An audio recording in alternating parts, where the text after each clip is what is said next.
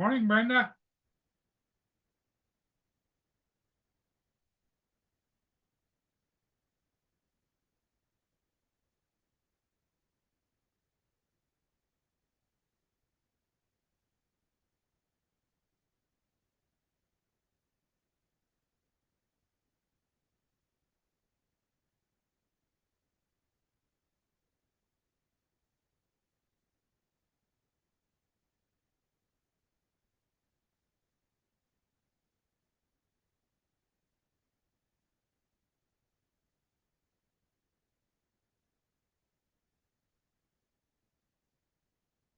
TJ.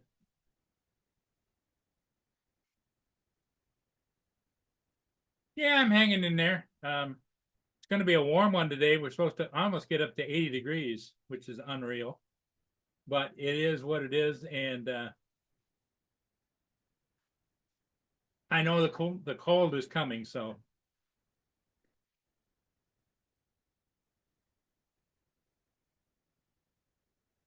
as you can see, it's hazy out. I thought about going down and catching a couple of ships, this one and the one before, but just so darn hazy.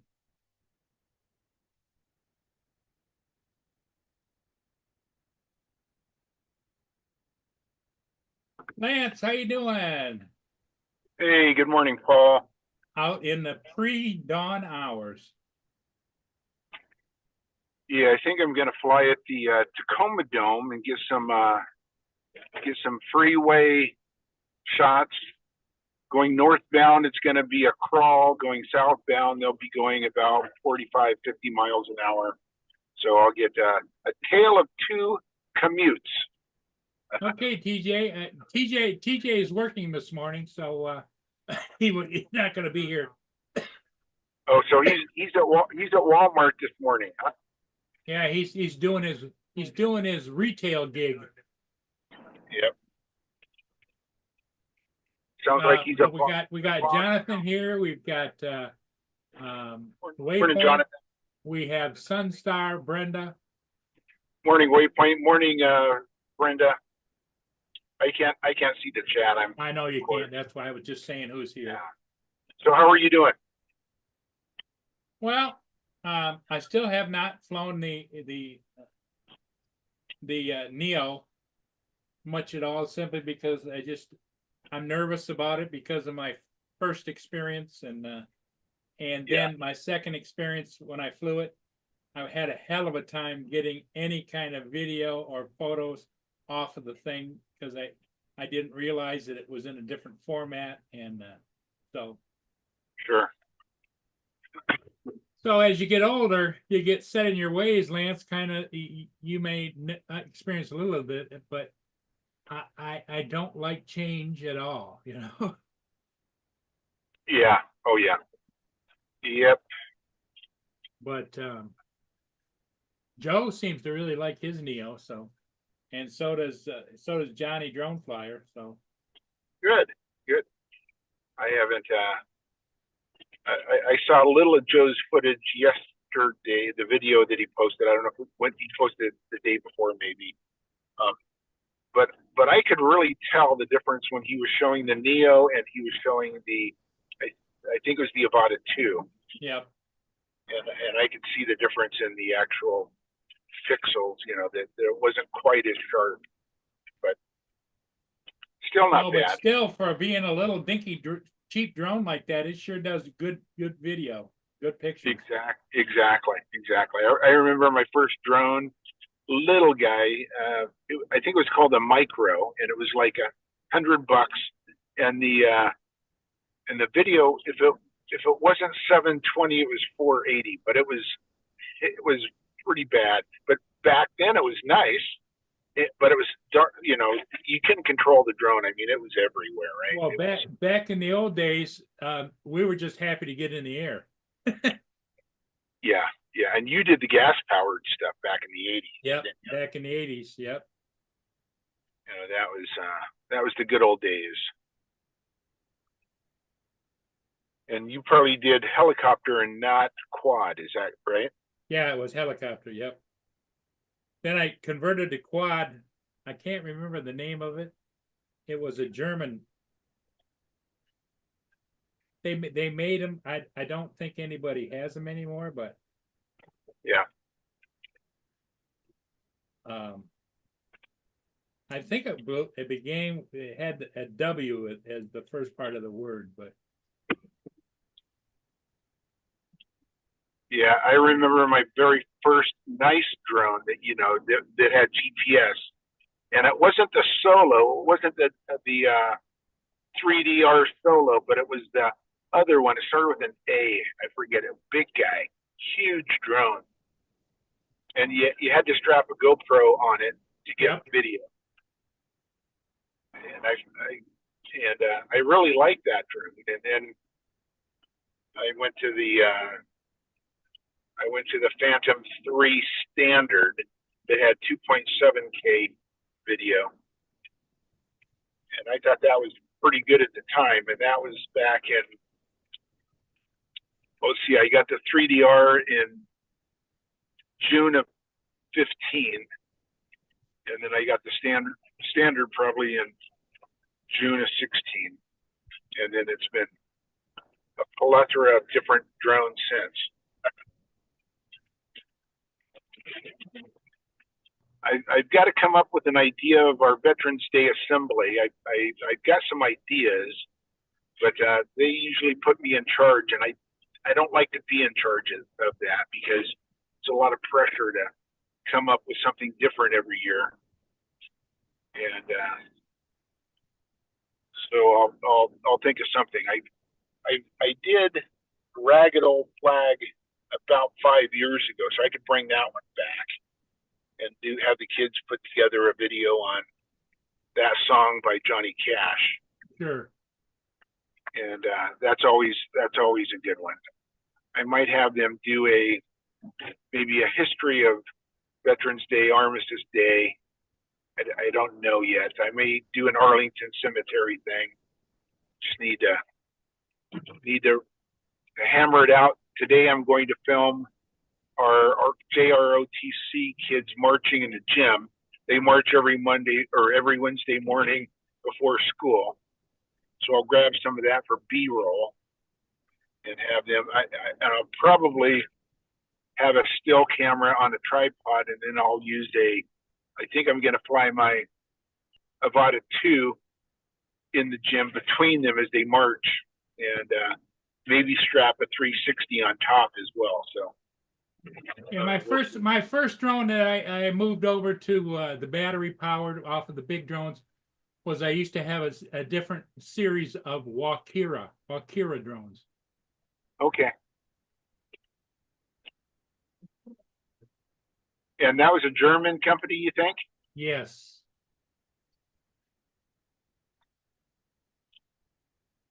Just so everybody, I'm going to screen share it. I don't think you'll be able to see it, but. Yeah. When you're pulling that up, have you heard from Paul at all? No, not at all. And he's, as far as you know, he's still got his gal, Sheila. Yeah, and her extended family. Plus, he's got family too, from previously. Yeah. So I think he's just doing his thing, which is good because he does real estate. Yeah.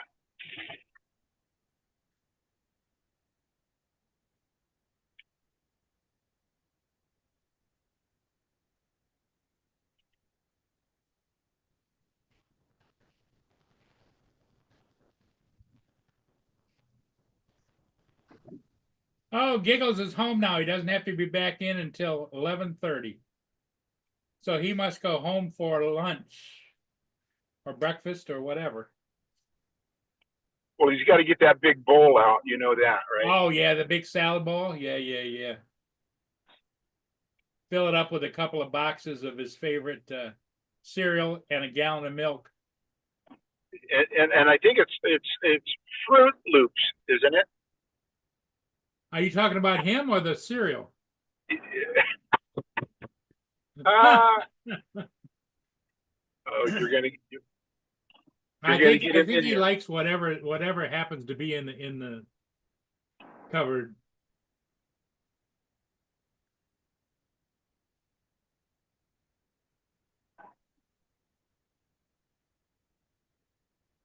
Uh, Jonathan, he likes to go by Luigi because Luigi was taller. Mario was shorter. Luigi was taller. But yeah, it's the same general genre. But he's Luigi.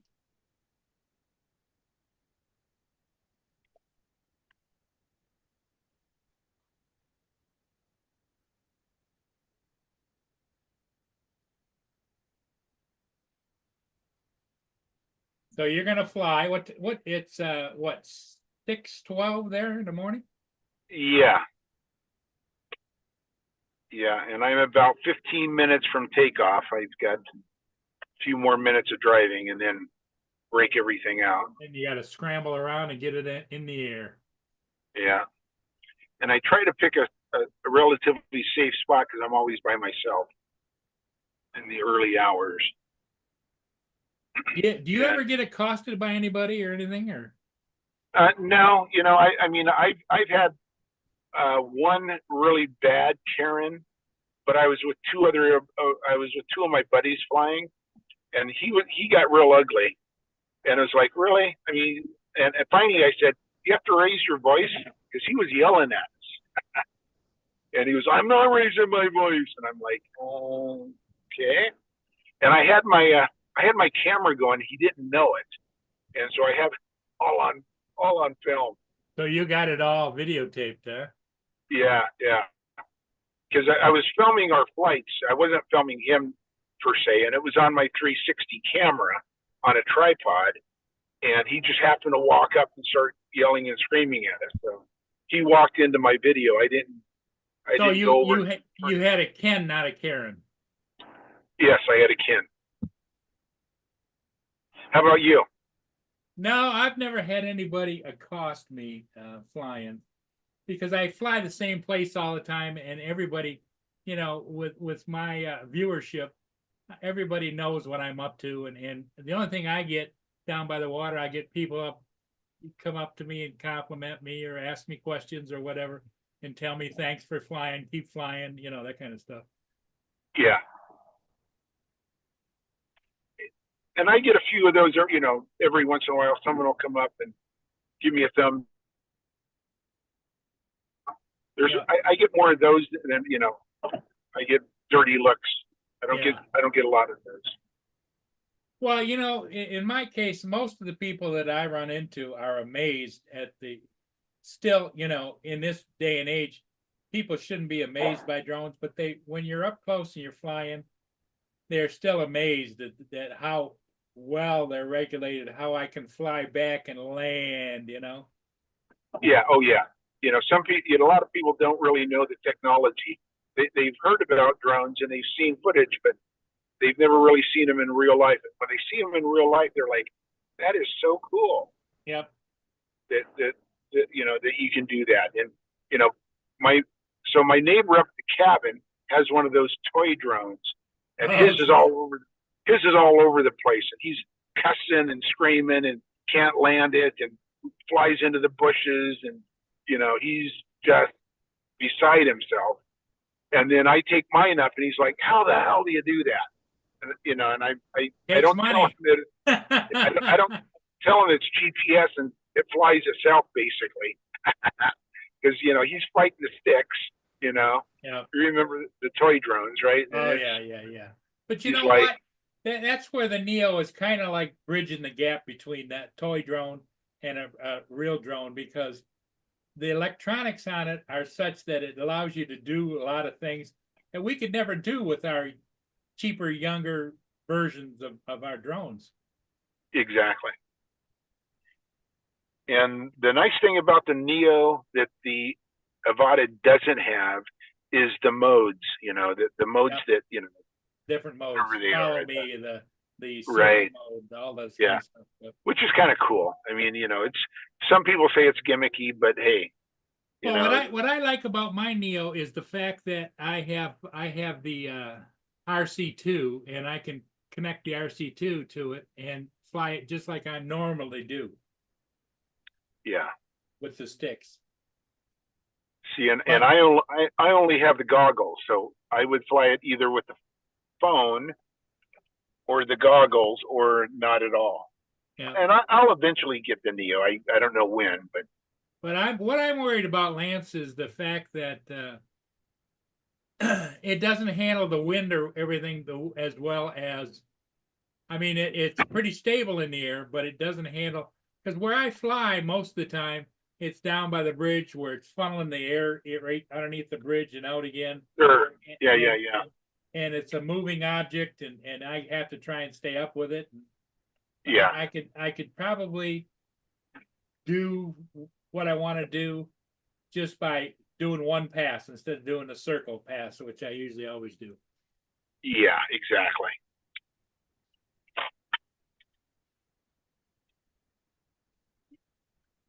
But I've also seen other people don't fly it over water, which is fine. I don't fly that low. I'm at 50, 60 feet.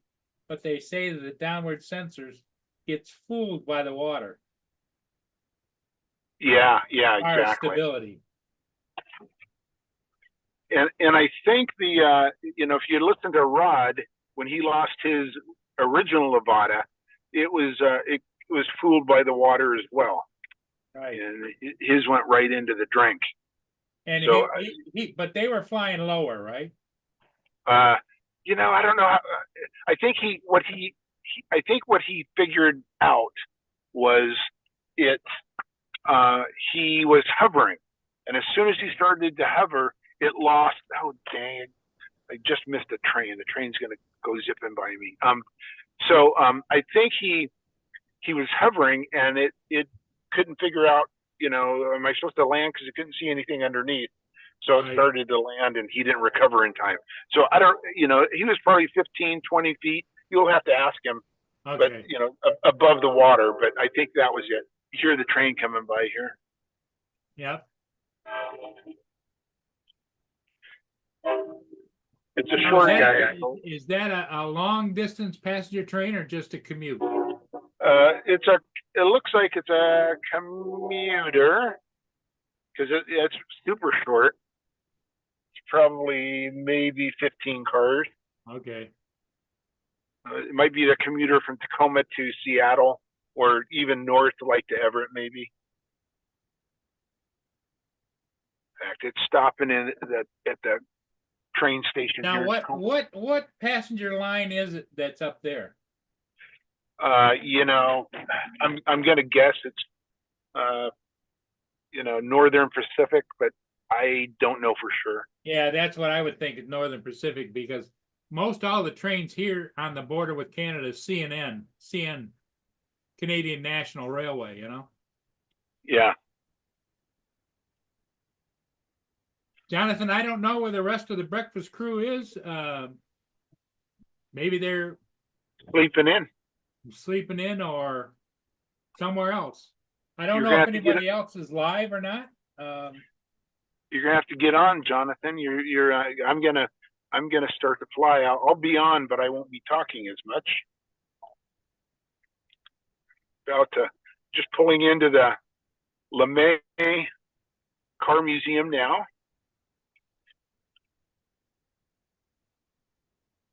Okay, well, you get your flying in, Lance. Yeah. I'll be in the background somewhere, so I'll leave you. I'll leave you running. Okay, Lance. But Thanks for popping in. Yeah. Nice chatting with you. Hey, did you fly this morning?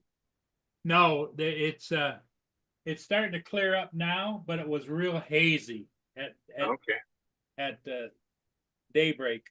Was hazy, and there was a couple of ships I could have flown, and I debated whether or not to go down and catch them, but it was really hazy. And then when the ship got like 200 or 300 yards south of me, they just started to fade into the haze, Yeah. I'm going to try to fly downtown Seattle on Friday morning before work. I'm meeting a buddy that flies in Seattle a lot, and he and I will fly the waterfront. I will get Needle and all the buildings, but we'll see. Weather it's supposed to rain as well, so we'll see. Yeah.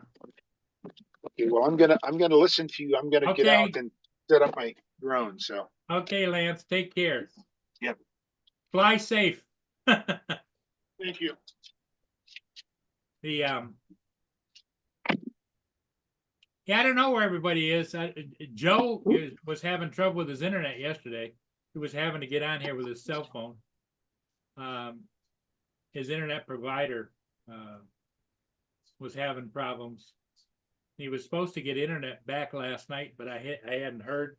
But he also had to go do some football photos, sports photos, like freshman, I think it was.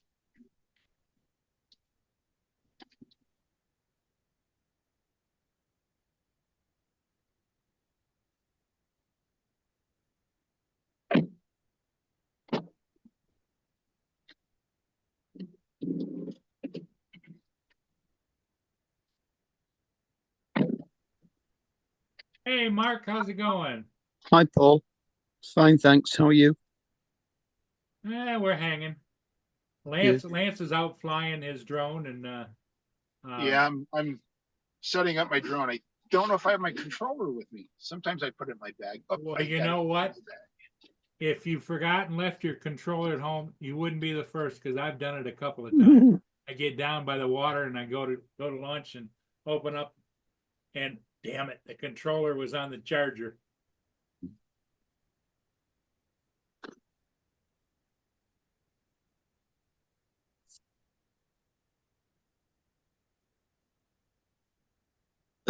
Dear. So, Mark, how's Precious today? She's gone inside to lie down. She's been out here for a while at the mall. Oh,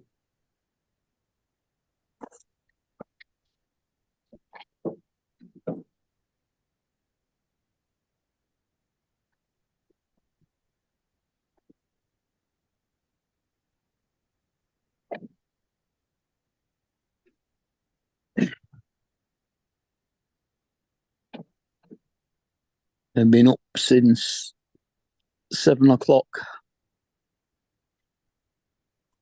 because Kate had an appointment this morning. you had an appointment? No, Kate did. Okay, okay. I've got an appointment at 3:20, so in 2 hours.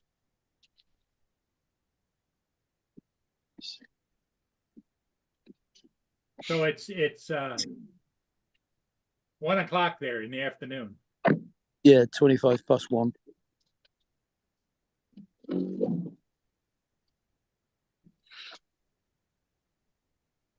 But Kate's appointment was at 9 o'clock this morning, so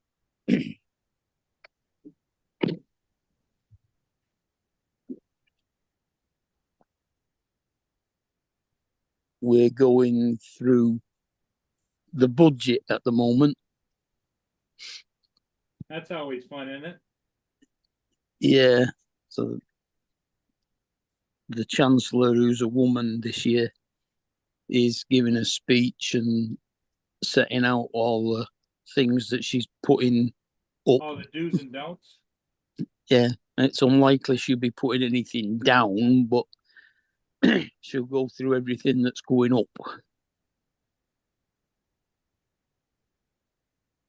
Most likely the price of petrol will go up, price of cigarettes will go up, price of alcohol will go up. God knows what she's going to do to the taxes and things like that, national insurance and stuff. But people are all getting fairly worried because they've been saying how they're going to start doing things that are going to affect people quite hard, I think. Talking about removing the heating allowance for pensioners. All stupid things like that. But we'll find out.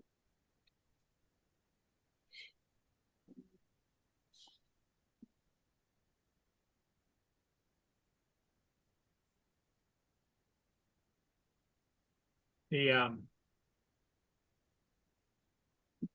yeah, the weather is going to be extremely warm here, unusually warm, like almost record-setting warmth in the 90s here today, for being Wednesday, October the 30th. But No, it's nothing it'll like come that. back down, you know. And what I gotta worry about, think about, is two things: get enough petrol in my 5-gallon tanks out in the garage, For your generator. and also getting enough fuel in the garage for my snow blowers, because I got one smaller snow blower that you have to use mixed fuel, 20-to-1 or whatever it is. Yeah. 2-stroke oil. Yep. Yeah. And the other big snow blower just takes regular gasoline. Yeah. Oh, it's And 53. then I got to worry about trying to get them started, because my tenant that helps me with things like that, he's still on his last legs down at the hospital in Detroit. Yeah. And my heart goes out to him.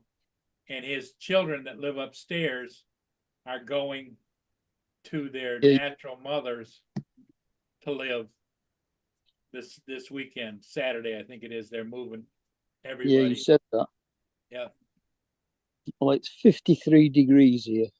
Hey, Joe, how's it go? Here I am to save Hi, the Joe. day. What's up? Hey, where you been? I'm sleeping. Everybody's asking for you.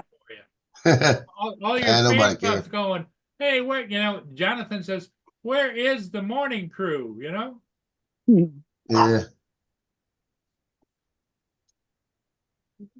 How did your photography go last night? Long and tedious. I give you a lot of credit, it's like, when I go out and do my thing, it's just a matter of minutes, maybe a half an hour, and then another half hour, 45 minutes to an hour of editing and posting. But your efforts way exceed any of my anticipated being able to focus that long and do it. Yeah, I wasn't focused that much. I only got focused one time last night when I was looking at one of the moms. Yeah, one of the moms had my focus all night. Hot mama, huh? Yeah. Well, you But get a few of those every once in a while. It was senior night for volleyball. So I had to run over to the gym and shoot that between the volleyball games. Then I had to go over to the field, and that's when we did. I got the thing in my pocket. It's in my pocket. It's in my pants in the pocket. I just took my pants off, threw them. But we had I shot 300 pictures last night.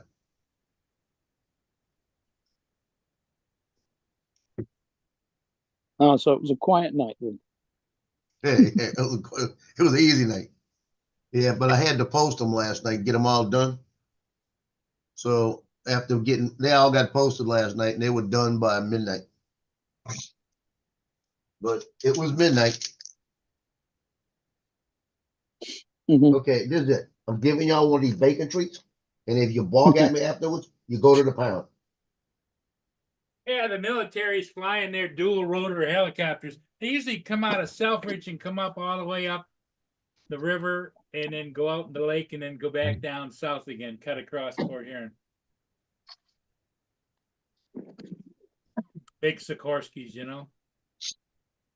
Like Mark said, it was a quiet night last night. I only shot 329 pictures. Yeah. Did you get any really good pictures? Now, do any of the girls do a sexy pose for you?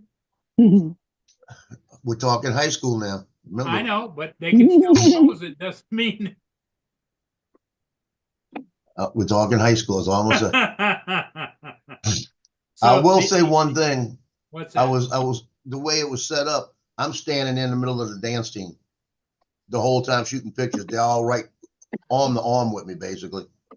and they're talking to me, and one of the cheerleaders that I don't know what got into her this year, but she's always talking to me and telling me, "Man, I'm glad you're out here taking pictures. You do so much for us and all of this." That's all she does. Tell me that. She's always complimenting me for being out there.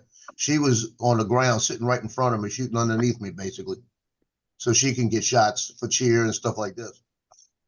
So she's sitting there, and every time they have a bigger crowd get up for a senior picture, I'd have to take a step back. The girls would kind of spread out a little bit and move. And the way they were moving kind of quick. I turned around, looked at them, I said, "Girls, I don't bite.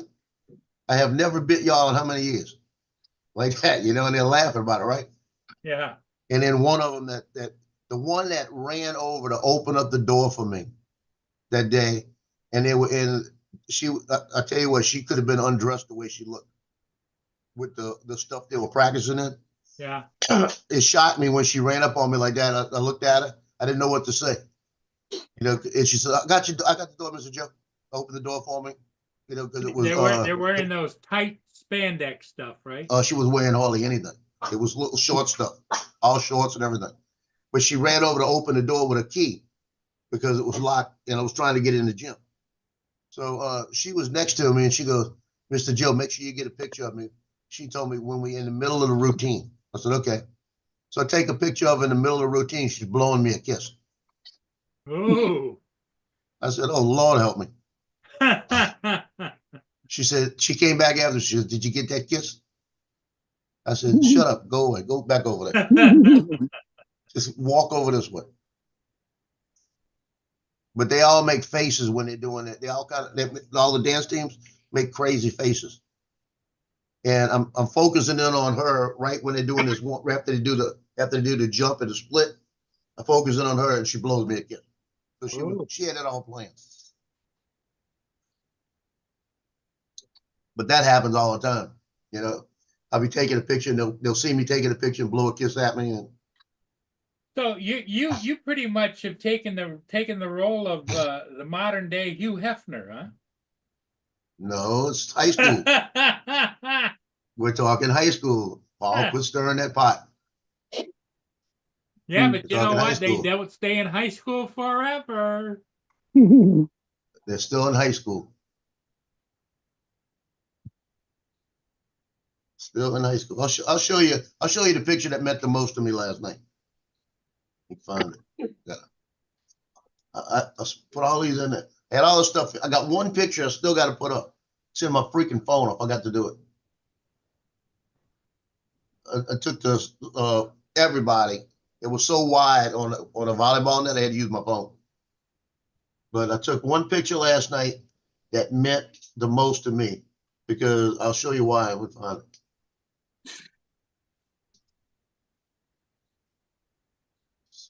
Actually, I'll do it in this folder instead.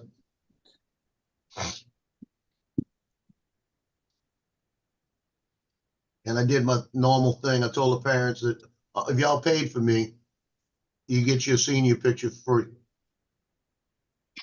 for the year. So the parents were shocked that I did that. They didn't realize it.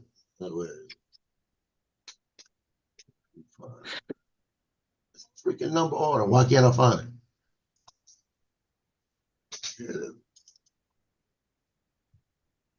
Well, now, how many shots did you take last night? Then put them in the folder. 329 altogether, but Oh wow! But it's double shots. I always take 2 or 3 shots, depending on how many people in the crowd. Like if there's 3 people, I'll take 2 shots. Make sure I don't get a blink.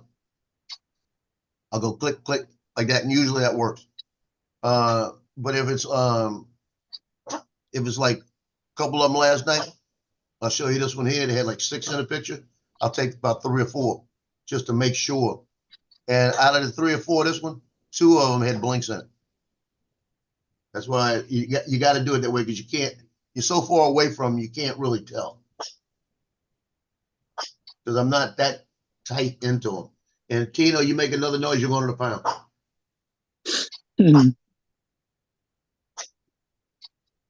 I got to focus right now so I remember where to go to get the picture. Yeah, got it. You using an iPhone, Joe? No, I'm using my I'm just using saying. Yeah. my big camera. I had to use my iPhone one time last night.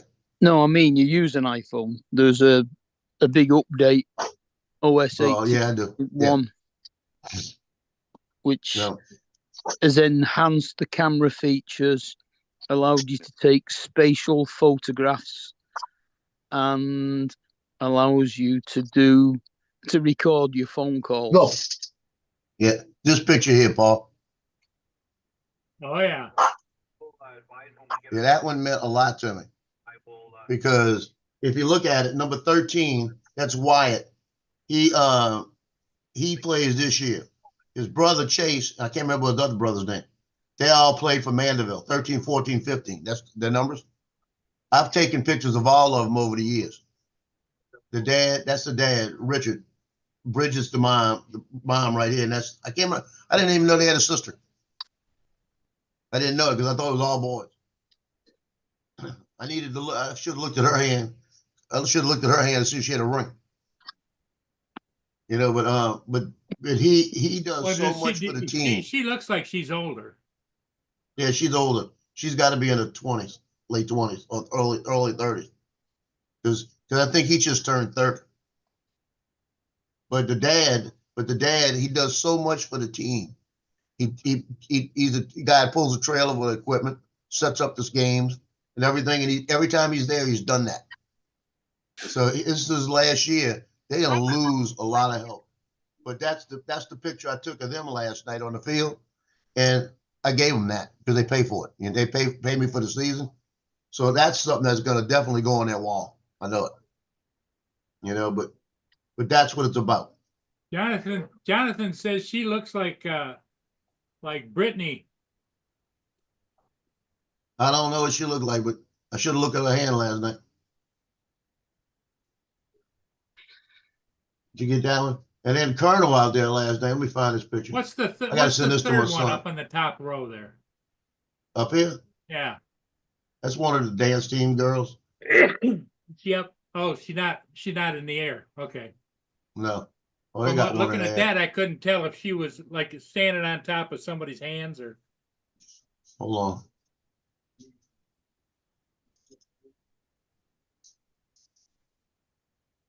That's in the air. Yeah. But I got the Colonel's picture here. Let me find it. Man, the hell's the Colonel? Video created successfully. Oh, man, the hell's the Colonel? ROTC. This don't make sense. I'm missing a picture. Now I gotta go find this picture. For some reason I don't have it.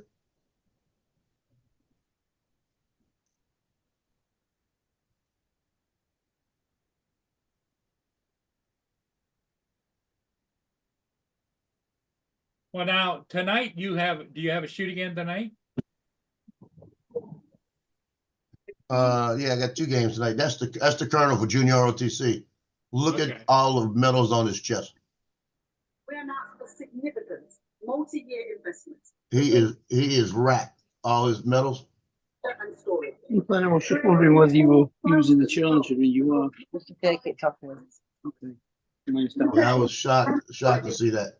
For 11 new green hydrogen projects across Then they had the cheerleaders last night. The cheerleaders did their little thing last night. So all of them were doing something. scale projects anywhere in the world. And this guy, this is funny. This guy here, he's been the mascot for the last 4 years, right? Yeah.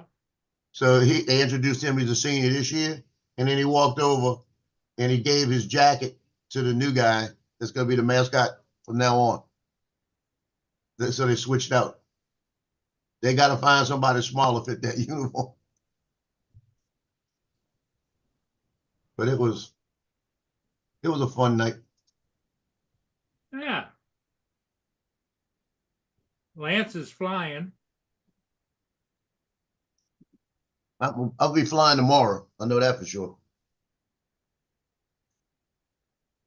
You're just gonna go fly by yourself, or you and Johnny gonna meet up?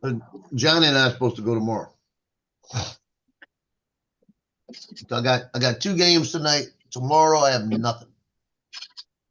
So I'll get my stuff finished. And Friday night's gonna be the biggest game of the season. Well, the That's sad gonna part be is, you know what tomorrow is? yeah, Halloween. Halloween. But I don't celebrate it. I would think you'd go get some neighborhood pictures shot. That's how I celebrate it. I'll go get me another little pack of 5 Three Musketeers, and I'll be good. No, I definitely I need it tomorrow. I need it. God darn it. I can't do it tonight. I forgot about it I couldn't do it last night.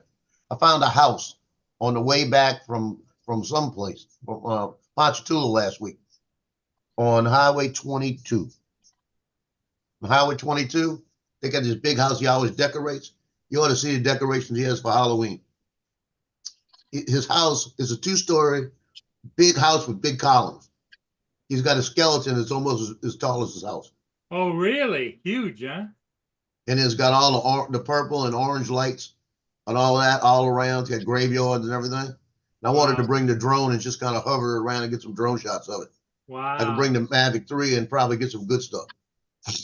Yeah, I gotta go out today and I don't know. I gotta pull down my Christmas and Halloween lights down. It's in the top of the garage, but I get nervous. I don't want to fall off the ladder, you know? Yeah, don't do it. I'm gonna try maybe tomorrow night to run out there and see.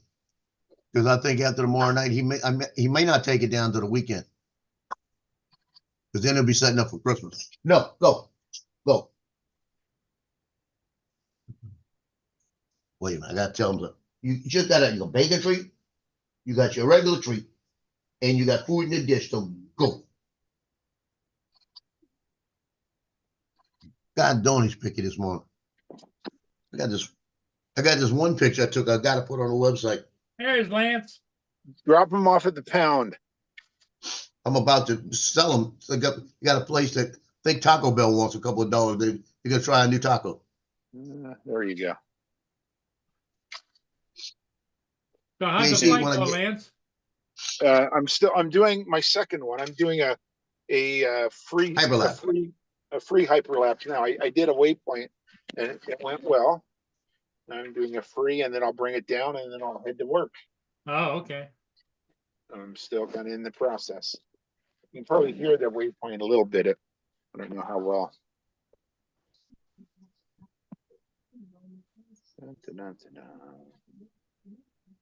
Oh, did I pause you? No, we're here. Nah. We're good. Okay. Okay. Yeah, 35 seconds. This one will end.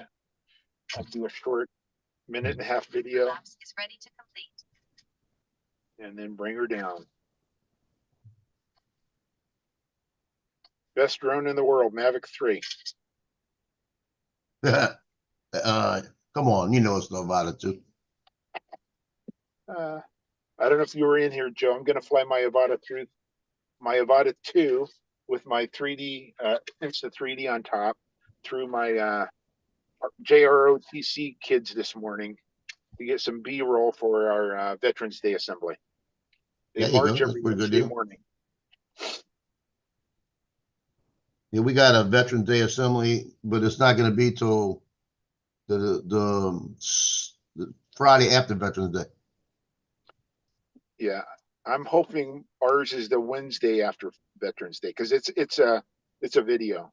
The kids will watch it. It won't be like a standard assembly. Video created successfully. Well, this is a standard assembly. They do it 2 different periods because that's how big the school is. So they Yeah, bring that's half how in and we do it. half in, Yep, that's how we do it as well. When and they'll we have all the chairs lined up, and they'll have the junior see the band, all of that, and they'll play different. They'll play the. Actually, they've been trying to get me to come out and play it with them, with the clarinet. When they played Marine Corps hymn, they wanted me to come out and do it. But this is going to be the first year that when they putting the pictures up, my picture's going to be up there. I keep forgetting to give it to them. But this year they called me and said, "Where's the picture?"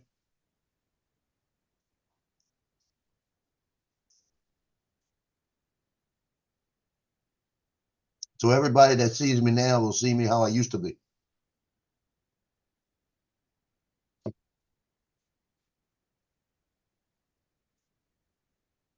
Yeah, I'm gonna get out and land my drone.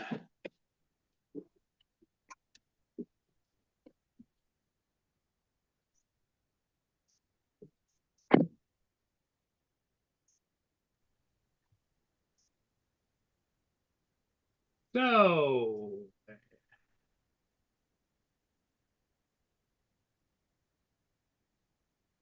So when they do the ceremony here, the colonel, let me put these up. The colonel, they asked me for a picture, but that's the picture. That's the picture that they're gonna have for me, right there.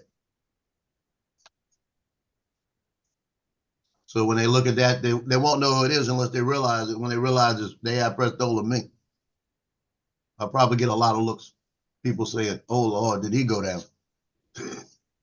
But then the colonel and the master guns, that's their picture they wanted.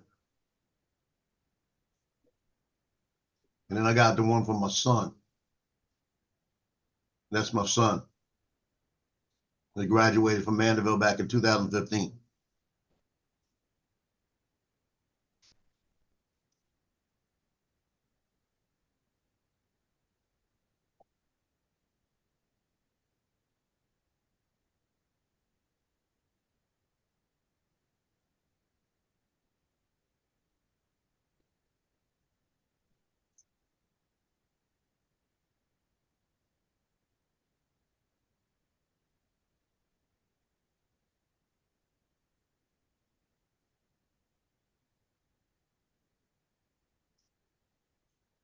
Oh,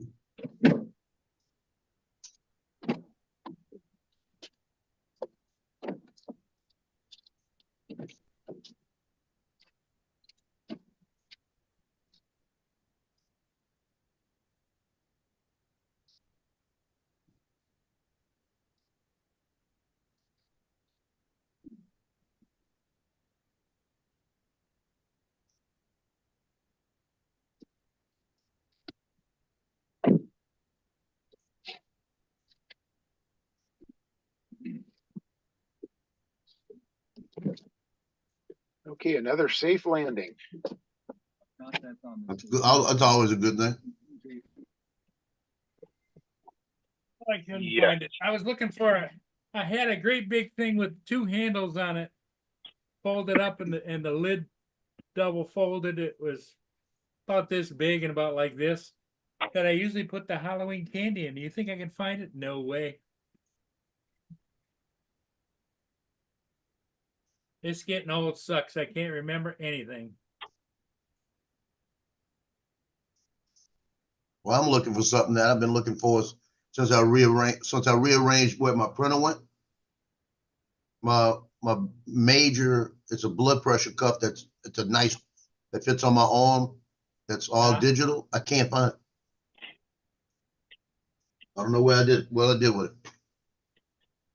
I've looked under stuff, around stuff, behind stuff. I've even moved stuff that it shouldn't be behind.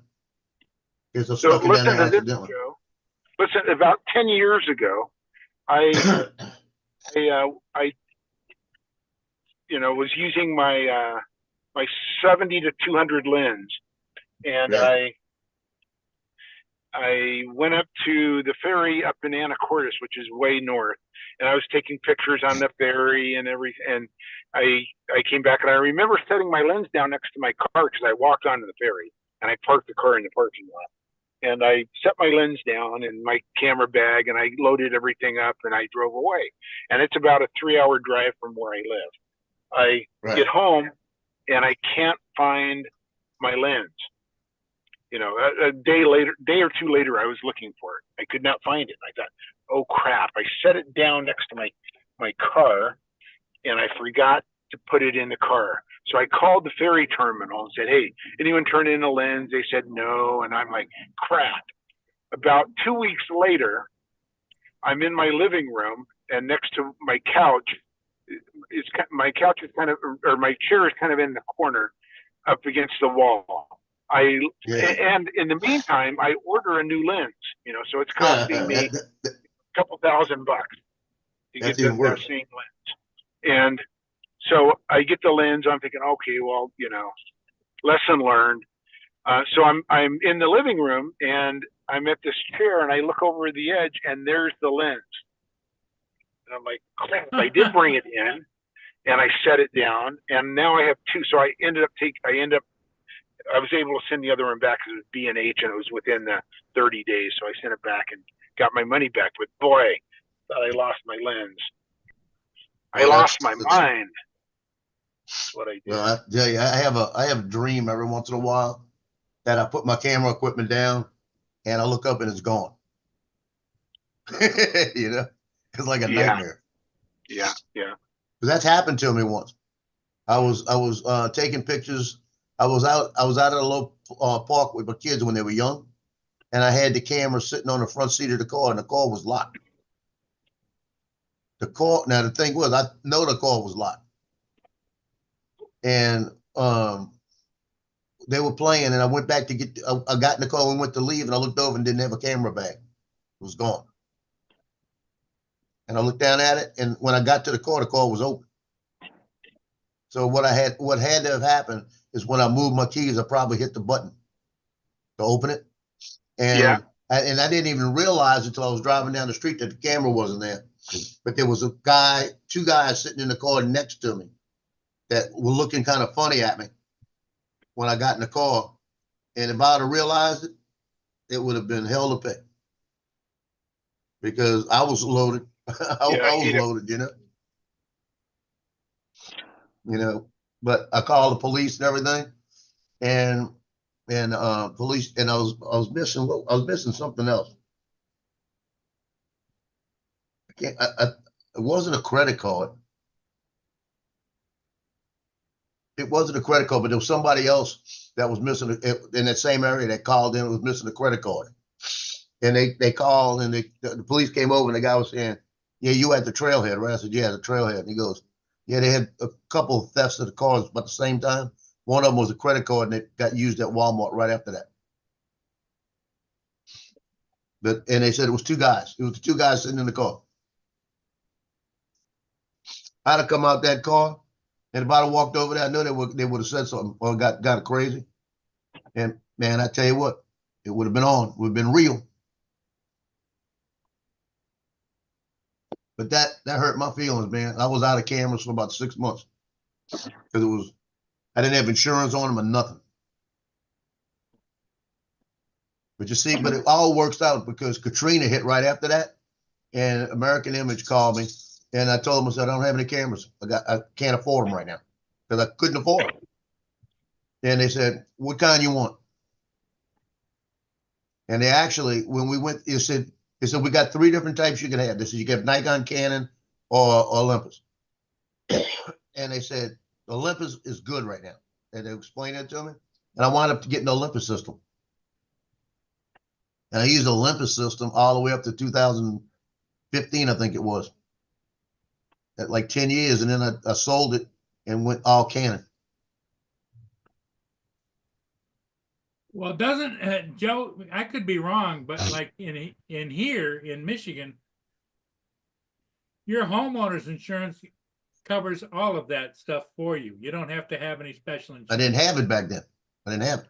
You didn't have homeowner's insurance? Wait, I actually did have homeowner's insurance on the house my wife was in because I was still on it. Well, there you go. And when I called them up to try to put it on there, you know what they told me? What? You didn't declare it as professional equipment. Well, you should have declared it as personal equipment. I told them, I said, it's not professional equipment. I don't use it professional. I said, this is a 35 DSLR or 35 millimeter equivalent. I use that. I said, I use that just to take pictures of my kids. It's personal. I said, I have a Veronica ETRSI medium format, $5,000 camera that I use when I do professional work. I never use this professional work. Well, you're a professional photographer and it's a camera. You didn't declare it. How did they know you're a professional photographer? They found out. They called me back afterwards and found out. They They knew the name. They knew the name. Yeah, Yeah. it was the name, all in the name, you know. Well, I told you not to change your name from the original Hugh Hefner to Captain No. Joe, you know?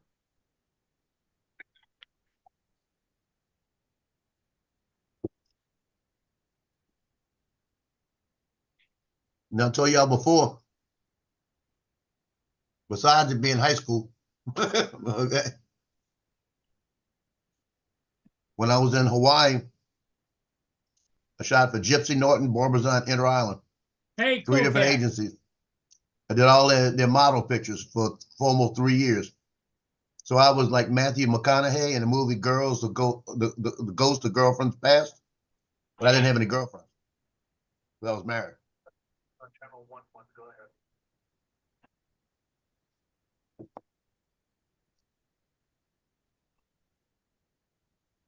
Well, if I knew she was going to play around and divorce me later, I would have played around. Yeah.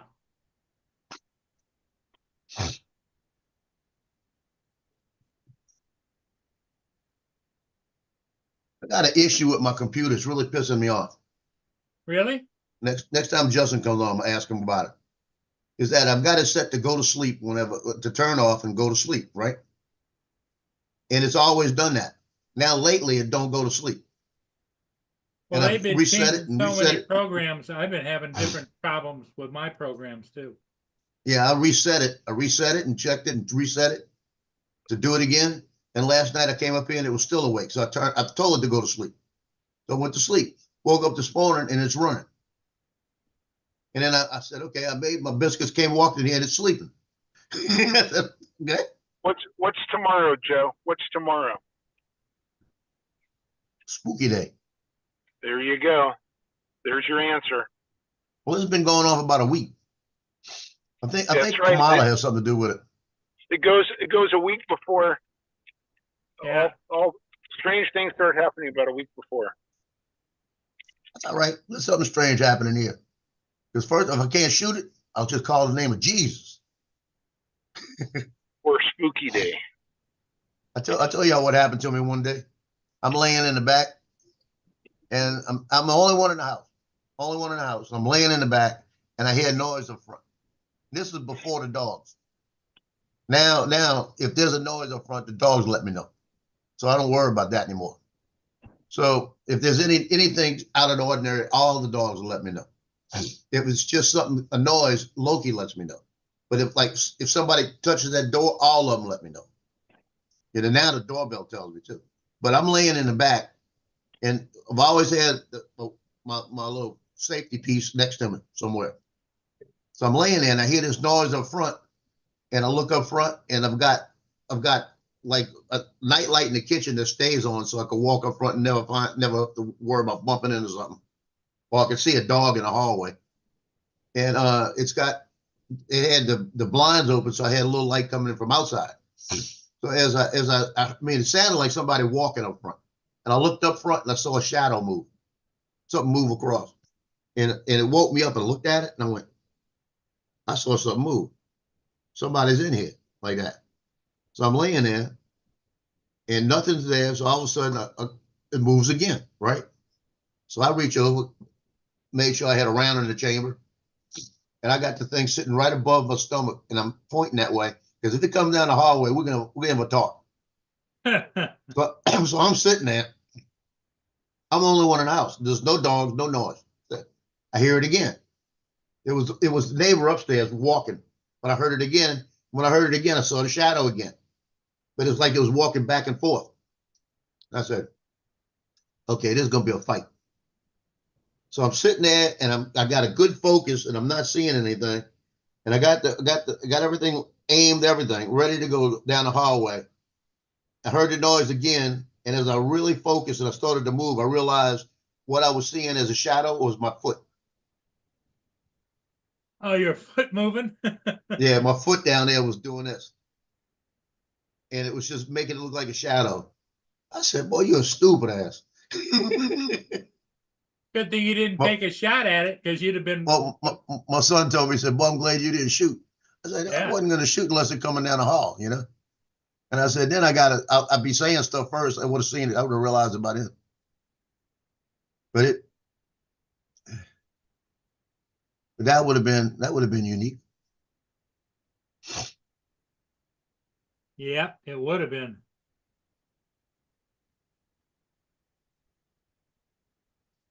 Mark, you're That on happened- mute. You know that, don't you? It happened to my uncle and aunt in Texas. They had a big spooky house. I mean, spooky house. I got pictures of it. I have to find it. But they had a stairwell that in the front went, it was like looked like an old Gone with the Wind stairwell. You know, it goes all the way up around the thing like that. And they could come in from both sides, and they heard something going on upstairs. So my uncle was going up the stairs one way. My aunt went up the back way. They saw each other in the middle, took a shot at each other. Nobody got hit, but it was close. Lance, are you headed for school now? I am, yes.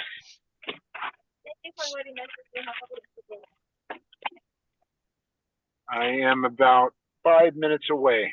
Ah, Stopped and grabbed some breakfast. What'd you get today? I got egg McMuffin and a hash brown. There you go. Ooh, look at the sunrise. Ooh. You know, I You need to stop stay a and take. little. You might have to stay a little longer.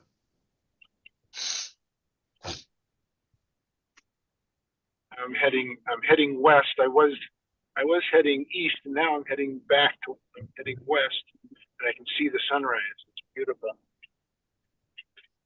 Still another 40 minutes away from actually Ooh. coming up. But I can see the color.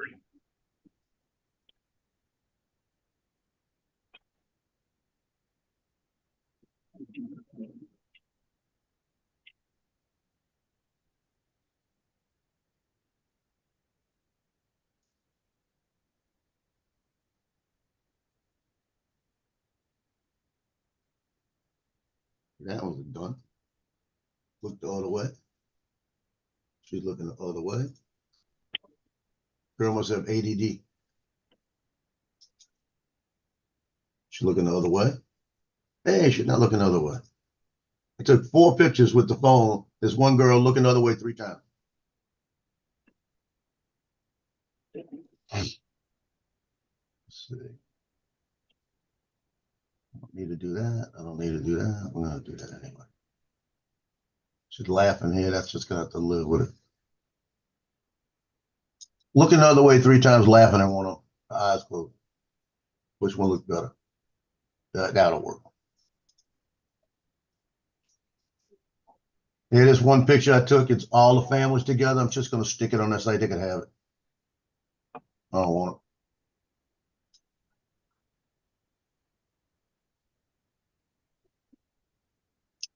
I tell you what, I'm gonna miss some of these girls on volleyball. you I've are? been shooting pictures for 4 years. Every year I shoot volleyball and basketball. I shoot them more than I do football because there's so many games. And when these girls they leave, it's like family leaving, you know.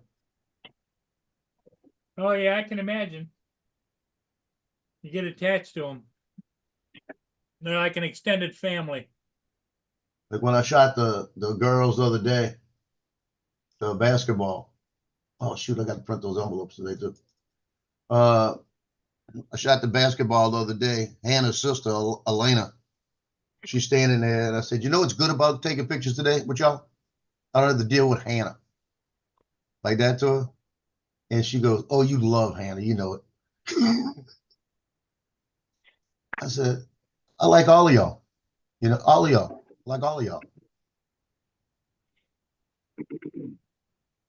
Was Hannah a handful or what? Oh, was she?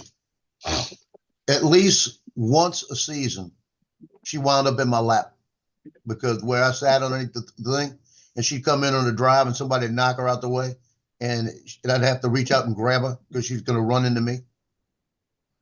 And it happened at the Slidell game. That was the first time.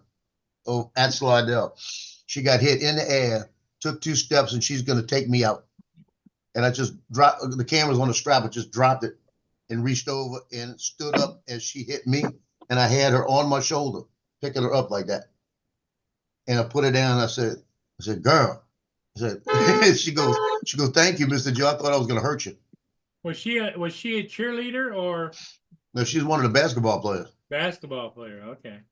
But she was the one that every time I took her picture would tell me, Mr. Joe, am I pretty? And I say, y'all all beautiful. Oh, come on. I'm asking you about me. Am I pretty? Y'all all beautiful. And she was also the one that had to come pick up a picture from me. I'm talking to my son on the phone. And she's sitting there in the car. And I'm handing her stuff and everything. And she goes, that's all? I said, yeah, that's all. Like this. My son says, yeah, okay, I gotta go. Love you. I said, love you. And she looks at me and she goes, told you. I said, that was for him. That wasn't for you. Like that. She goes, I'm going to tell my mom. You told me I love you. I said, I'm telling you, that was for him. That wasn't for you. Then she looked at me and she went, for him? I said, my son, let's go. Just go away. But she was a handful. Now she graduated, right? Oh yeah, can't wait for her to come back. Because now when she comes back, I'm gonna say, "You beautiful, Hannah." I'm gonna do that to her. She goes, "Why you didn't tell me that before?" I said, "Because you were in school." JD says, "Welcome to the Creepy Grandpa Show." Yeah, that ain't creepy. Hey, that ain't creepy. That's the one thing. I didn't say nothing about you, Hefner. Paul did. That was Paul. Now what time are you and Joe gotta go fly? Me and Johnny. Johnny, yeah. We're gonna do it tomorrow morning early. Oh, tomorrow morning, not today. Okay. Yeah, tomorrow morning. How's the Yeah, I told him I grandbaby could- doing? She's doing good. She's had 2 days of school. First day of school, about 3:30, she had a fit, ready to go. And that's when she was glad to see mama. Yesterday when they picked her up about the same time, she wasn't worried about mama. She said, Gigi, I mean, her grandmother was there. So she went to her grandmother, let the mama walk it. Then they called me up. They called me up both days on the way home to talk to me, for her to tell me her day at school. And she'd be talking all kind of crap I can't understand. And I said, well, Lily, I just got one question. Do you love me? No. No. And she'll say no, because that's a little game with me. I'll say, you love me? Nope. And real quick, nope. And then she'll look at me and she'll go like that. And I'll say, you gonna make me cry. And she'll start laughing.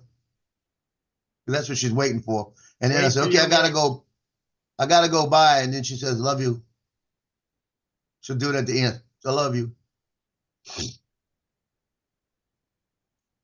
So we got 6 days for this crap. This is going to be a terrible 6 days. You heard what Biden said yesterday, right? Biden came out yesterday at they talked about that comedian that came out 2.5 hours before Trump that was dissing everybody. And he said Puerto Rico was trash. And Biden said the only thing trash is all of Trump's supporters. They're garbage. Then he came back and said, I didn't say that. I said Puerto Rico wasn't trash. But he said that. I'm telling you, these people better pay attention. I don't care if you don't like Trump or not. These next 6 days are going to be hell. I don't care if you don't like Trump or not. We had 4 years of Trump and we saw the difference. And we see the difference now. Everything's up 30%. I'm telling you, don't do it. Don't cut your nose off to spite your face. Because guess what? You're gonna look stupid without a nose. That's for sure. Telling you. This is probably a bigger election than when Reagan came in.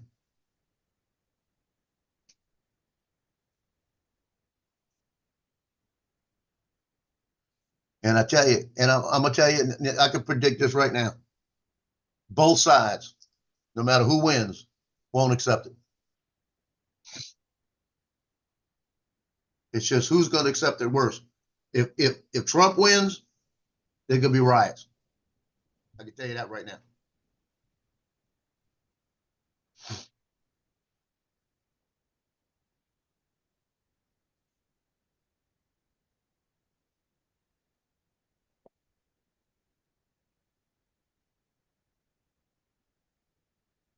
I got the art that has a show.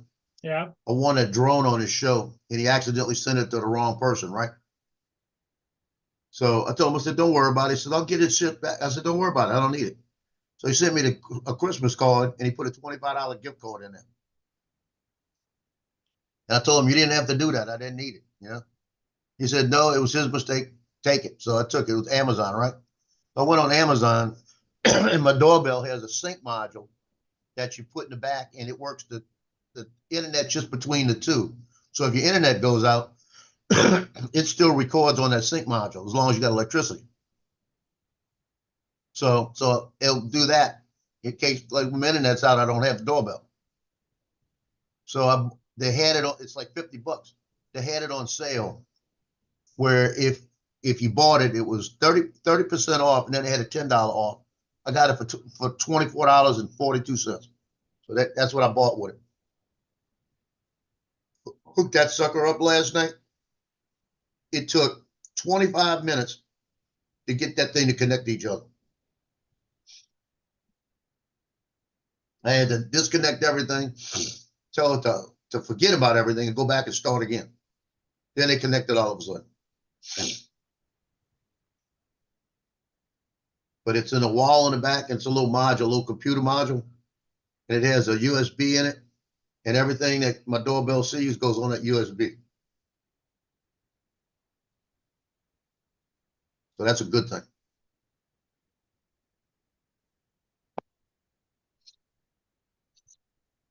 Okay. That looks kind of good.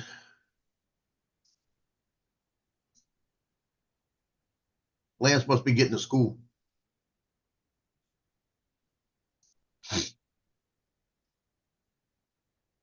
Here's the picture. Here's the picture I took yesterday with my phone because it was so wide.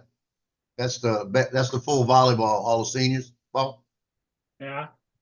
Right there. That was at the gym. That's all the seniors with the banners on. There was 5 of them. One, 2, 3, 4, 5. With their families and the rest of the volleyball team. Now you see this coach right here? Yeah. Lord help me. Is she pretty? This one right here? On the end, one in front. That one right there. All of the teachers were chasing her around when she first got there and she got married. All of the men teachers that weren't married were chasing her around. Who did she end up marrying? She married somebody not in the school. Okay. But when she came in, that's been 5 years since she's been there. Boy, she's actually married life that hasn't done anything to her. It made her age.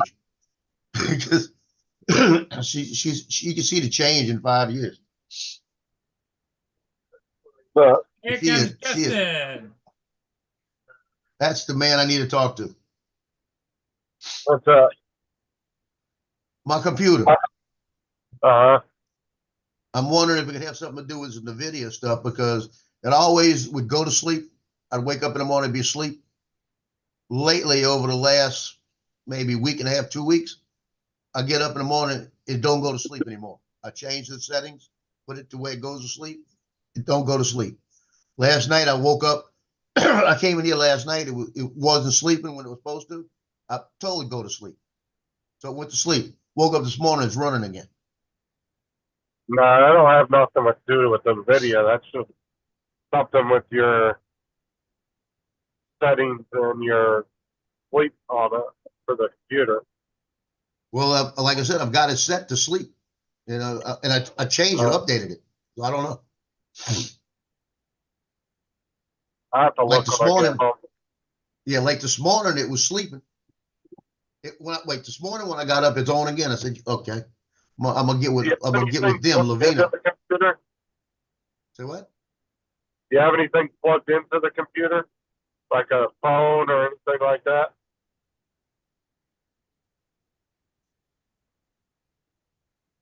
And No. sometimes if you have something plugged into it and it triggers it, like say you have your phone plugged into it and your phone Yeah. all of a sudden comes on because somebody called you or you get an alert, sometimes that can bring your computer out of sleep mode. Well, the only thing I got plugged into it would be the camera and the mouse. The hard drive maybe, unless the hard drive did something and triggered it. It's possible it could be something that's plugged into it too. Yeah. I mean, it could be going to sleep and then waking back up and then going to sleep, waking back up because something's triggering it to turn off or on. It could be like an update trying to come through too. That's what I'm thinking. But like this morning, I woke up last night. It was asleep. I put it to sleep. Woke up this morning, it's running. I made my biscuits, came in here sleeping. So it is going to sleep. Something's triggering it. Yeah, like I said, it could be anything. It could be your camera, anything that's plugged into it could be causing it to do it. So I know it's going to sleep, but it's like I said, it was working. I got here this morning, there it's lit up. I was like, okay. So I said, I'll figure this out today. When I went in the kitchen, heated up my coffee, my biscuits, all of this, walked in here, it's sleeping again. I said, okay. Because I had it set to 45 minutes before, an hour before it go to sleep. I changed it to 30 minutes or 20 minutes to get it to go to sleep faster, just in case. I know if it's sleeping and I touch the mouse, that's it. You know, so it could be a vibration. Actually, it could be some kind of vibration it's picking up from the mouse. Yeah, it's hard to say. Like I said, it could be numerous different things, but it should be NVIDIA shouldn't have anything to do with that. Yeah, I was wondering if maybe it was doing something in the background and started doing something, and then that's what do it. You know. No, it shouldn't be affected at all.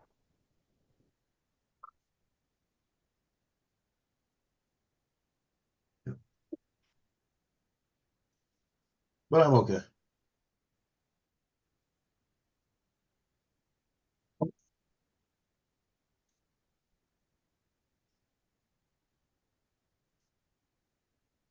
I'm done with the hiring process finally.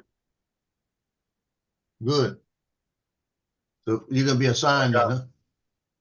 Yeah, I got assigned a bus trip. I'm on my way back to the house. So I don't have to work till tomorrow. So I don't have to be up as early with this bus. The other one I was having to get up, be there at 4:30. This one I have to be there until 5. So That makes it even better. and it's not that far from our house either. It's about a 5-8 minute drive.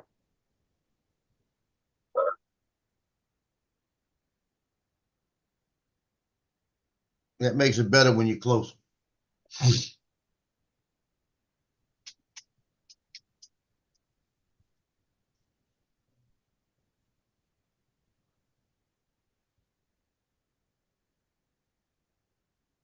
Oh yeah, it sucks because I don't know where this guy parks at, and he's in the bus yard, and there's fucking 400 buses in there. So I got to figure out where he's parking at. So I'm gonna have to get there a little early so I can drive through there, try to find his bus number. Yeah.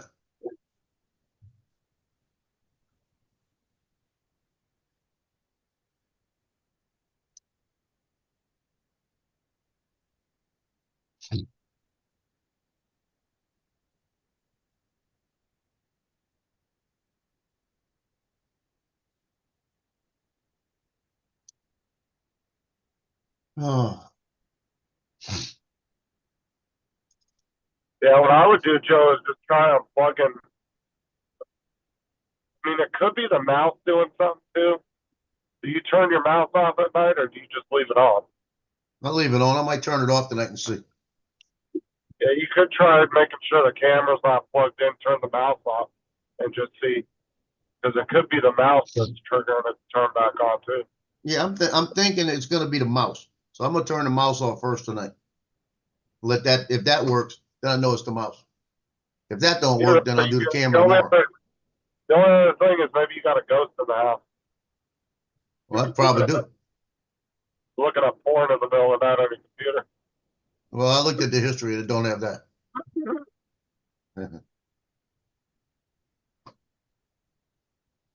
Yeah, that's the one thing it don't have on it.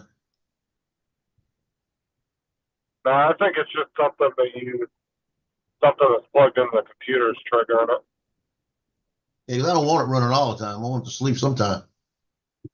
It actually doesn't hurt it to run all the time though. Oh, I know. But it's just, you know. I tell you what, that's the best thing I bought in the last couple of years is that computer.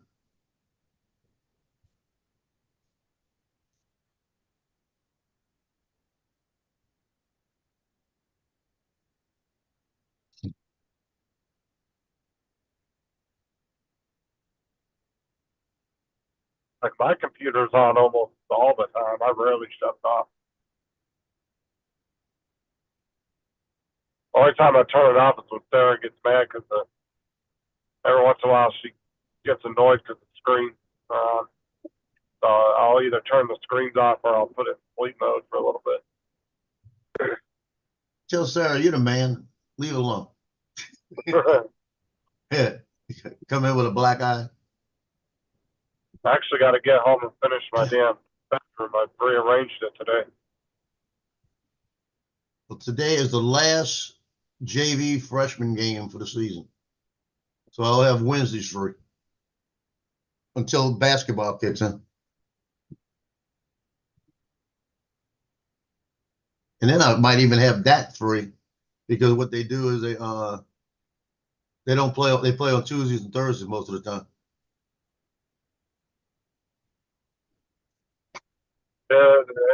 And I woke up this morning like fucking, well, I didn't sleep very well last night. My damn shoulder was killing me. You But I'll too? tell you what, those lidocaine patch. You know how lidocaine patches used to be prescription? Yeah. You can buy them over the counter now. Yeah, I buy them. So, yeah, I get the ones at the 4%, man. Them things work good. After about 20, 25 minutes, they'll start to numb it a little bit. Mm-hmm. I didn't even know they sold those over the counter until my doctor told me about it a while back. She was like, you can buy lidocaine patches over the counter now. You don't have to get a prescription for them. I was like, holy crap, I didn't know that.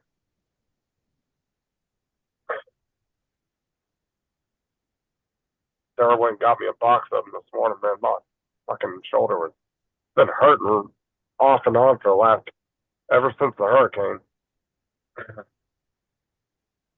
Yeah, when I was getting all the free medical stuff with the insurance, I'd go on every month. I'd have so much money to spend.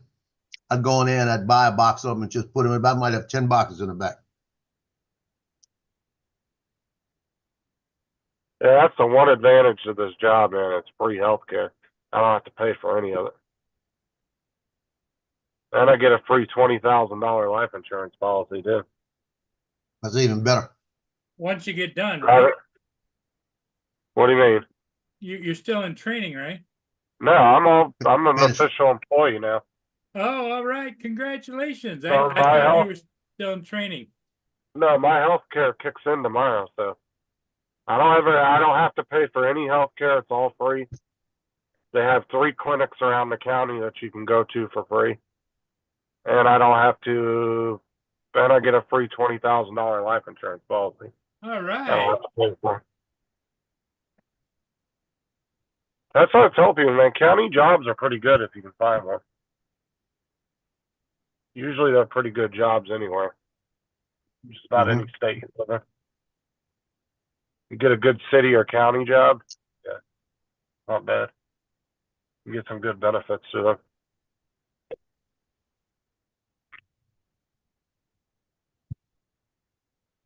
No, I got assigned a bus. I didn't work today because I was waiting for them to call me in. Then I just went in there and she asked me if I could start today, and I was like, "Nah, can I start in the morning?" I was like, "My shoulder is killing me." I said, I just said, I didn't sleep very well last night. I said, I don't really need to be on a bus right now. I said, I'll end up falling asleep. She started laughing. She goes, "Oh, that's fine." She goes, she goes, "You can come in tomorrow." Only got about 2 hours of sleep last night. That was it. Yeah, something was up last night. I couldn't sleep either. But my shoulder was hurting really bad. I lay there from midnight to 3 o'clock. 3 o'clock, couldn't sleep. Just laying there rolling. Got up at 3 o'clock, came up front. That's when I noticed the computer was still on. Told to go to sleep. Walked back to the back, lay down, and I did it. I went to sleep. Justin, were you out celebrating last night? What? Anniversary. No, we're not doing anything during the week. Probably do something this weekend. Just too busy, too much stuff going on. Thomas has got ROTC stuff. Aubrey had a dentist appointment this week, and there's just too much stuff going on this week.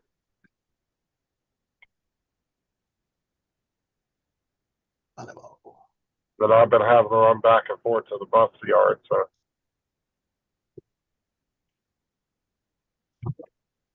Got paired with a guy named Tom. I get to meet him in the morning.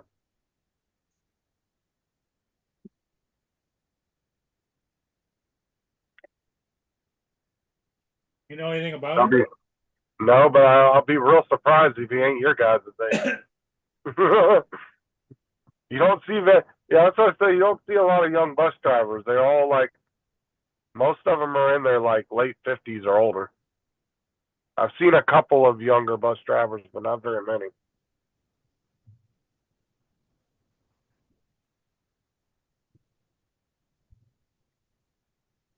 So you haven't seen any hot mamas? No, not on the route I was on the other day. Oh no.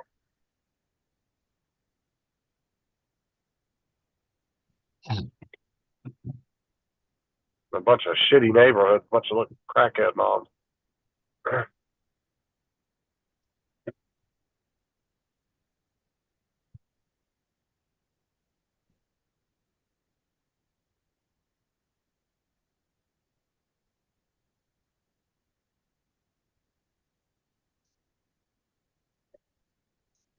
Then one lady wanted to have her kid, took her kid out of school for 2 days because they don't celebrate Halloween.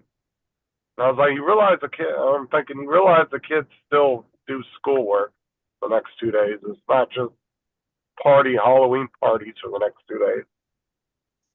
Like, that counts against your kid for their attendance. Above the Black River here now, still out of the channel. By the time you get up here, I'll be up into the government document crew chief, so I won't be any sort of an impedance to you. Now, did you have any problem children on your bus?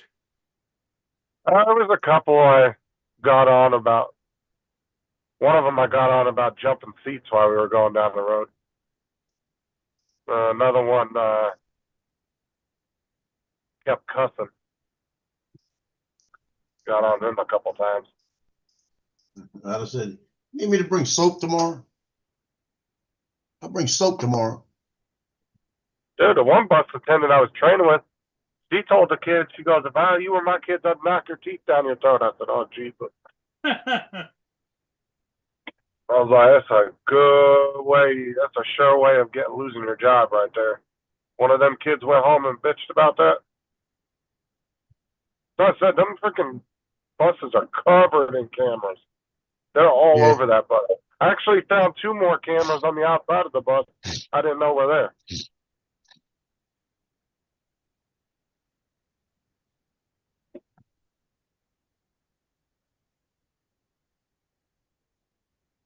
Yeah, there's a good probably, 10 cameras on each bus between the outside and inside. Yeah, that sounds creepy. That's all about me being creepy. Well, one of the cameras on the side of on the driver's side of the bus is actually a high-speed ticket camera. That's So pretty it can good. I actually like that. catch you. It'll catch your license plate and then take a picture of you as you're driving by. It'll take a picture of the front of the car and then the rear of the car.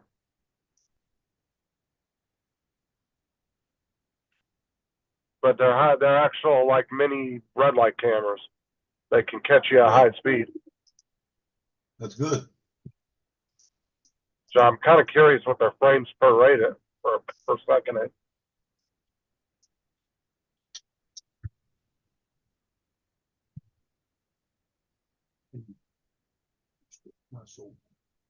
So 23.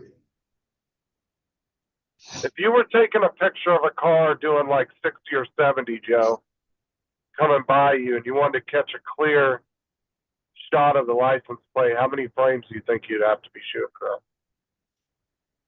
1250. 1250 is a second. If it's a video, 4K 60 No, will be. I'm talking about just Just- a picture. As long as you're shooting at least about 1/1250th of a second, you got it. Thousandth of a second probably work because it's going past you and you're shooting it going away from you. Thousandth of a second. No, that's 1250, at least 1250.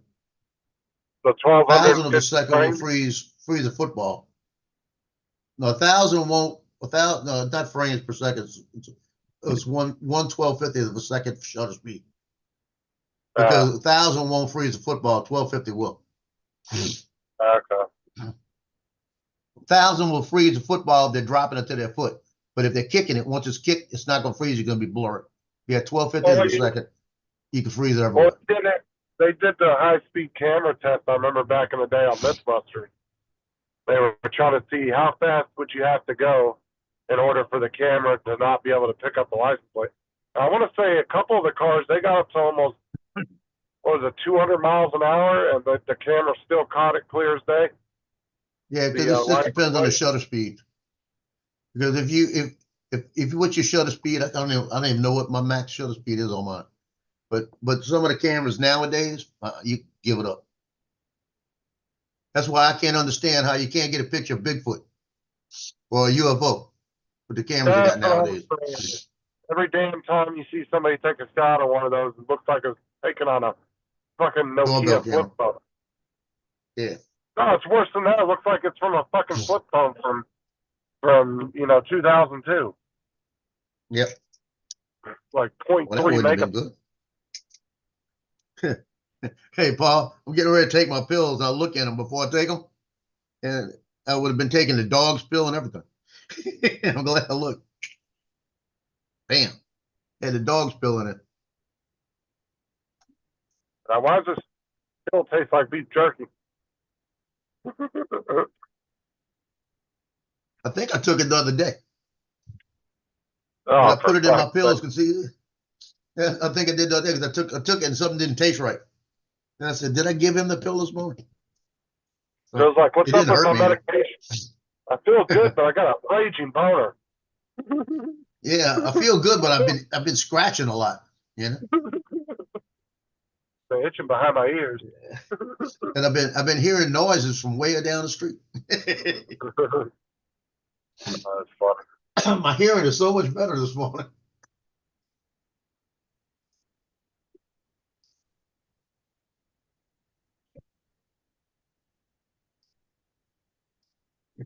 Here you go. David and Laura go Oh, live so- today? Anybody there? Who? David or Laura? I haven't seen him. They've been live like every damn day I've been at work. I was just curious if they were going to be live today. Jump on for a little bit.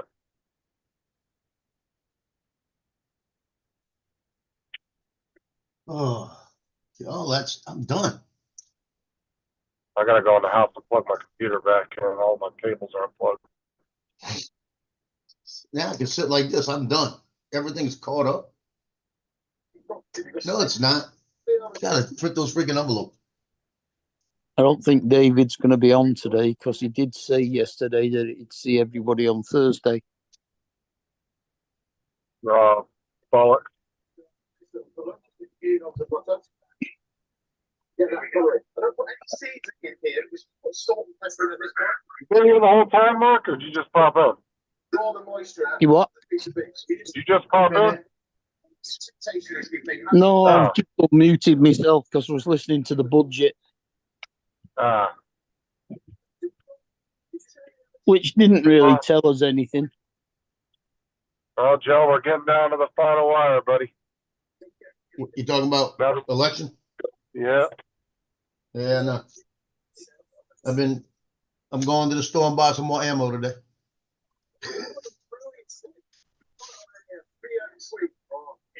Dude, you know the Arab population in Detroit, right? Yes. They used to be historically 95% Democrat, and now they're estimating that community is less than 1% Democrat now. They've completely Yeah, I heard.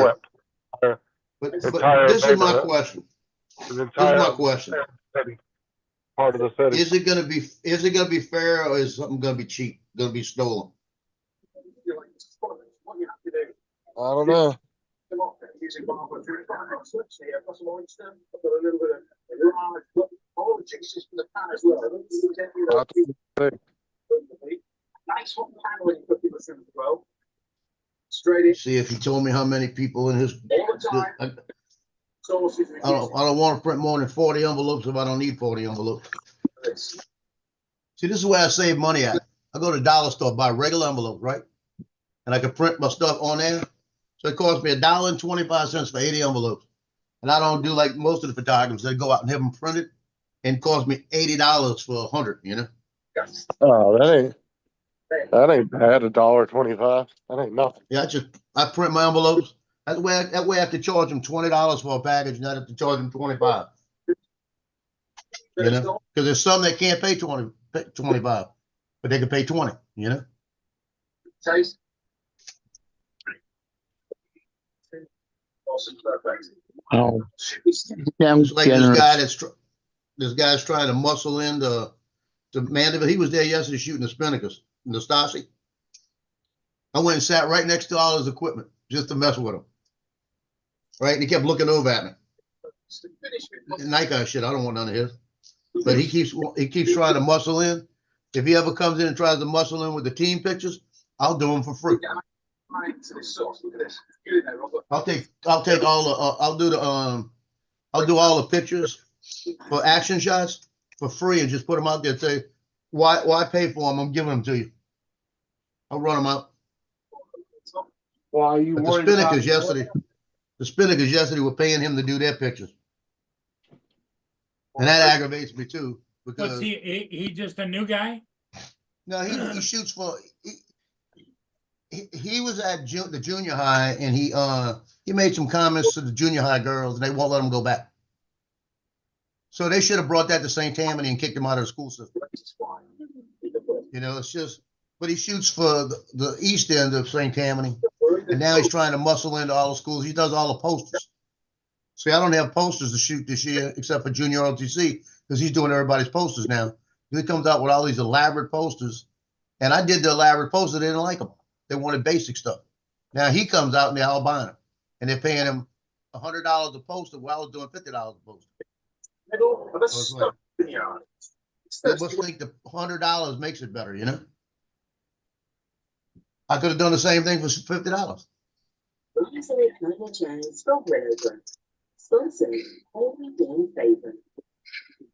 They will That's realize what crazy. they had when I do drop the mic, you know? Well, they've said that fuel duty will be frozen with the existing 5p cut maintained. That's on petrol and diesel. Alcohol, a cut in the draft alcohol duty of 1.7%, which could make drinks cheaper by 1 penny.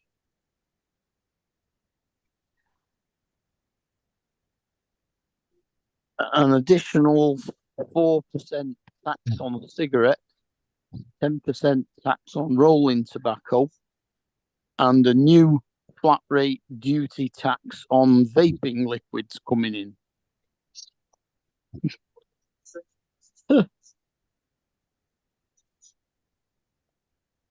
So they've not really done much to help people.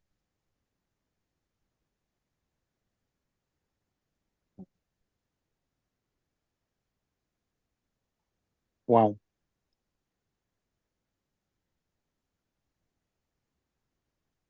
They're going to increase the budget for the school breakfast clubs.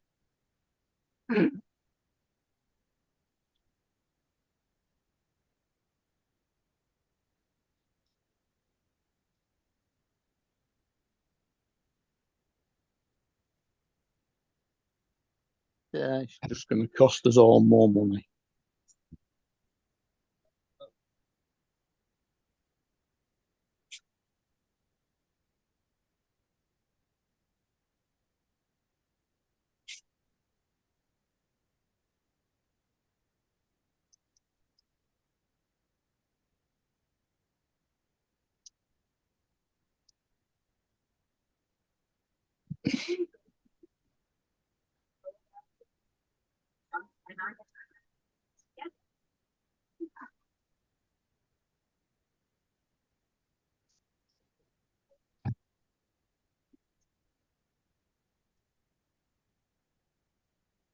Right, I'm going to drop off now and make my way to my appointment. Okay, I think we've about had it, haven't we, Joe? Yeah, I guess. I don't know. It's up to Justin's here. I'm See what he here. says. I'm good. Mm. Justin, I'm you good. want to Let's- keep going or should we close it down? I mean, I'm here. I'm just trying to get my computer hooked back up real quick. Yeah, I'm good. I don't have nothing to do. Okay, Well, the odds are you'll have finished by the time I get back from the appointment. So if I don't see you, I okay, will Mark, see we'll you see you later later on tonight. Okay. Yeah.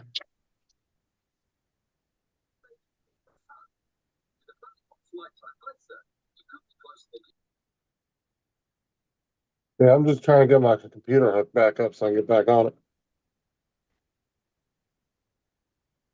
Yeah. Let's see.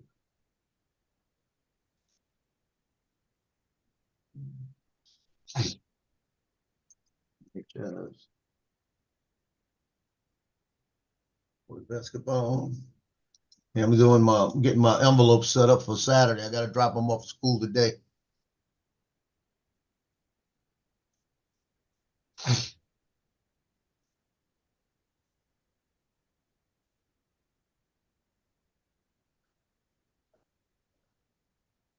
Sir, we're up here beside the Sydney Smith now into Sarnia Harbor out of the. And when you do Give you a call. the envelopes, it's easier for me to do them cheaper, you know?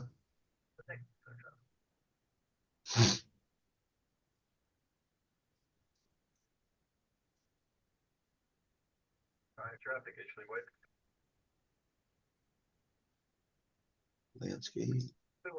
I got to do about 50 of them in about a week for soccer too. That's that thing.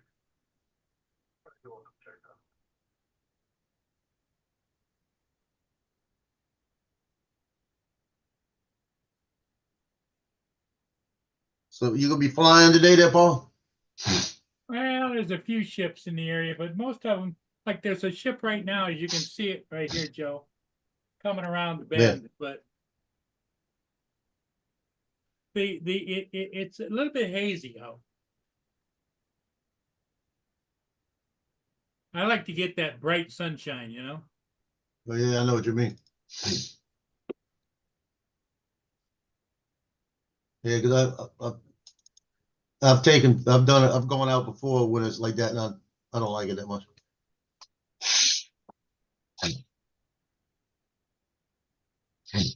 Well, the closer it gets, the more clear it is because the haziness is away from it, but.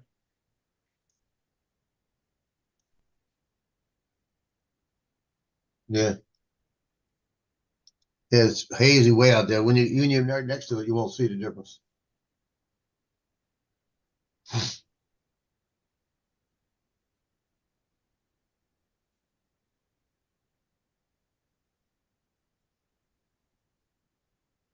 Morning, everyone. What were you saying about that other photographer? Dre, You did what's what up? Hey, Dre, how's it going? Not too bad. How you guys been doing? Hanging in there. God, don't Good. have to get me a tie. Put it right next to the desk. I tell you, when I come on in the morning, I'm gonna start getting one of those shirts that got all the stuff built on.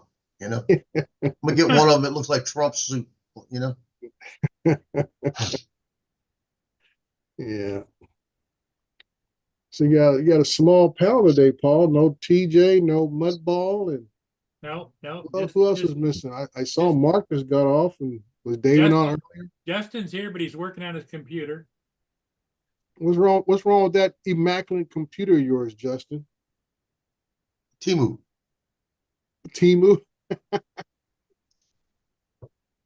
computer. Good morning, Sunstar. I Dusty, have a Timu order coming in today. By the way, right? I have a shirt coming in from my granddaughter. It says, "My grandfather is really smart. He knows everything, and what he doesn't know, he'll make up."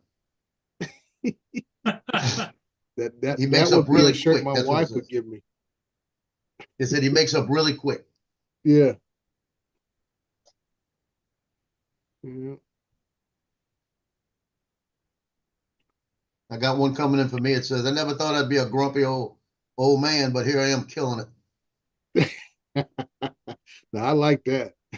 I'm gonna wear that one out there for football one day. I likes that. Yeah.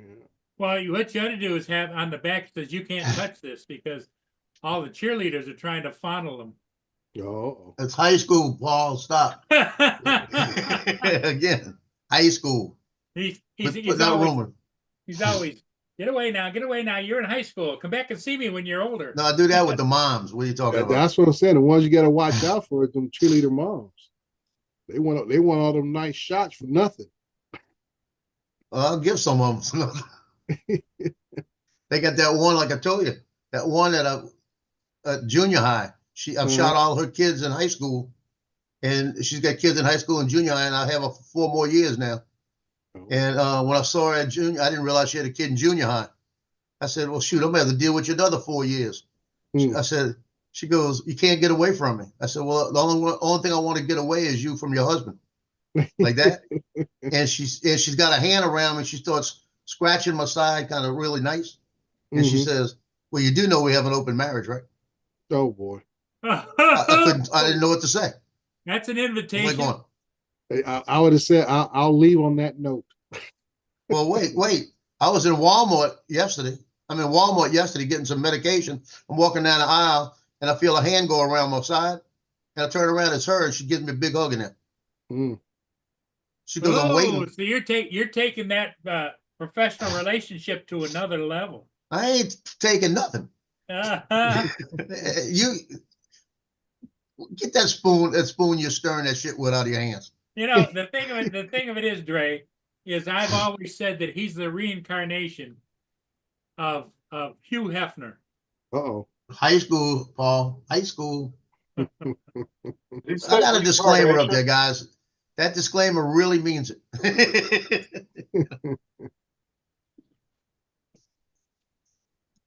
What's I going mean, on, Justin? You can't get it he's got the started? moms coming up and giving him the squeeze in the public domain, and then he's worried about what we say. Dre, I don't get it. Perception is a lot, man. I'm telling you, stop. Yeah.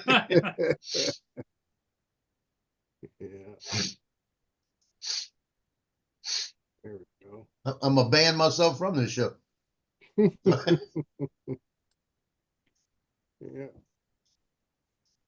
It's all right. You know, the mamas need loving just as much as the kids do. Oh, I agree there. No kids, the moms. Let the kids get loving from the other kids, you know. I'm not worried about them.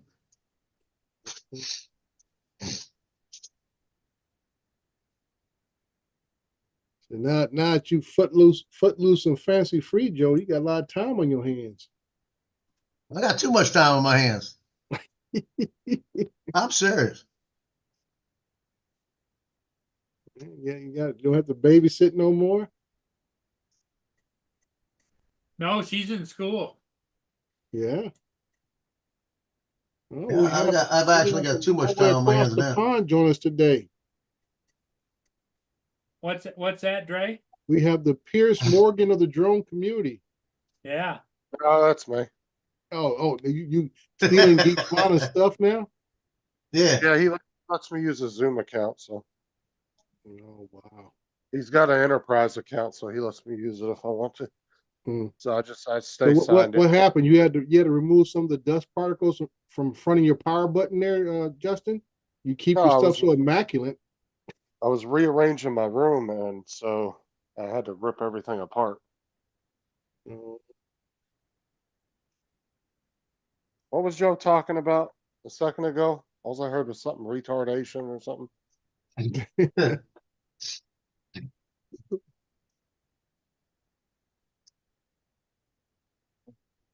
I just couldn't sweep last night. You know, they got to make more money on advertisement. They're going to play 7 games. Well, I can say, Joe, you're entrenched and established in your community, so ain't much gonna change until you go away. You're right. Like I heard you talking earlier about some guy trying to muscle his way in, but like I said, he's small time. You got too many connections in the community.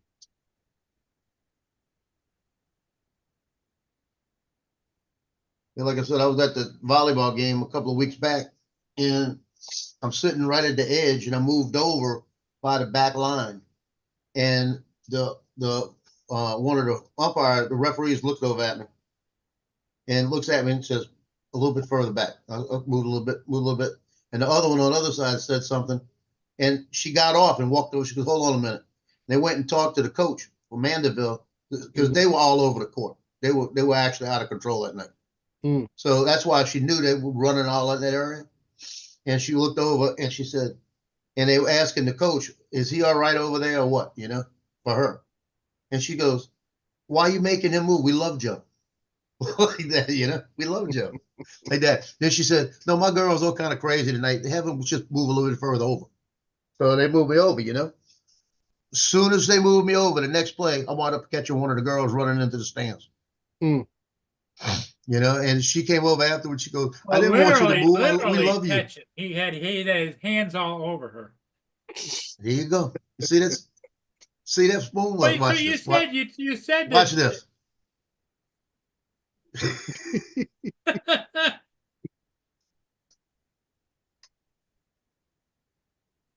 You said you had your hands all over her. No, then I said I reached out and grabbed her. She went by.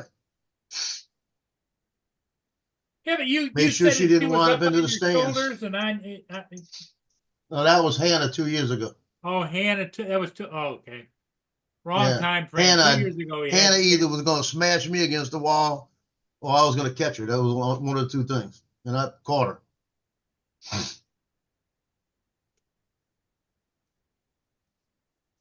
And when you sit underneath the goal, right in back of right at the line, sometimes you have them come pretty close.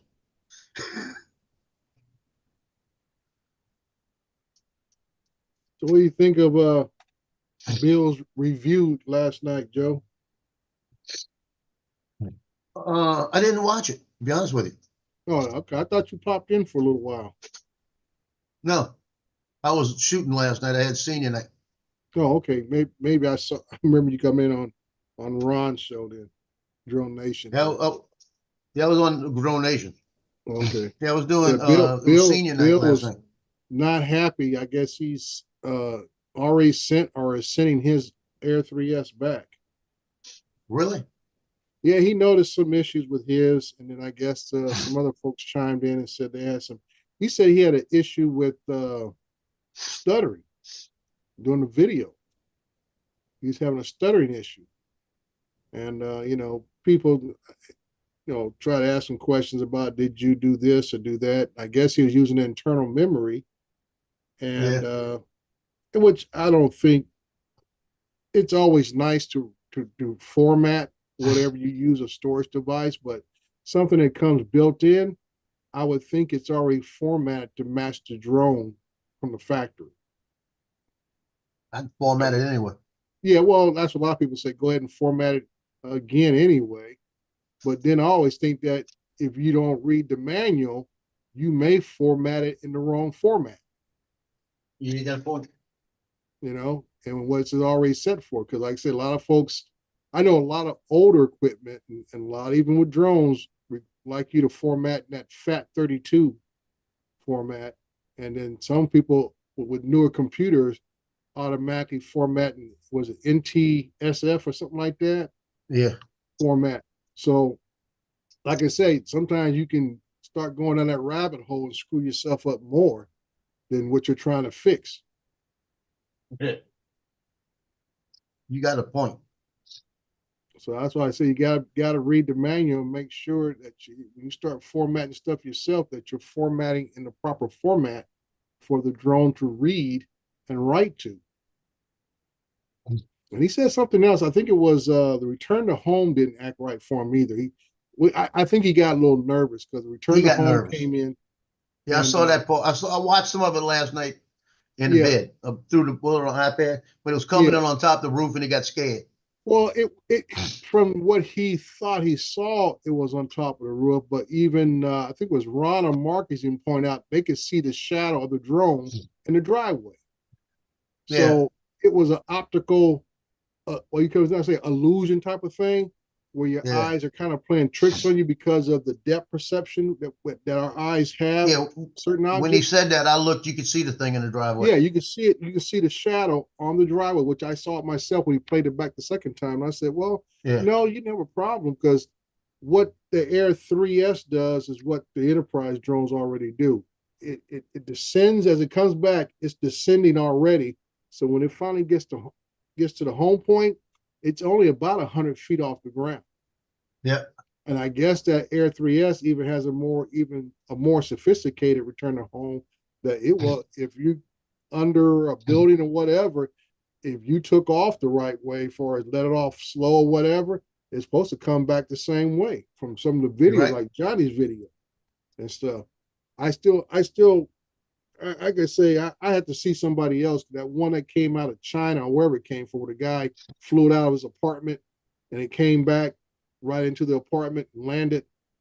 I need somebody with a little more credibility for me to bite off on that one. Yeah, I'm gonna tell Johnny, let me borrow your Air 3S. I'm gonna fly from my living room out the door between the trees and see if it comes back. Yeah. So I need someone that I'm a little more familiar with than somebody from halfway across the world, and we know how sometimes these promo shots are staged to a certain amount. So see, now that would be the thing, taking off from my living room, like here, and then flying it out the door and flying it between the trees and until it to return to home. Yeah, back. Now that would be a good video. Well, that's what I'm saying. That and no one. I say Johnny's about to come as close as anybody, but he flew. It came back to the edge of his garage door. Yeah, so I'm like, well, that's not really kind of. No, I would say, but it's not as close to what that guy showed in that video. He showed him flying back through a sliding glass door into the apartment and landed. Right. So I don't know. But like I say, but evidently Bill was not happy and he sent it back. And I guess there was a little bit of a pushback from DJI on his return request because he had to wait to the end of the day to get the return label. And I think somebody else said something about they had to wait a day or two to get their return label. So, I mean, it's this whole U.S. Customs thing has got everybody on edge. Even DJI is on edge because they're saying the first excuse they're giving these guys that, due to supply chains. I said, it doesn't do with supply chain. It has to do with customs. Yep. And this there's this rule that they're applying. So it ain't like you guys. I mean, a supply chain issue is basically you don't have enough stuff on the shelves to meet demand. That's a supply chain issue. When your stuff is not allowed I say not allowed, but when your stuff is being held up at the ports, that's not a supply chain problem. That's a policy issue. Right. So I'm not sure how these folks are going to handle it. That's why I said in my video from Sunday, I said, this is going to create havoc across the board, because even when I did my video Sunday, and I think as of last night, you can't find that Air 3S on Amazon, Best Buy, Nowhere. Target, Walmart. Nobody's got them. Stateside. Nobody's got them. And people are saying they're starting to get issues about the Neo. If you're trying to get a Neo in, you may have to go outside the country, like Paul did, go to Canada and have it sent across the border.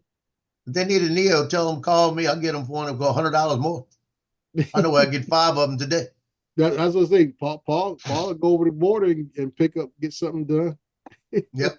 There's one brand new one right in the box right there. Yeah, because people, And you don't even fly it.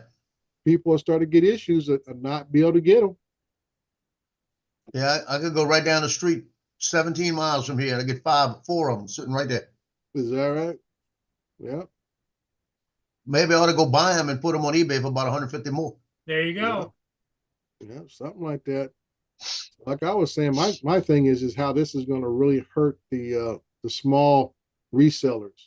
These guys that have nothing but drone businesses reselling drones, and this is going to crush them because they can't get their inventory in. And they're saying the same thing, even though there's not a new enterprise drone coming out right now, but whatever they have existing stock, when that runs out, it's going to be hard to get it replaced now. Like I said before, I hope they planned ahead, because it's not like nobody saw this coming. Well, it's hard, Justin. You don't want to overbuy and you got too much inventory on the shelf, because inventory is money. Oh yeah, I know. I get that. Yeah, so I'm just saying, I'm hoping that it ain't flying off the shelves in sales. Now you have wasted inventory, which is money sitting on your shelf. No, I'm just saying, I hope some of these businesses planned for knowing that this was a possibility. Well, yeah, it's always a possibility, something like this.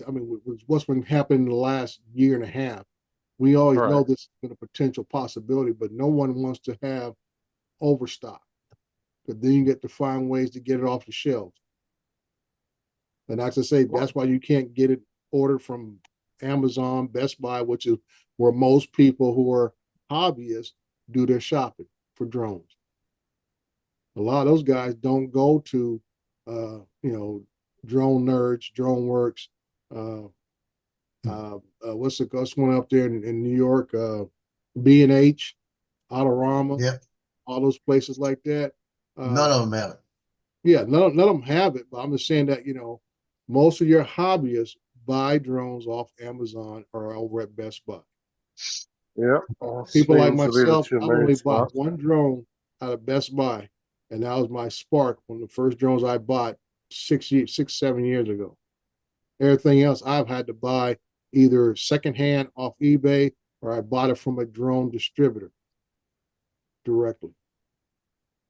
Because back in the day, even up until this last iteration, in the last, I say 12 months, DJI would not sell an enterprise drone. Paul, you would know that from buying enterprises yourself back then. You bought an enterprise from a reseller. You couldn't buy directly from DJI. If you bought an enterprise drone, what's the reasoning behind that? Huh? What's the reasoning behind that? It was something to do with some kind of rule or law, or maybe just agreement with DJI, not trying to undercut or undersell local businesses here in the States. That if you want to buy a high-end, enterprise and up, let's say Inspire drone and up, you had to buy from a reseller here in the States. You could not buy one directly from DJI.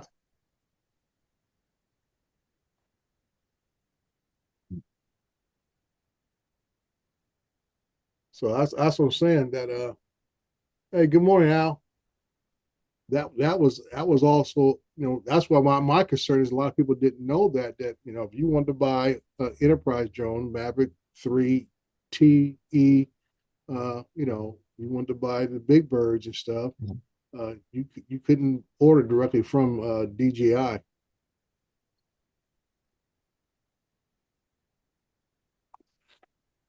Now, let me go to their page now and see what they're offering. Because see, right now, if somebody you normally do business with doesn't have it in stock, where would you have to go to buy one?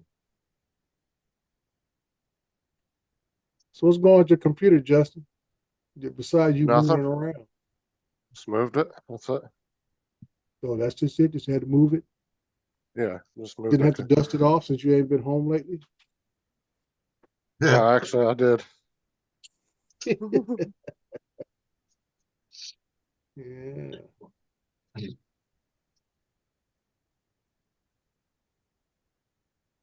Log in here. All I want to do is go to store. Cable to the fly safe. One. Two.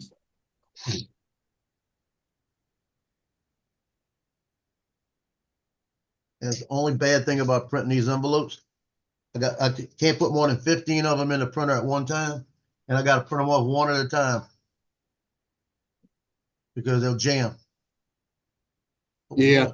And Anytime you do I got a black envelopes, press because on. they don't feed properly in a regular Yeah, printer. but I can sit here and do one at a time as they come out. Yeah. I'm saving money. That's how I look at it. Oh yeah. And they come out looking like this. That's all I need right there. Mm-hmm. Got the little barcodes. They don't even use Right. envelopes. They scan it and go through Venmo. Right.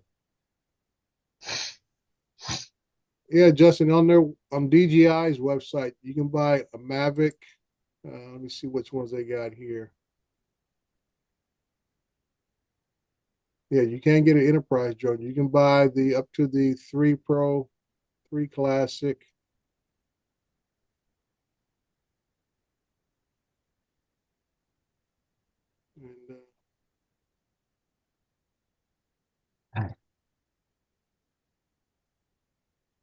And I'm surprised they sell that. You can get it Inspire, but you can't get the enterprise drones from them directly. Still.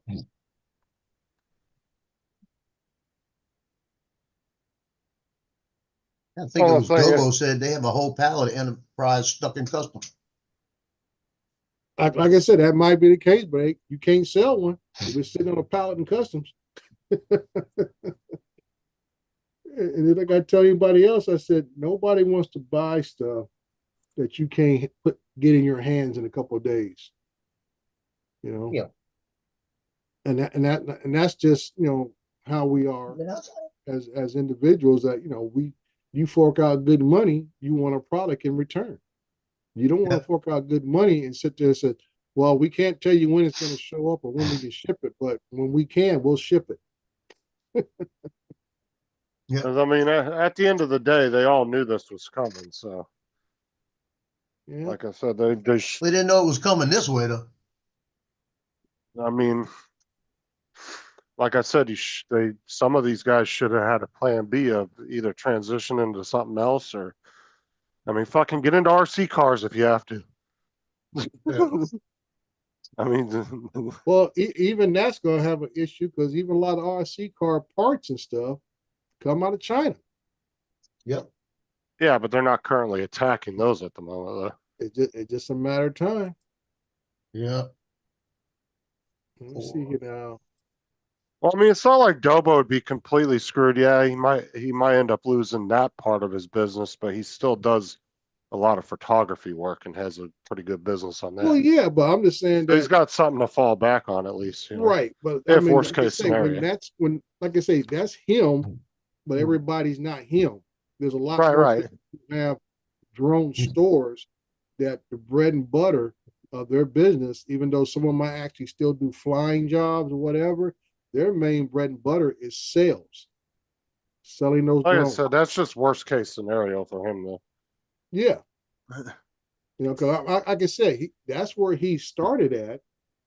I mean, you know, doing real estate, got with this guy as a partner with DroneWorks, and then he started doing the old 3D printing stuff on Etsy and all this kind of stuff. It all adds up. But when a significant part of your income is taken away, you got to start looking. Okay, how do I manage the rest of this? And like I said, I bought two of my big drones from them. I bought one from Drone Nerds. I bought accessories from B&H and Autorama and the company out here, DSLR. You know, You still paying off the one drone? That was a pricey ass drone. $16,000. That's a used car. I thought that was pocket change for you, Dre. Yeah, Yeah, it is. like I said, I could have paid it off, but that means something else when I got paid. Dre finds that in his couch cushions. You know, so like I say, I'm trying to manage. You know, my business platform is like, okay, if I can pay this off over time, that would make it more palatable. Yeah, I like those 12-month same as cash things. Yeah, 12 months. I even got some that are extended out 48 months. That's even better. Yeah. Because Joe would tell you something's gonna happen. You're gonna need to get another lens, another battery, something always gonna happen. I thought I needed a new camera last year. Mm-hmm. How long? It was beginning of the year. How long was that loan on that drone? Like, what, 3-4 years or something? 5 years. Oh, yeah, that's a car loan. Shit. That's what I said. It's a car. It's a car note, dude. Yeah, it is. Yeah.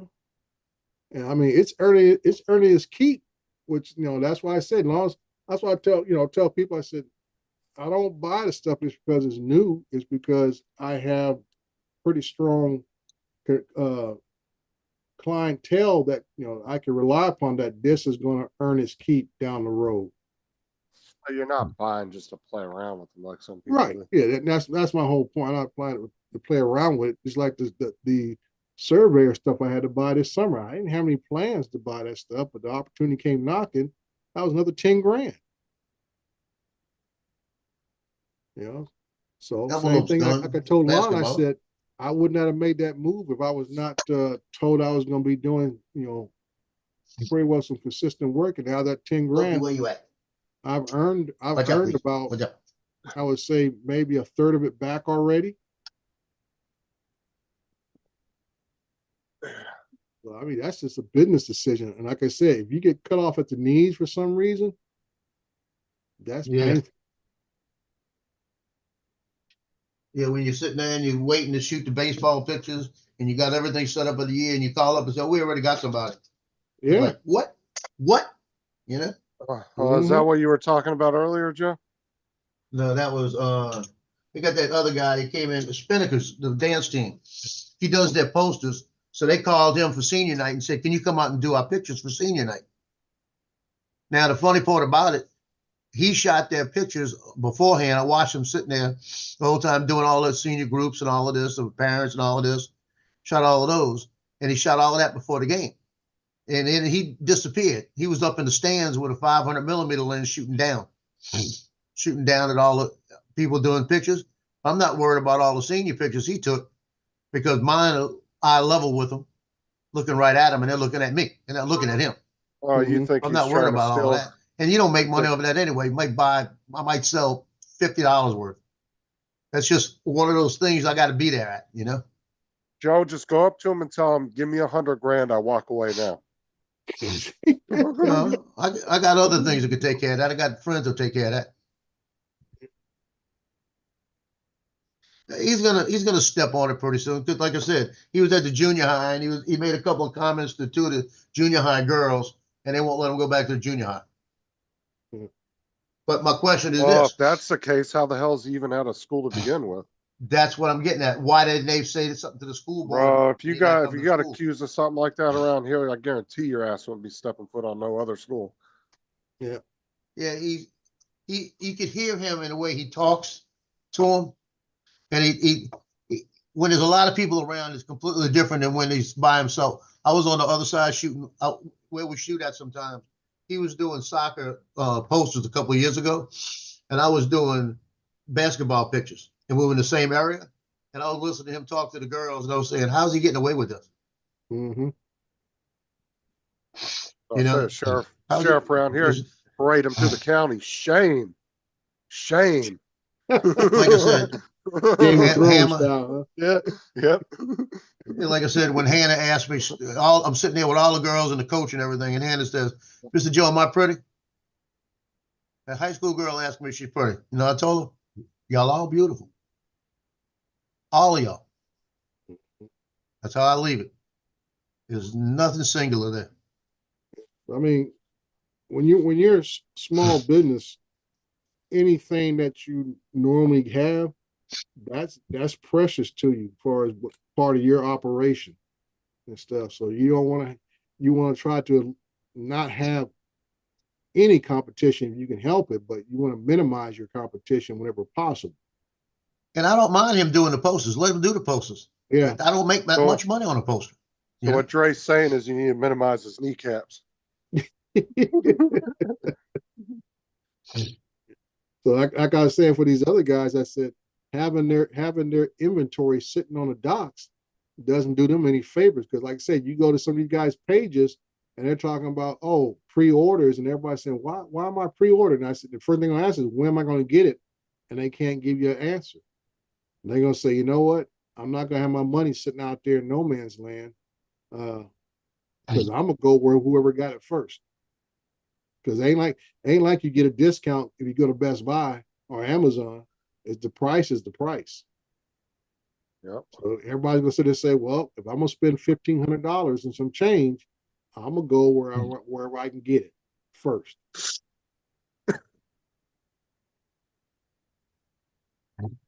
Yeah. Yeah. I got something for his kneecaps. So what are they? They're still allowing single orders to come through, like, or are those even starting to get blocked? Even Well, like more? I said, right now I don't know where, except for the guys who got it sent to them. Like I say, the Air 3S, the people who got it straight from DJI. No one has bought one that I'm aware of from Amazon, Best Buy, unless they got it outside the country here in the United States. So Right. they had to order directly from DJI, and even that's turned into a fiasco because the only delivery service people have been able to use is DHL. And that's turned to a little bit of fiasco. Yeah, it's kind of wild. They're letting personal orders through, just not company Yeah. orders. So that's what I'm saying. It's like I said before, it's not consistent how they're enforcing this, which makes it more bizarre. Now that I hear more about it, you're talking about only one carrier is handling the process, and DHL is nothing like they used to be back in the 90s and 80s here in the United States. Dude, I don't Yeah. think I've ever gotten a package from DHL, to be honest with Yeah, you. I would say it's been probably close to 20, 30 years since I got a package from DHL, because they just basically stopped really doing business here in the States. Yeah, I don't remember ever getting a package from them. It's always Yeah. been UPS, FedEx, or the post office. I sent you And my now new toy Amazon. there, Dre. Now even Walmart's got delivery vans like Amazon now. Oh, Walmart cut back? Yeah, they got their own delivery vans. They look like Amazon. Oh, okay. Oh, they got their own delivery van, so they stopped using UPS and post office. No, I'm talking about for their online grocery. They're using them. Oh, online groceries. Didn't they start off using like Uber and stuff like that at first? What now? Talking about Walmart when they're doing a grocery delivery service. Didn't they start using Uber or something? They used them as contractors if Right. they get overloaded. I think they still use Okay. them every I once just, in a I just, while, but I have never, I haven't to this day pictured a Walmart delivery van. And I know my son uses that. I don't know if he orders from Walmart, but he's got to that stage. You know, he's your age where he has his food delivered, groceries there, delivered to the house. there's Sean said technically under U.S. imports, an individual order from DGI China is not an import. That's because the package is pre-approved and import fees are already paid. When it comes to group imports going to the dealers, retailers, they are the shipments this legislation covers.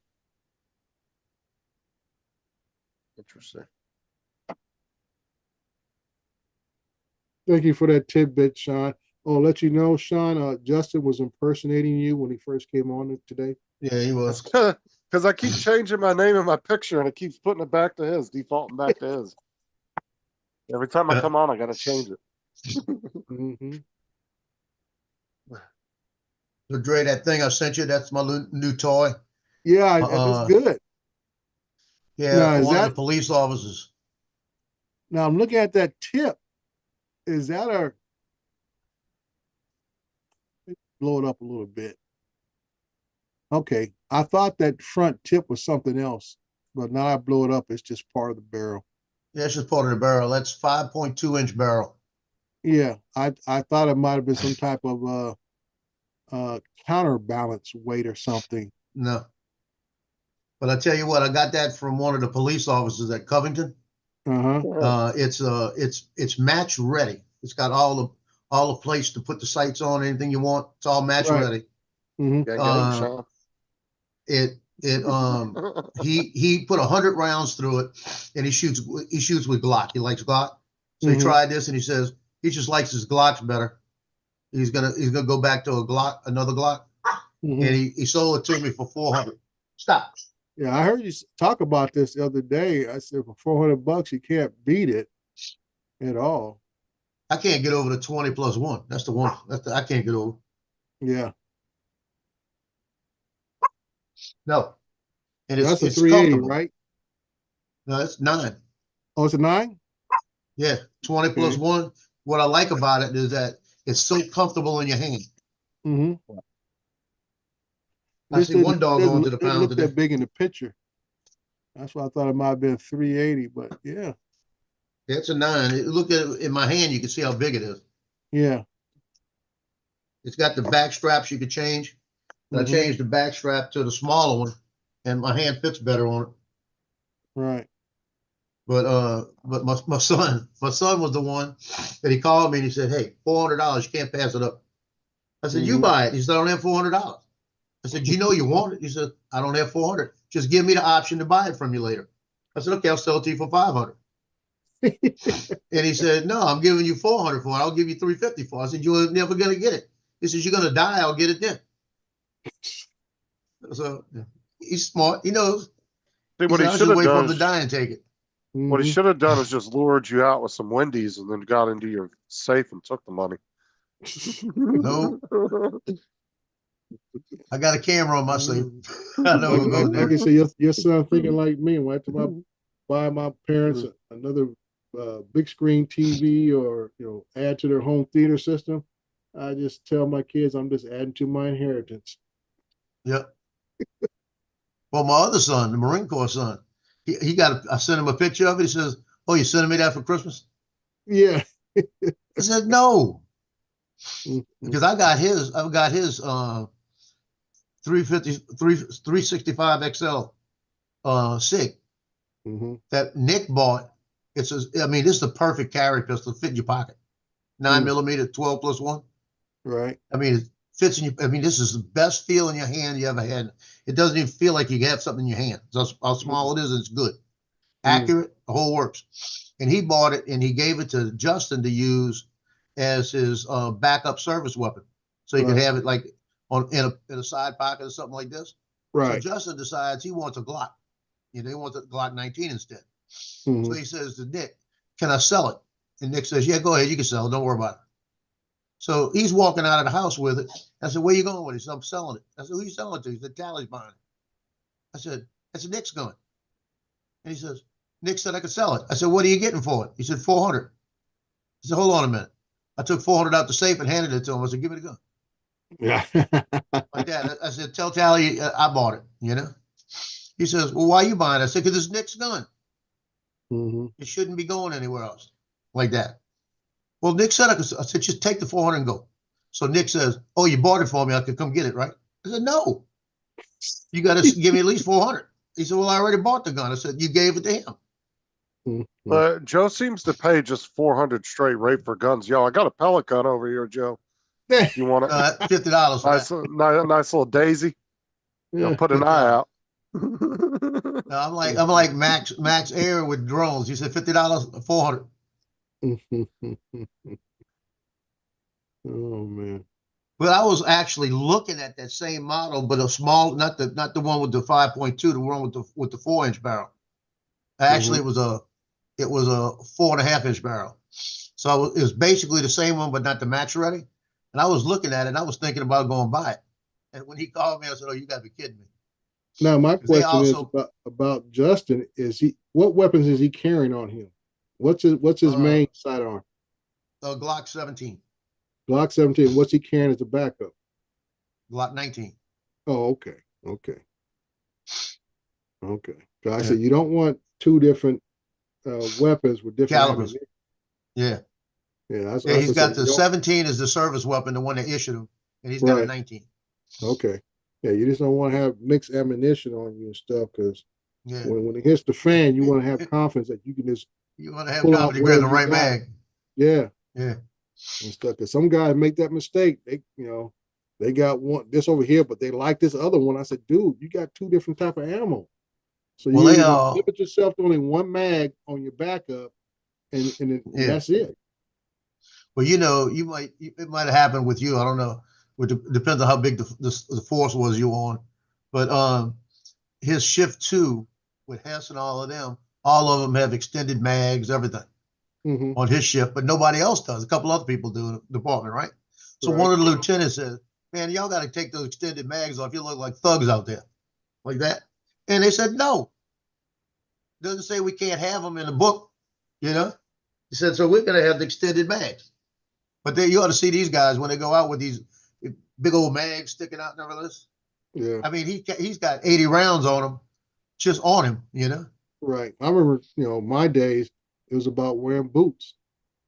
You couldn't, they didn't like if you were, the thick leather boots, unless you were a motor officer Yeah. and stuff, because they just didn't want that military style look when you're out there in the community.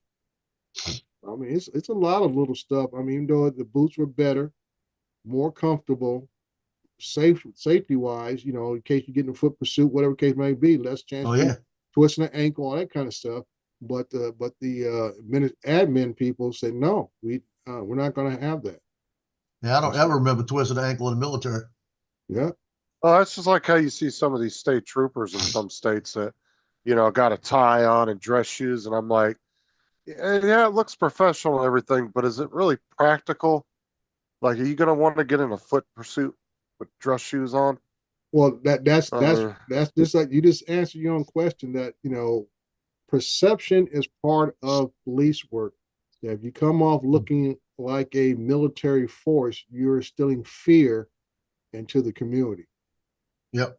And you're not supposed to be instilling fear. You're supposed to be there to provide a service to the community, not instill fear. So that's why you see some of the departments wearing shirt and ties, all that kind of stuff. Yeah. And now you got With that Logie. I think what we were allowed to wear was like a 3/4 type of shoe, where just like an ankle, just went up to right above your ankle bone. And that's about as much as you wear. They didn't want us wearing the big old 6-inch, 8-inch boots and stuff. You can go with an ankle, like a 3/4. They call it a 3/4 type of shoe. And that was it. And they wanted them polished. a lot of the cops around here look like they came out of fucking Afghanistan. Yeah, straight off the damn C-130. yeah. And that, They got and those that, and big that, ass vests on and with like all I the said, pockets and Justin, shit. when I laddered over to another department, from Long Beach PD to Fontana, I got told that so many times. Oh, we're not an occupying force, Crawford. I'm like, what are you talking about?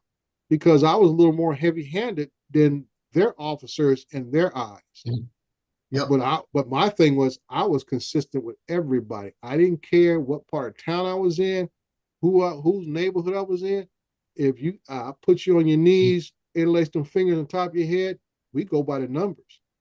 You know, they were back to that. Oh, we don't treat the little socialite kids over here like that. I said, I don't care.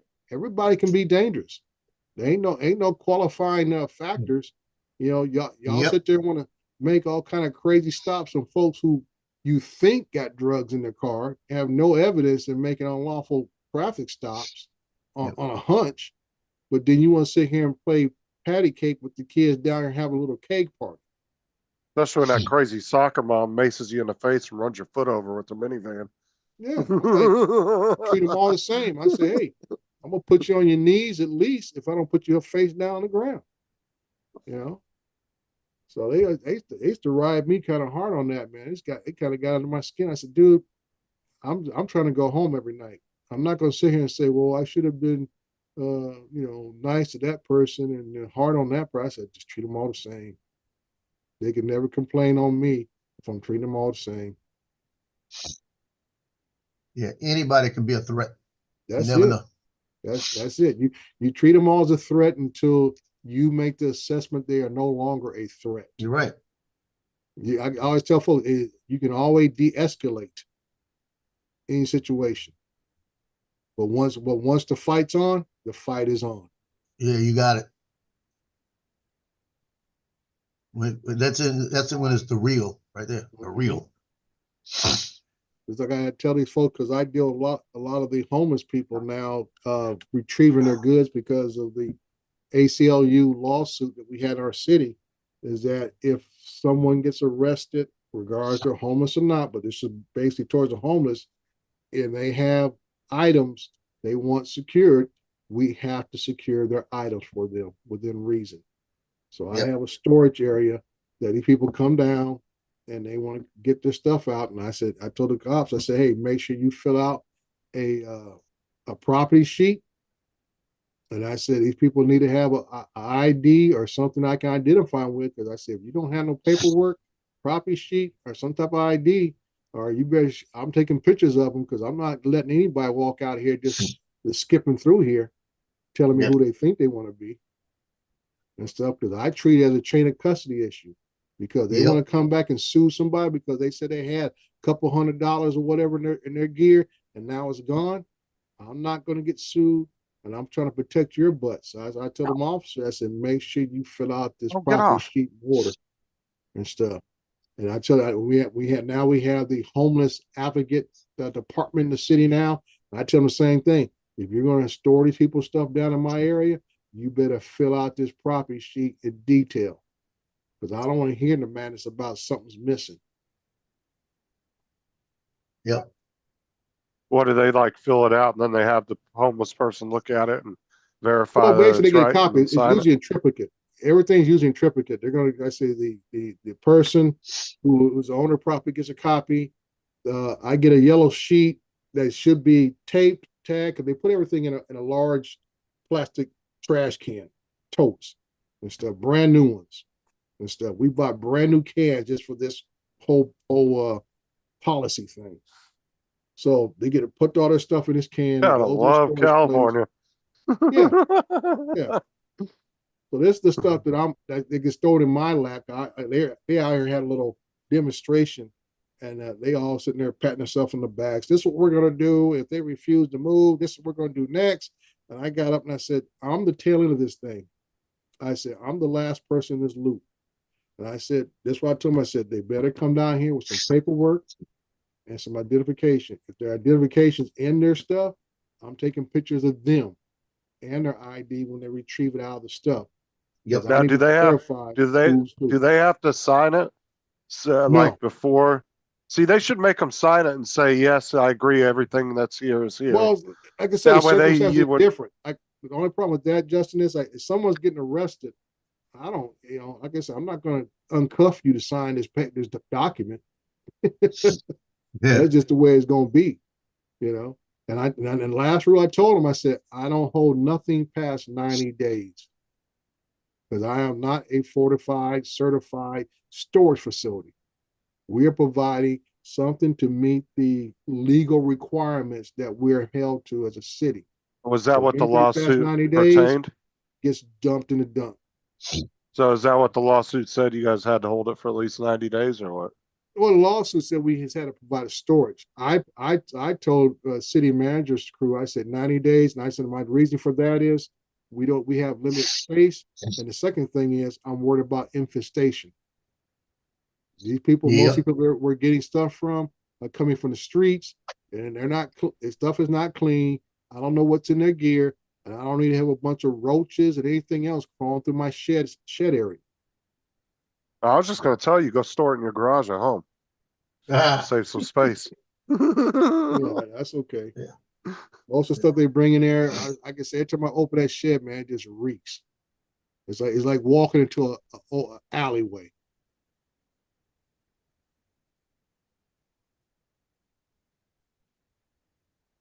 So how did they win that court case? Because the judge judge threw it out. just The judge threw out the case that the ACLU filed against the city, saying that we were violating these people's civil rights by throwing their stuff away and all this kind of stuff. So the judge actually threw it away because there was no real evidence of us doing that. Like I said, when I was part of the right-of-way crew as a supervisor, and we used to go out and clean these in homeless encampments, if the guys got some pushback, they would call me out, and then I would deal with it. If it was something I couldn't handle or didn't want to put my hands on somebody, I would call PD out. And at any time, we would tell these people, this is what I told my guys back then, this over 10 years ago, I said, I would tell them, take everything that you can carry. If they're not getting arrested, you take everything that you can carry. Leave the rest of it for us, and we will dispose of it. That was the clear, simple language. I mean, you guys have all seen homeless people out there. You say, how are you homeless when you got a house full of crap? Oh yeah. I'm like, or like how are you navigating around the landscape carrying all this crap? And I know you can't fit it all on your back. Well, there was that one video that went viral. The guy was walking through LA and he walked by that dude's fucking tent and he had a full projection system set up in it. Yeah. Watching damn TV on a big old like 50-inch projector. Yeah. What the hell? Stuff like that. I tell the officers and people, I said, don't bring no high-end electronics in here, because that's gonna be the first thing they're gonna try to make a claim for. Said it don't work. I said, we're not keeping that. I said, we're just collecting the bare necessities. So is the city just doing this? You carry in your back, we'll store that. Well, since the judge threw it out, is the city just doing it just to do it now? They weren't forced to do it, or like what? I said, that was kind of like to keep the ACLU off our backs. Yeah, okay. I mean, it just threw out the case, but we had to, present a plan on how we were going to interact with these people in the future, so we don't have future lawsuits and stuff. But yeah, it's like I said, it's part of the game, dude. It's just part of the political game and stuff. And I've dealt with some people down here. Some come down here under the influence. Some come down here just had some bad turns in life. Like I said, I treat everybody the same, but I'm always prepared. Like I told them officers we were down here last week for the demonstration, I said, things go sideways, there's going to be a fight for life down here. And that's why they're allowed to come down here only between the hours of 10 and 2 p.m., Tuesday through Thursday. That's it. Well, it's like you said before, too. Half those people in California aren't even from California. They're just coming there because of weather. And plus, they get away with a little bit more stuff in certain states than others. If we pass this Proposition 36 out here, it's going to turn things back on its head again. which is basically if you're convicted of 2 petty thefts, it turns to a felony. There you go. So they're gonna That's a good start thing. arresting folks for these snatch and grabs and crap like that. Yeah, but But- is it gonna be just kind of more of a, they book you and then they release you real quick and then you just sit around for a court date? Well, that's Doesn't what they do now. California get forced to release a bunch of people? Yeah, but that's gonna be the problem because, like I said, when the 3-strike law came into effect in the 90s, all it did was cause another issue in the 2000s as far as prison overcrowding. Yep. Now you got all these people incarcerated because of the 3-strike law, but now you don't have enough room. And then, like I said, we had a federal judge come in and told the state of California that ain't gonna work. You gotta get these people out of here. So they came with that initiative. It was Prop 47 about almost 10 years ago that changed the laws on the level of what petty theft or what grand theft is. Grand theft used to be 401 cents. Anything Yep. of value or whatever of that nature was considered a felony. Anything below that. Now was it's like considered 900 and misdemeanor. something, isn't it? What's Over that? 900? Isn't it like over Now 900? now it's 900. They practically double it with extra little sauce on top. So now it's over Yeah. A little 900. lanyard. So like I said, that's why people are doing all this, just loading up carts of crap and walking out the door thinking like, if I get caught, it's on, but it ain't Out there but with a citation. calculator now. Yeah, ain't nothing but a citation. I can walk out the door, no big deal. Now- and like I said, there ain't no store security. The policies for most stores tell their people don't engage. You just get Yep. the information, take a picture and whatever, get the plate. They got a vehicle, so we just won't let them come back in next time. But they pretty much most of the rules, just like it is with a lot of convenience stores, they tell the clerks don't engage. If you're caught engaged, Now, you'll lose your job. now my question is I kind of like the 3 strikes Anthony? law in a sense that it's like, how many felonies does somebody need to get before they're just not learning anymore? Like, should it be 6 strikes or? I mean, Well- don't you think after a certain amount, it's just like, all right, this is ridiculous. You're Well, like I obviously said, not this is learning. always going to be the mindset of the public and the elected officials and what they deem what incarceration is supposed to be. I'm saying, what did you think about the 3 strikes law? Were you kind of for it or? I have mixed emotions about it because my thing is the three-strike law on the surface would have worked if you had 3 felonies. Yep. Right. The way it worked was if you only had 1 felony in the past and the other 2 were petty crimes, like I think there's been a couple of folks who, like, one guy was a classic case of he stole a slice of pizza, but it was his 3rd strike. So he gets locked up for 8 years over a slice of pizza, even though he might have had a felony theft or assault or something in his past. So it but wasn't a his 3rd certain strike might degree have been something felony? very petty. So it wasn't like a certain degree felony. It was just 3 whatever felonies. No, it was. I mean, if you had 1 felony, it didn't matter if it was your first incident or the last. It'd be your 3rd strike. Period. So I can say it just need to be tweaked. That okay, in my opinion, if it had been a felony crime on all 3, okay, then you're gonna go away for a while. That's what I'm saying. Like, because it's like when I was living in North Carolina, this was one of the worst places I've seen. Mhm. Dude, you would see these guys in the paper getting arrested, and it was like literally their 17th, 20th felony charge over the course of like 15 years. And it's like, Right, dude, Yeah, how many they're charges? gaming the system. Right. And then it's like, and then after about 20, then they finally call him a habitual offender and give him a bunch of time. And Right. it's like, Jesus, how many felonies does somebody have to get? Because obviously they're not learning Yeah, after 4 or 5, especially 4 or 5. When they Right. got 15, 20, that's to me ridiculous. mhm. At that Yeah, point, they- you're just a menace to society at that point. Right. Yep. You're a habitual offender. Like you said, you're gaming the system. And I said there were no real consequences to it. It just gets to a point that that's the only thing you know how to do. And that's why I said the 3-strike law could have been, you have 3 felonies, yeah, you're going away for quite a while. At See, least that's what I 15, thought. 20 years. That's what I would have agreed with. Not, I don't think they should go for life, but it should be enough time to where they might think about, I Right. fucked up. Right. And even then, like I said, like you've seen some of the TV shows, movies, guys tell me, I already got 2 strikes, man. I can't go back. Right. That kind of, and it gets that mentality. Say, all right, I've already screwed up twice. I don't want to go back. And like I say, the California law didn't matter what the crime was on the third time, you were going back basically because of whatever you did in the past. Not the current crime that you did, but even previous crime. Oh, you gotta love those movies, man. It's gonna be my 3rd strike as I'm doing a drive-by. It's like, yeah, you'd hear that in the movies a lot. Yeah. So, yeah, like I said, once again, it's going to be an issue of how do we manage the prison population is going to be the issue down the road.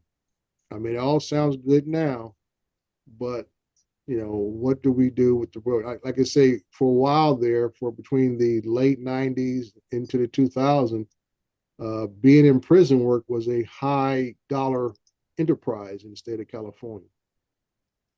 Right, yeah, with all the That's why private we prisons. had a lot of places were opening private prisons or contracted prisons per se, holding inmates because the regular prison system was just too crowded.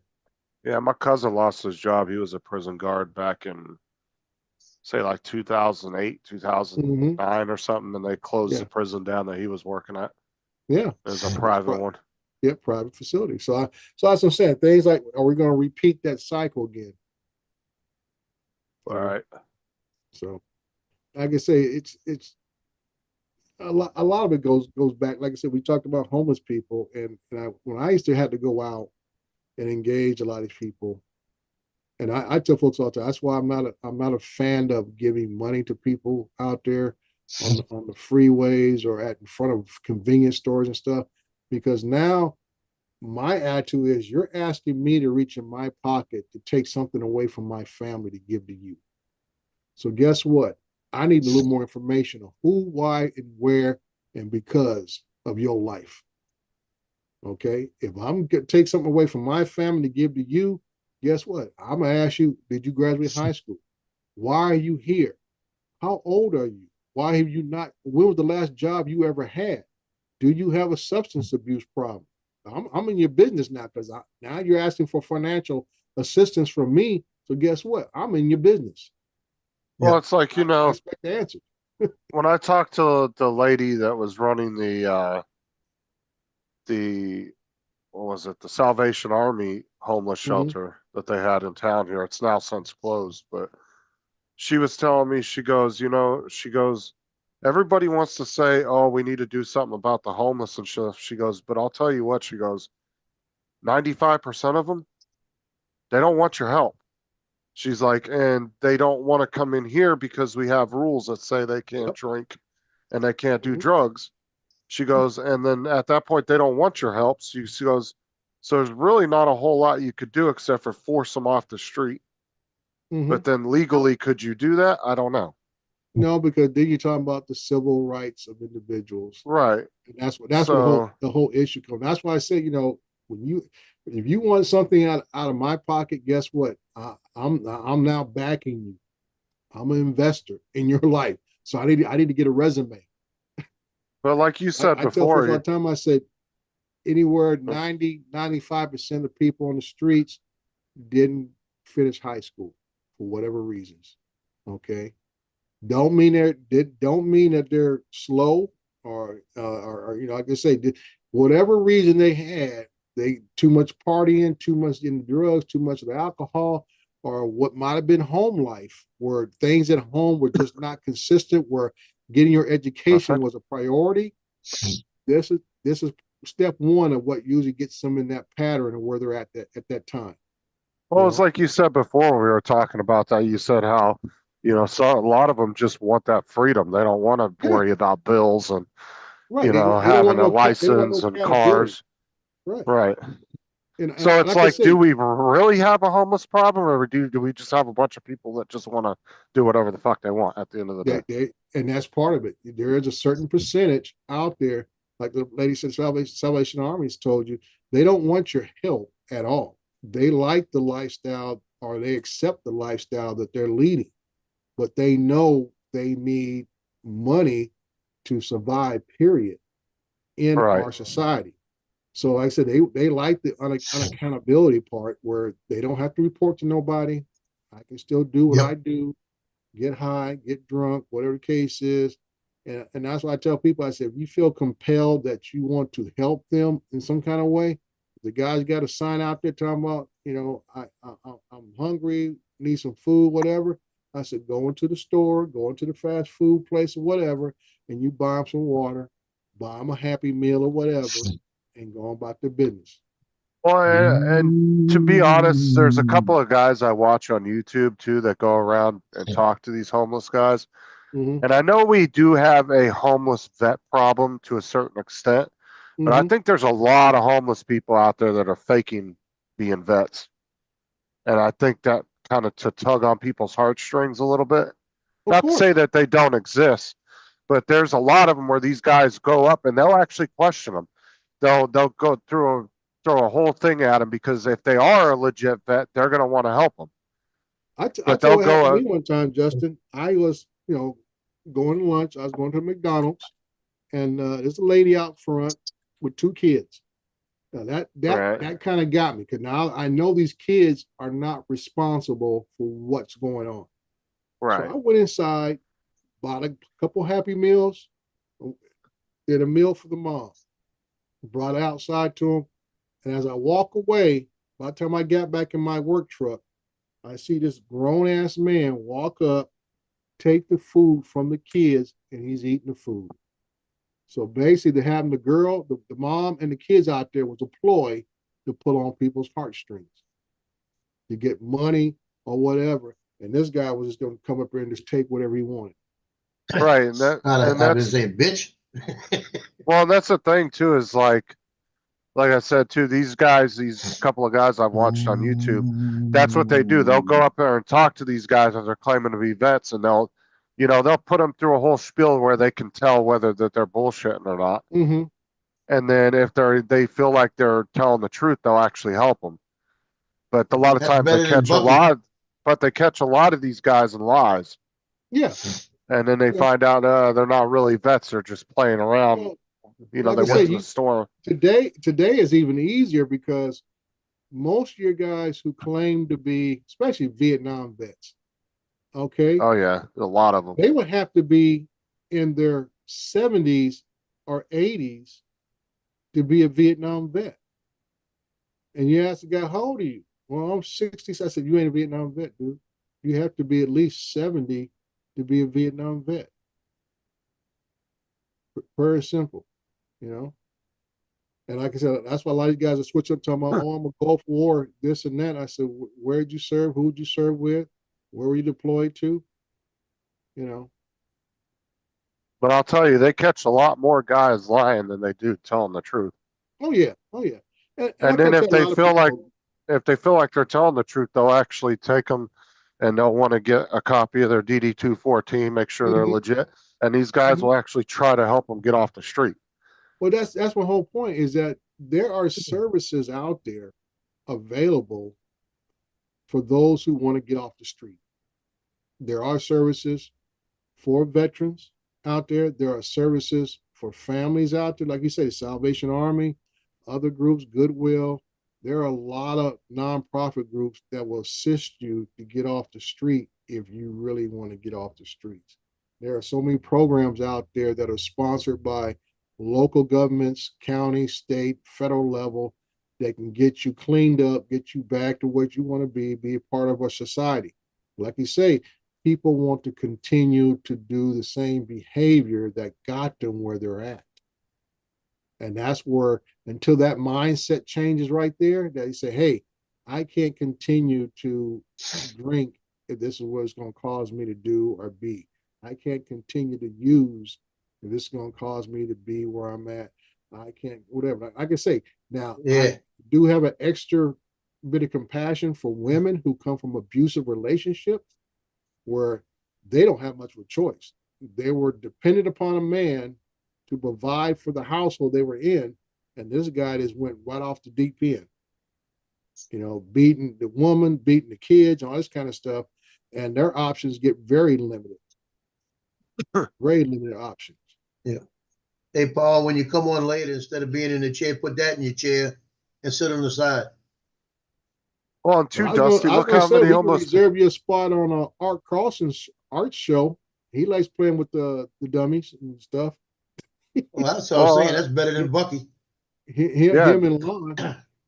Yeah, Dusty, look how many homeless people got cell phones too. Hey, I'll Art see them might out fit there in with that cell too. phones and tablets. Hey, Dre, Art might fit in that too. What, are you putting Halloween decorations out, Paul? Because you haven't even taken your Christmas decorations down from last year. I was gonna say, Dusty. Now, what's amazing now?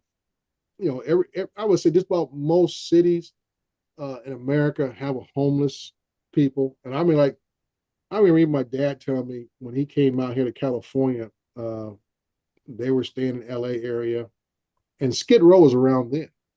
Just like, you know, you went to New York City, they had, you know, you got Skid Row areas in every major city for the most part.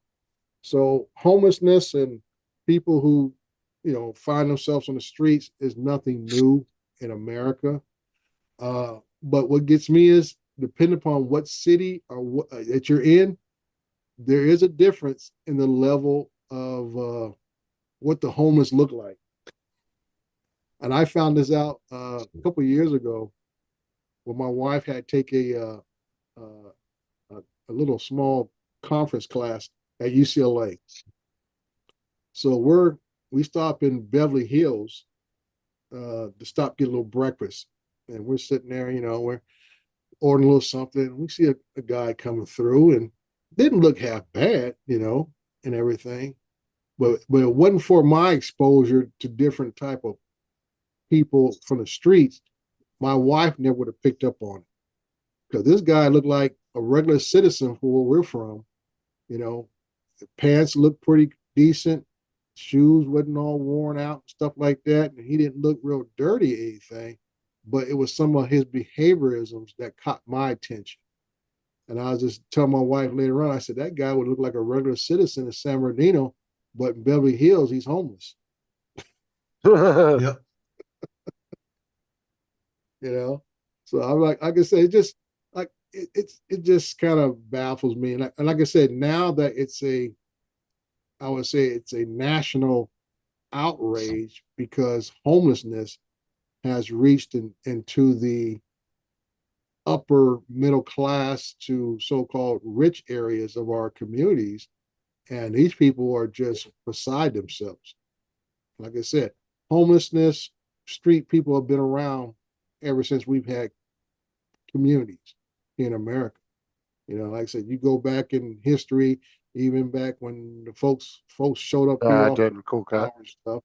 There are just some folks who just didn't make it, and they relied upon the generosity of others to get by. No, I haven't seen it. Cool cat. What's up, Donald? And Actually, so, to be fair, I'm gonna be honest. I had a homeless guy about 5 years ago come up to me, mhm. and he told me, he said, "I'm just gonna be honest with you. I just want $2. I just want a beer." Yeah. And I said, "Bro," I said, "since you were honest with me, here's $2. Go get you a beer." I said, because he didn't lie to me. I gave him the $2. I said, "Here, go buy yourself a beer." I said, "You're not lying to me. At least you weren't telling me you wanted it for food." And like I said, some people are like that. My thing is, if you really want me to help you, I'm gonna help you get off your issue. That's what I look at, and I said that's the difference between different groups or different different groups. Because there are some nonprofit groups who will go out to the streets, and I call it enabling people, because they'll bring out breakfast sandwiches, donuts, and coffee the parks and other places where these people are hanging out. And I was like, whoa, wait a minute. I understand your intentions, but now you're enabling these folks that now you're allowing them to become comfortable in their environment. I said, if you want them off the streets, you got to make them uncomfortable so they would want to get off the streets. You know, that's just human nature. If you want somebody to change and do something different, you have to make them uncomfortable where they're at. JD, he said, best I saw was a homeless guy holding a sign that said he was looking for a down payment on a cheeseburger. Michael wanted to know what type of Jaguar you drove out of your garage. It's an XK. That's what I drive. He's all Jaguar. Yeah. My wife drives a XJL. How are those though? Because I've always heard Jaguars were kind of maintenance hogs. Are they or not? No, I tell you the truth, Justin, I have had the best reliability out of the Jags that I've owned. Like I said, my family has a total of 5 Jags. The only consistent issue that we've had with our Jags is the water pump that they still use that Ford left behind when Ford sold off the company. They kind of just got the little plastic propeller water pumps, and they just can't keep up. When Jaguar was sold to Tata, which is an Indian company, the reliability factor went up way up and stuff. Did you say Tonto? What? Tata. Okay. Tata. He's saying Jaguars are made in German factories these days. Anyhow. Yeah. It's an Indian company that owns them, but I'm not sure where they're actually being built. They were still being built in England, and it does not surprise me if they have moved their operations to Germany. But What's up, Donald? The fit and finish of the cars, I would say made after when they changed the body style, 2008 or 9, when they came out with the new XF. From that going forward, the whole brand became more of a reliable option as driving as a daily driver. I would say the days of being an exotic weekend drive car no longer exist. Donald, you look like you just got up from a nap. I'm not feeling well. And baby girl woke up with a fever as well. Mm-hmm. I hope you feel better. I just changed. Well, she already started off the day with a bath and just changed a diaper that almost sent her right back to the bathtub. But okay, I thought you said you changed your diaper. I wear pull-ups. I'm a big boy. Okay, well, same thing. You paid your pull-up. I'm not done yet. I'm not done yet. Hey, Donald, I feel your pain. I know what it's like when they get sick, you get sick. Mm-hmm. Yeah. Oh, yeah. And this girl, if I don't have what she's got, she sneezed. She sneezed in my face like 5 times. Covered in her slobber. She's just drooling and just. Yeah, it's tough when they're little. But I had that fire in the backyard the other day. You burning the weekly trash?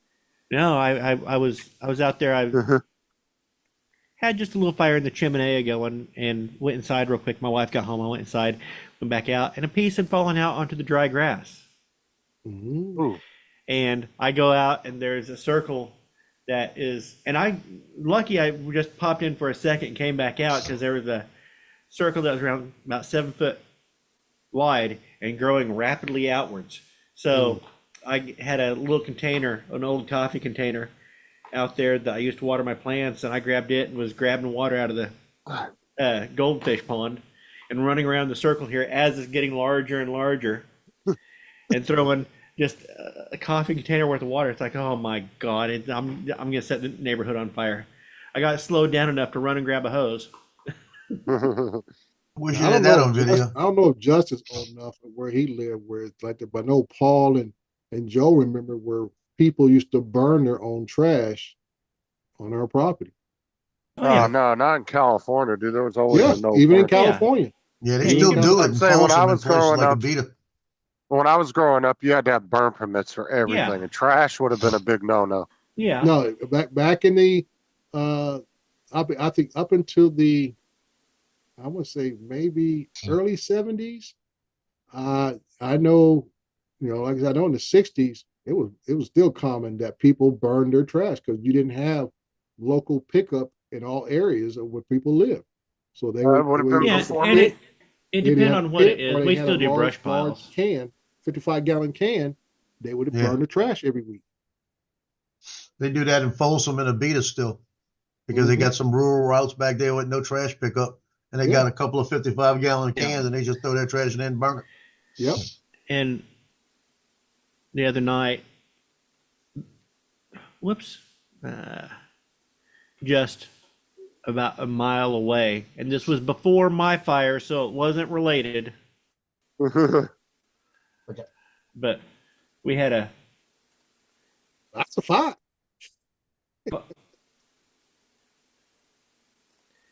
it was windy and somebody was outside burning something and got out of hand, and It got loose.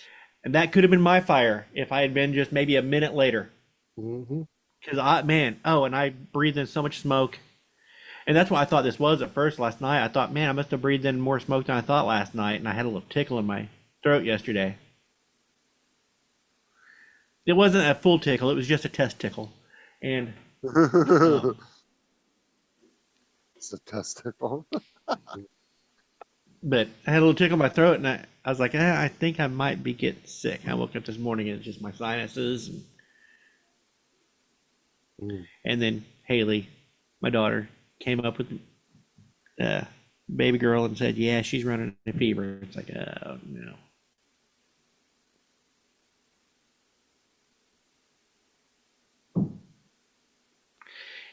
If they got it, Back you got to it. the Jaguar story, since we're erupted with the National Wildlife Story by Don.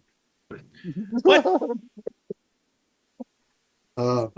Yeah, just I thought that story was over. It No, seemed like no. it went on for. I It was seemed gonna like tell you're about talking about the ones Jaguar that- for like a half an hour. because Cool Cat was very, very interested in what he had, and different things. So I like to keep up with the chat, Mr. All right. Bunko. Yeah, go back to the Jaguar. No, Jaguar. I'll just say that we have 5 of them in our family. Like so, we He's just gave bragging. my That's wife's all it is. XJL. I gave her XF to my oldest son. Then my mom has an XJL, and then I have the XF, XJ, XK, I should say, Yeah. XK. But I do plan on Cool Cat moving up. It might either be my retirement gift to myself, or maybe I might get a little earlier. That I do plan on either getting one of the 2 cars on my list is either going to be a Bentley GT or the Aston Martin Rapide. He's just bragging. And No. I No, and I no. didn't change. I didn't change the topic. Justin did. Justin said, "Don, you look like crap." Was that a change of topic or just Yeah. a daily observation? No, that's a change topic. No, I just said you look like you woke up from a nap. Your hair was all There messy. you go, Paul. Ooh, stripes. Oh, yeah. The foot stripes. Are those Keeblers or those they look like some of that fancy ones that come in a little Dollar store. soft bag? Dollar store. Oh, dollar store. Okay. Almost impressed you, Dre. What's that? Said he almost impressed you. Well, I can't I'm- bounce with I'm the blaming dollar store TJ. sales. I don't spend a lot of time. Most of the dollar stores here in my area are shut down, but they're starting to reopen again. They're good. Now I will go to Dollar Tree store or whatever, Family Dollar, whatever it's called, in a heartbeat to buy some candy. I'll run in a minute. Let those Buy some neighborhood candy at kids eat 7-Eleven or the something. year-old candy. It's like robbery. What do you Yeah. got there, Joe? The Three Musketeers, they got 5 for $1.25. Well, my candy jar is getting a little empty, so I got to refill it. I got 2 Twix, one left and 2 lefts. I got left in my can. So I need to make a Walgreens run or go to Smart and Final and buy the big bag and fill it back up. Oh, Smart and Ray, Final. I it's- haven't it's heard the- that it's name the- in forever. It's the day before Halloween. What the hell are you doing with no candy? I don't get any Halloween visits. Well, I can't say I don't get Halloween visitors because some of these guys I work with are kind of scary. But Yeah. Dude, I haven't But, heard Smart and Final in so many years. That yeah, name. yeah. I thought they were gone. No. We still have one. Well, we had one in San Bernardino, but like I said, the homeless pretty much ran them out of their spot there, and they moved down to a new place right on the edge of San Bernardino Colton area on Mount Vernon. So, like I said, sometimes I'll slide down there and buy a bunch of some candy, and sometimes if it's like wintertime, it's come up now, I'll buy some small cans of the pineapple juice and apple juice for me to drink in the winter, so I don't get sick. That kind of some kind of stab at Donald. Yeah, but I'm kind of surprised he got sick. He likes drinking that little we call it little funny name and tea stuff, don't you, Don? Water? No, don't you drink that echinacea tea and what's the other one my wife drinks? I think it's with an H or something. Oh, you're a pretty healthy person, Donald. You don't really eat a lot of junk food, do you? No, I try not to.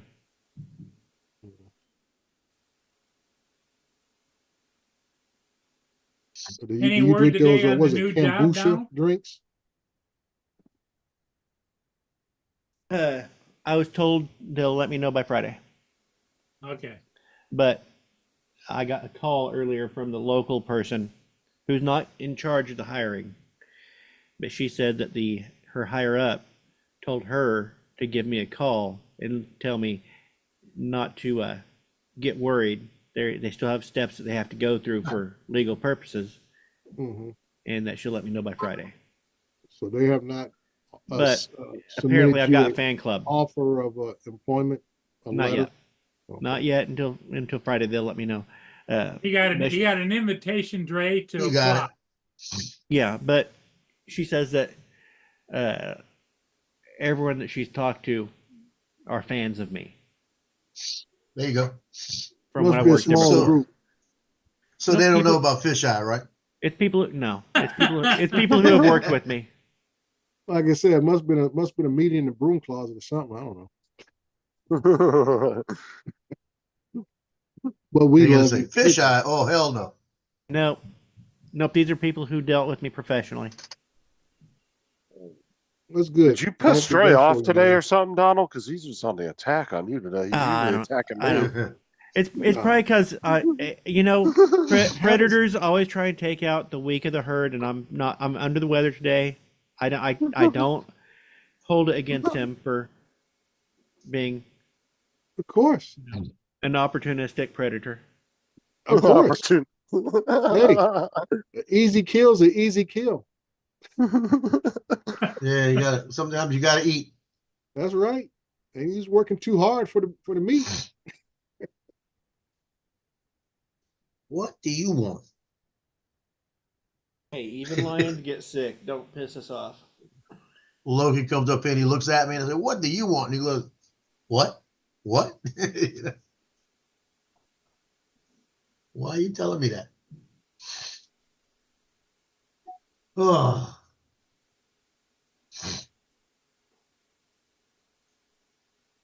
Cool cat. I wish I could get something like that because I was looking for a original Hummer, the military style ones. Those things are going for $100,000. They even allow those in California anymore? Yeah. If you can Oh, yeah. find one, they're hard to find, but they're still going for over $100,000. Well, you know, a lot of cars got wiped out from that cash for Pocket change. clunkers bullshit that they did a few years back. Remember that? Yeah, but that was 10 years everyday ago? folks. And mostly that the people who got that crap is people who were just desperate for money. Yeah, but what I'm saying is there's a lot of models of like pickup trucks and stuff from the 90s that they're very sought out that they actually, a lot of them got wiped out from that program. and they're kind Yeah, of hard well, to like I find said, now. like you said, people that program was in the what mid to late 2000s Yeah, I remember all time the frame, commercials. and Yeah, people who were just desperate to get a couple $100 in their pocket saw a chance to say, hey, you know, I could get some money for this old truck, and the only people that benefited from it was pick apart. Or- But the that's who my people dad turning used to sell a vehicles, lot you of know, his people trucks. To. who own Hummers. That's what my dad used to sell a lot of his junk cars too. Was pick and pull. They'd come Yeah, with 2 or 3 of their big tow trucks that could haul like 4 or 5 cars, right. and they'd pick up and they'd empty half his yard out for him Hmm. at a time.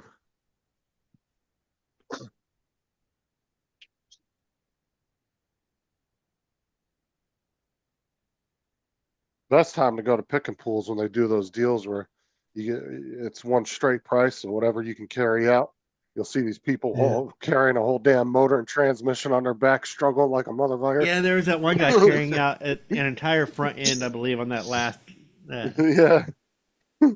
It's like, holy crap! And it's just get it in place, and he just had to carry it across the line, get it there, and just walk it the 10 feet across the line, and you get to take it. I mean, it's a good way for that company to draw in a crowd and get rid of a lot of shit in one day. Though. Oh yeah, Make a lot of money. Is it? Yeah, I know exactly what video. That was the one we were showing, I think, that day on Paul's. The guy that was carrying the whole front end. Yeah.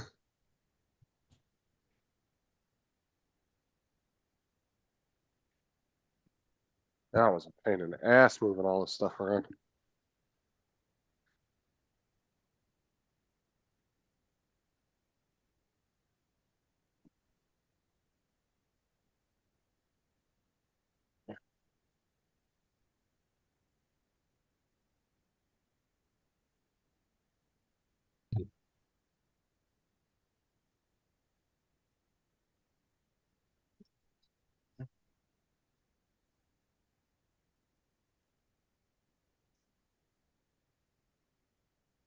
Well, it's gotten Go awful out quiet, hasn't it? a little All bit. getting tired. Yeah, Time to you go know, take a nap. I trying to take a nap when I was talking to him. Okay.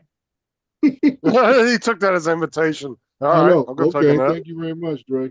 Thanks for reminding me. Let me get back to that.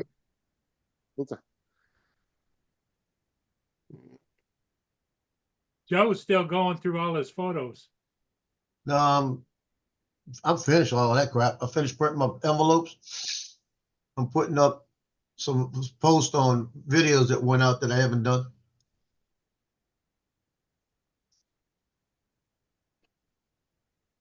Yeah, like I said, I'm caught up until I shoot again tonight. Like, what time you got to go tonight? One of those moms complain about butt cheeks hanging out. Have you? Yeah, I ain't got no butt cheeks in this one. The game's at 5:30, but it's up in Covington, so I need to get out of here by 4 o'clock. It's actually I'd be better off getting out of here at 3:30 because it's the traffic going that way. Yeah. So I hate to go there 2 hours early, but I got a plan. I'll go there 2 hours early. I'll stop at Jimmy John's on the way and get me that roast beef there bourbon. it is. Yeah, that's the same thing, Justin. There it is. The cheddar roast beef. It's roast beef, bourbon, cheddar, smoked cheddar. I get that one because I get the third one and I get a free one now. So I'll be able to get another one for free. He ain't trying to Yeah. solve his traffic problem. He's just trying to find a sandwich for cheap. Yeah. Now is Jimmy John's the one selling that pickle sandwich? Yeah, I wouldn't get that. I was like, I wouldn't even want to hold something that used a pickle that it large. just looks nasty. Yeah, I was nasty. like, Well, Joe can give you a review, Dre, on the chicken Big Mac. That sucks. Okay, I spaced off. Did you say a pickle sandwich? Yes, Don. Yeah, I'll find Jimmy it for you. John's is selling a sandwich, a regular sandwich, and the outside of the sandwich holding together is an oversized pickle, cut in half.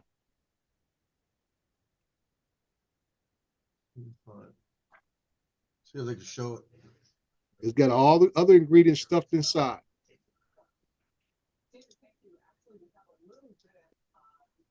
Yeah, you There gotta you look go. this up. I to got get it. a Hold on. real visual All of that one.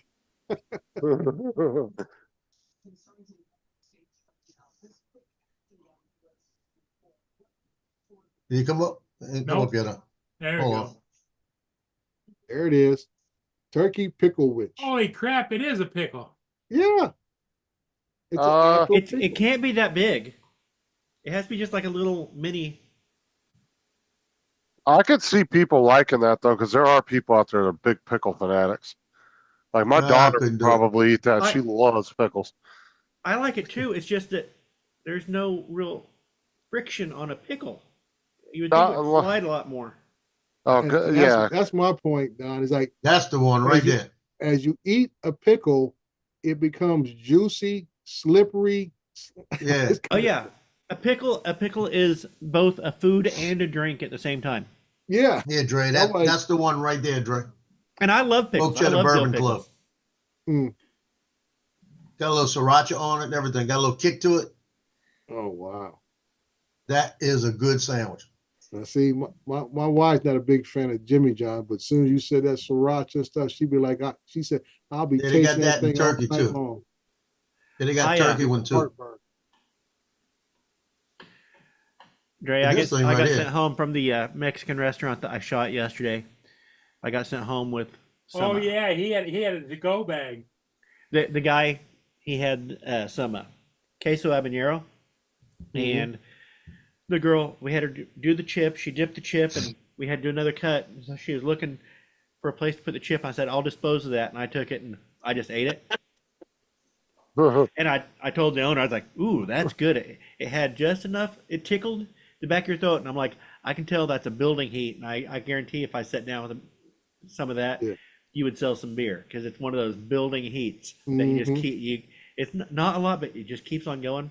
Right. And he goes, you want to take it home? And like, no, I just went to the dentist today, and we got her stand-up stuff where she was doing on-camera stuff, and I was packing up. I was putting the audio gear away, and he says, "Are you sure you don't want me to fix you some of that queso to go?" And I was like, "No, that's fine." He goes, I probably am not going to eat tonight because my jaw's still a little sore." And he goes, "You can put it in the fridge and have it tomorrow." Like, okay, third time you've twisted my arm. Pack it up. I'll take it. So he came home and he showed us the great big bag of. Oh, a big bag of chips and maybe that much of a container of the queso. And I sat in the kitchen last night, later on, I will confess, and ate half of the queso. After everybody went to bed, so you didn't. And it was I didn't have to so, share. it was so good. So this was a local restaurant or a chain? They have, I think, 5 locations. Oh, okay. a small family It's chain. it's a family owned, and the family owns the chain. The higher up family owns the chain, and then each of the local restaurants are owned by someone. in One the of the family. members, yeah. Yeah, Oh, okay. It's like they franchised them. yeah. And so the guy, it was his niece that was doing the on-air talent, and Mhm. Keep it all in the family. yep, You ain't got to pay nobody.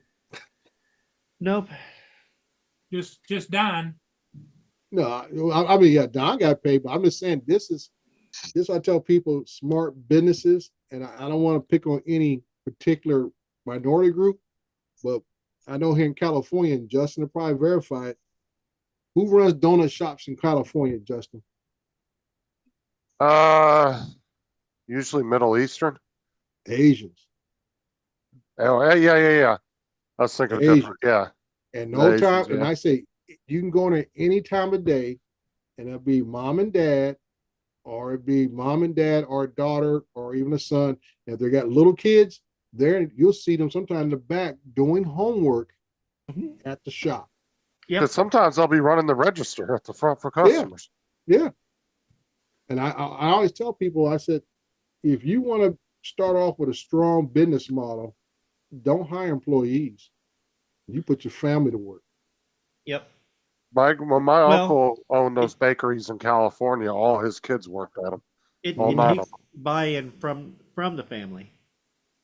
You can't just say, "Hey, we're putting you to work." But if you have buy-in from your entire family on doing something, yeah, Yeah. you guys are gonna work harder because it's yours. It's something. Yeah. Well, I mean, that's the whole thing. But when you first starting out, it is a Right. perfect business model because you have less overhead.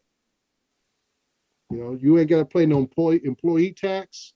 You know, on payroll, all this kind of stuff. Everybody's pitching in. Now, Yep. on the upside of that, you guys make decent money when the kids get older and want cars and all that kind of stuff. Like, okay, boom, there you go. Boom, there you go. Plus you get around the ports because you don't have to import the donuts. They get you for Well, child labor laws. I told my wife because about maybe 10 years ago, a little over 10 years ago, about 12, 15 years ago, we were looking at trying to get a Cold Stone. And Yep. and I said, here in California, you can do okay because we have pretty much year-round weather that you can sell ice cream. Mhm. I know other places, Dairy Queens and places like Cold Stone, they will actually shut down over the winter because they ain't gonna get no business and stuff. Yeah.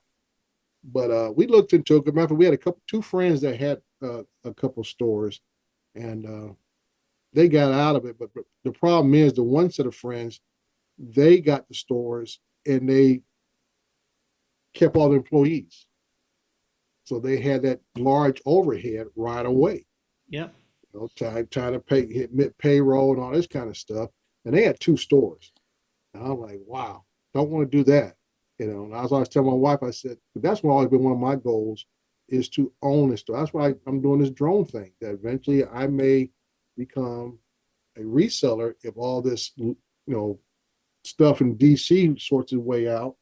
That is one of my long-term goals, but it will be family run, everything from that aspect. Because like I said, if you do it that way, you have a higher percentage of making it past the first 5 to 10 years as a small business because you don't have that large overhead.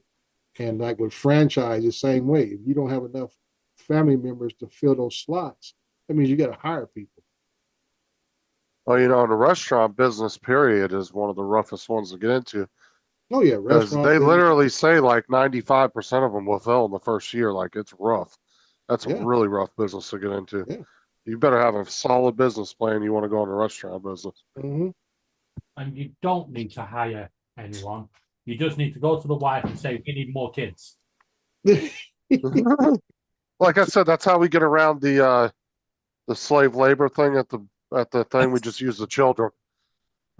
Well, if you look until the 20th century, that is how every business ran. Mm-hmm. And if you didn't have kids, or your kids didn't go into business with you, or you didn't have a business to put your kids into, you found someone who did, and you apprenticed them out to Right. learn a trade. Mm-hmm. Like I said, that's how my uncle ran. He had 3 bakeries. He had 9 kids, and every one of them worked there on the weekends or during after school every day. Yep. And then on the weekends, I would go up there during the summer, and we'd go to the flea market and sell loaves of bread. My uncle was really popular with his bread up there. You get what was it? A loaf was $3. You could get 2 for $5, and we'd probably go through 1,000 loaves of bread one afternoon.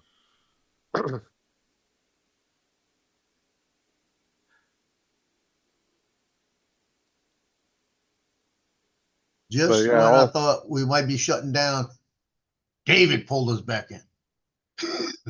I'm joking. Been here about But 5 years. But the thing too with that is all my cousins now to this day, they hate anything like donuts, cake. None of them will eat it. It's like they all got PTSD. You don't like to make any dough. No, they don't. They literally don't like any of that stuff because they had to work in it when they were kids.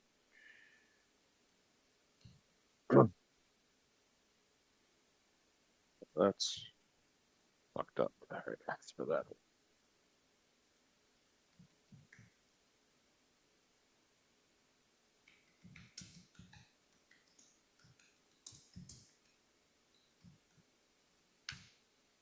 Now, I still have my eye on looking at potentially buying a UPS franchise.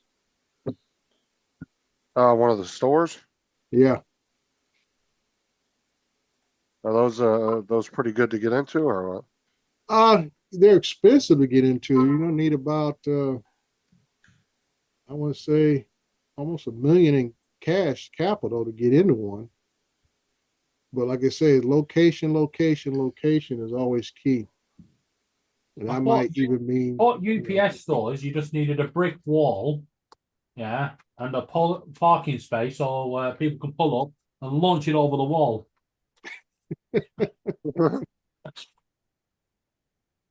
well, the real money maker thing on a UPS store is your mailbox system. Boxes and more type setup. Your PO box. Your PO box is what really drives the store more than the shipping and receiving aspect of it. That Have you seen that you have to pay back and to UPS more than anything else. Is there until you get a franchise, there's franchise fees, and they got their hand in your back pocket big time. Yep. So you want to get a store that you have enough space to have PO boxes. That's where you make your money as the individual store owner, and that really doesn't have anything to do with UPS itself, because now you're dealing with the U.S. United States Postal Service delivering. There was a company that was advertising not too long ago that they had like post office boxes set up, but they said that the way they do it, it will come up as a physical address and not a PO box. Because some companies don't like using PO boxes. Don't deliver to PO boxes. Yeah, so I don't know what kind of thing they're doing. They're delivering it to that business. The business you have basically given that business permission to accept packages for you. It's a physical address. It's not a post office box. It is a business that. And then they just put it in the box, so the box and they isn't set it for actually you. registered PO So box. it's not a PO box. It is Right. a private It's not box. a PO box, but it's a delivery station, or what do you want to call it? Yeah. Yeah, the post office here started doing that, where it's 1 St. Anne Drive, and what you did if you had a post office box, if you wanted to use their address, you put on there. You had to log it in. You had to assign it. Fill out a form to say I wanted it like this, and you were 1 St. Anne Drive, and you went through. And what they did is, I think at the end of it, it said mine was 24. It said 1 St. Anne number 24. So they would automatically take it and know it goes to my PO box. Right. But it wouldn't say PO box on it. It'd say 1 St. Anne Drive, give you a physical address. Yeah. But with UPS franchise, you make your money through the PO box. It was a big thing, years ago, when a lot of people still didn't have computers at home, where they had computer services, fax machine services, things of that nature. But that took a huge dip as home computers become more popular and accessible to people nowadays. But that PO box business is big, so you always want to make sure you get into a location that will support you having PO boxes inside the store. Yeah, this. But I got rid of my. I had my PO box for like 12 years, and I got rid of the thing because it went up to like $90 a quarter for a box this big. I have the smallest one. It went from like $12 a quarter. It was $12 a month. Then it went up to like $90 for 3 months. Yeah. So no hell with this. I only got 2 pieces of mail there. Yeah, I was talking to another guy close by my house. He has a universal setup where he does UPS, but he also takes FedEx packages also. So he's not just tied to one company. So that keeps him a little more busier with people coming and going. And that's why I say location is key. You want to be near a bigger, I guess you call a anchor store. That's the term I'm looking for. You want to have a close by anchor store, so people come in, like a grocery store. People come in and do their grocery shop, and they say, "Oh, while I'm here, let me go ahead and send this package off," or whatever the case may be while I'm here, and all this kind of stuff, whatever services that you may provide. Because I say that walk-in traffic is always is the moneymaker traffic. Never forget Yeah. my dad's P.O. box. He had it for years, and it was 321. Super easy to remember. And he had that Well, P.O. all right. box for over 20 years. Yeah, the only reason I had a PO box is because I didn't want people to know where I lived, and I give it to the people that I didn't want to. You know, all my contracts had the PO box. Mm-hmm. I didn't need a bride to come knock on my door. Where's my picture? They're Yeah. a day late. And You said also, they're gonna be good next week. Can I see them now? You know, something like that. yeah, like I said, it also adds a level of professionalism to your Yeah. business, having a PO box. Like I say, it also protects you personally from, like I say, people walking up on your house and Yep. all that Or crazy. knowing that, hey, this guy's a photographer. Look how much money he's got in the house. You know. Yeah. You know, now I don't even put my address on them anymore. I just on any contract I got to do, I just put an email address. Mm-hmm. You know, and I don't put an address on it anymore. Yeah. Well, like I said, that's how I am now with my drone business. Everything is electronic, emails, text messages, all that kind of stuff. I have really never met any of my clients face to face.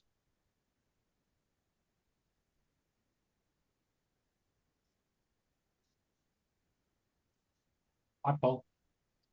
Paul got tired. Paul is tired. Huh.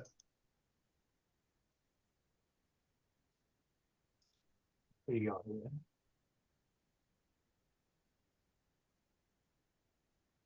Huh.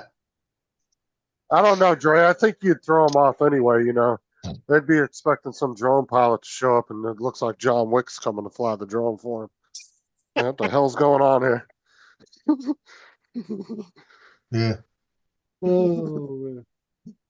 I can only hope so. And then they can say, "Are you back?" I says, "Yeah, I think I am."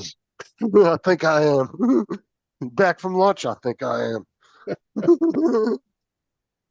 Oh, Don, now that you're here, I've been meaning to ask you a question. Did you watch the Alien Romulus yet? I have not watched it yet. I was gonna watch that last Dude, night. Was it I good? watched it twice. So now I don't want to spoil it, so I won't say anything. Well, Cool Cat already spoiled one thing in it, Mm-hmm. but Bad Cool Cat. Well, I was gonna watch it last night. I'll put this. I think it's one of the, because I'm not much into horror movies and stuff like that. So I don't see a lot of movies with a lot of dark scenes in it, which is basically in the horror genre, yeah, as you would put it. So I have to Subgenre. say this is one of the best shot low light scene movies I've seen in a long time. well, Aliens was done Subgenre. real well. Well, Alien itself, but the technology held it back compared to this movie. I mean, This I is feel, a I feel like subgenre. the original Alien was like Exactly. kind of watching on an old style TV set. Compared Well, to, the original Alien, yeah, Aliens, when Cameron Aliens? took over, it was shot. It's very pretty. yeah, Aliens, yeah, okay, yeah. We went to the colony. Yeah, that was shot pretty. I would say next. I'll put that number 2. This one is shot very well. I'm just talking about this I'll have to the take a look. clarity, the yeah. low light crispiness. Of Well, it. the ability to do more color correction in post compared to just doing film process back in the day. Yeah, I was that's gonna say the what I'm same saying. thing. That's what I'm saying. This one right here looked very good. And I watched it on 2 different TVs. I watched it on my QLED TV in my office, and then I watched it on my OLED in the family room.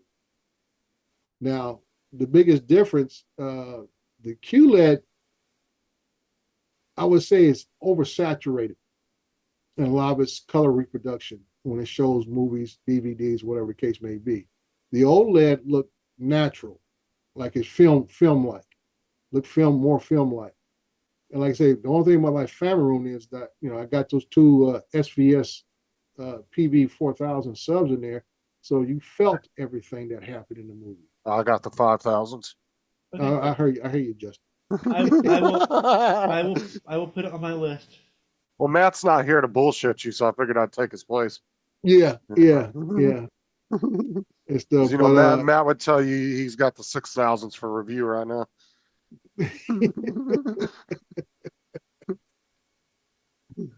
so that's the what I want to talk to you about, was just how the film was shot, the technical aspects of it. The storyline is it's the same as all the rest of it. Oh, those might be fighting words Okay, with Donald. I He will, actually liked the new Joker, didn't he? Yes. He straight called it crap. Joker 2 is only crap if you wanted it to be Joker. If you want it to be the first Joker again, of course it's crap. But Joker 2, it had a different theme, a different message, and you have to treat every movie as its own. Mm-hmm. Yeah, Michael. And that's the thing. Joker 2, yeah, it may have been a sequel, but it was its own thing. And do you want something? Do you want filmmakers to take chances and tell you new stories, or do you want them to tell you the same story over and over again? Exactly. I'd have said the same thing.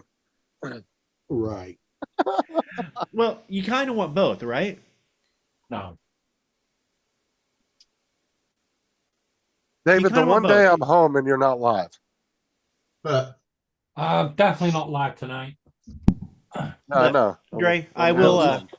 Laura may be live, but Donald is wrong about Joker 2 because he likes strange films. Yes, I do like strange films. I like films that challenge me. yeah, Laura might be live. However, if you're sensitive to expletive words, you may not want to join God, I'm out. because Preston are playing. I mean, it's like, Justin, you watched Rubber when I recommended it, right?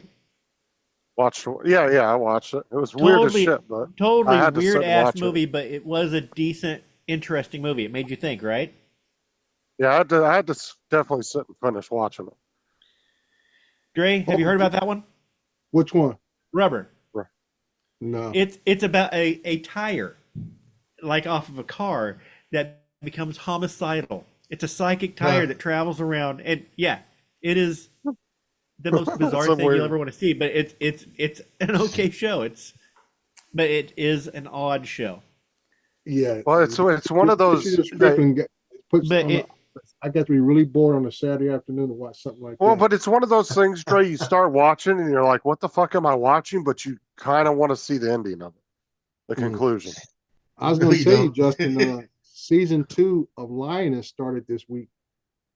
Oh, I got to get into that. I was about to start watching that the other day. I was finishing up. I guess they showed 2 episodes Sunday. Very good. Very good. Have you watched Tulsa King? What's up with that? Did they just stop season 2? No. No, they're getting ready to do a third one. They're finishing up contracts, aren't they? Season 2 just came out. They're still putting out new episodes. Yeah, and they're saying that's what I'm saying. I watched season 2 up until last week. I went to watch it Sunday. Yeah. Oh. I was going to watch Lioness. I watched 2 episodes of that, and I was going to watch Tulsa King, and it took me back to episode 1, season 1. Well, that's probably because sometimes when you click out of the show and you go back into the app, you actually have to click the right season. You probably didn't notice and hit the play button. Well, that's what I was trying to do. I kept saying that this is when he gets out of jail and he goes back and they say, "Oh, you're going to Tulsa." I'm like, I thought it was like a flashback at first. I'm like, because when you get to the end of the show, it doesn't just start it over. It will actually go to another show. It'll try to find a show similar to that. Mm-hmm. But no, it's on episode 7 or 8 now, I think. Yeah, because I mean, the other one. He's about to go after the guy. What's his name from? I always associate him with.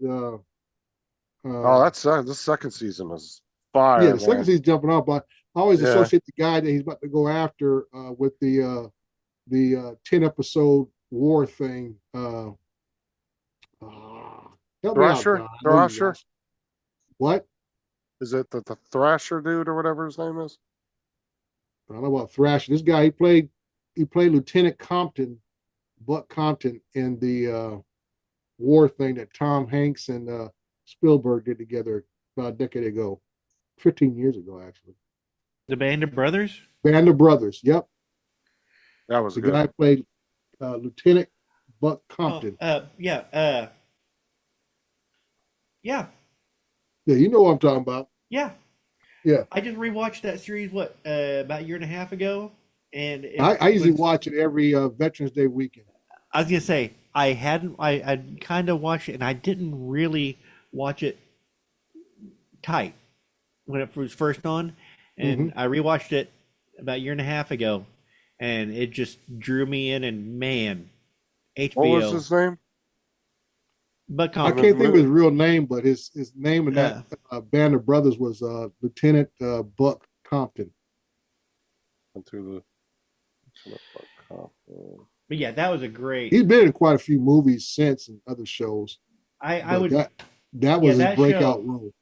watching that show. I've been it made me kind of want to get the book and read the book. Now I was hoping, since we're on that kind of subject now, that Pacific was going to be similar, but it was totally done differently. Have you watched that, Don? I have Pacific. not. The Pacific is basically the Marine Corps version of Band of Brothers,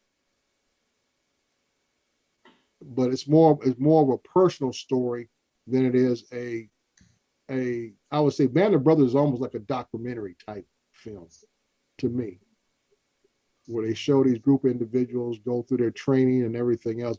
The Pacific was more like one person's account because it came from the book One Person.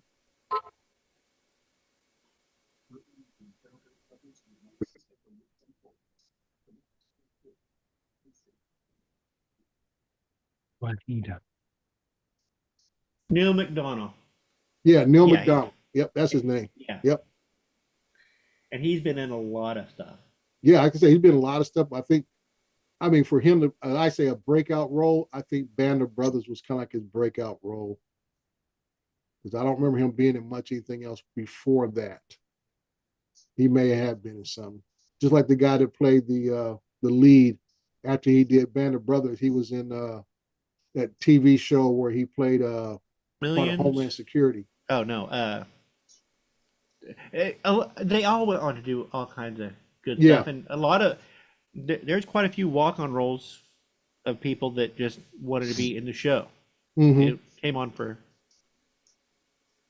Yeah, he plays Cal Thresher, and Right, yeah. Tulsa King. He plays Kyle Thresher. Yeah, And I that think millionaire that's mixed in with some boys that I don't think he knows what he's in.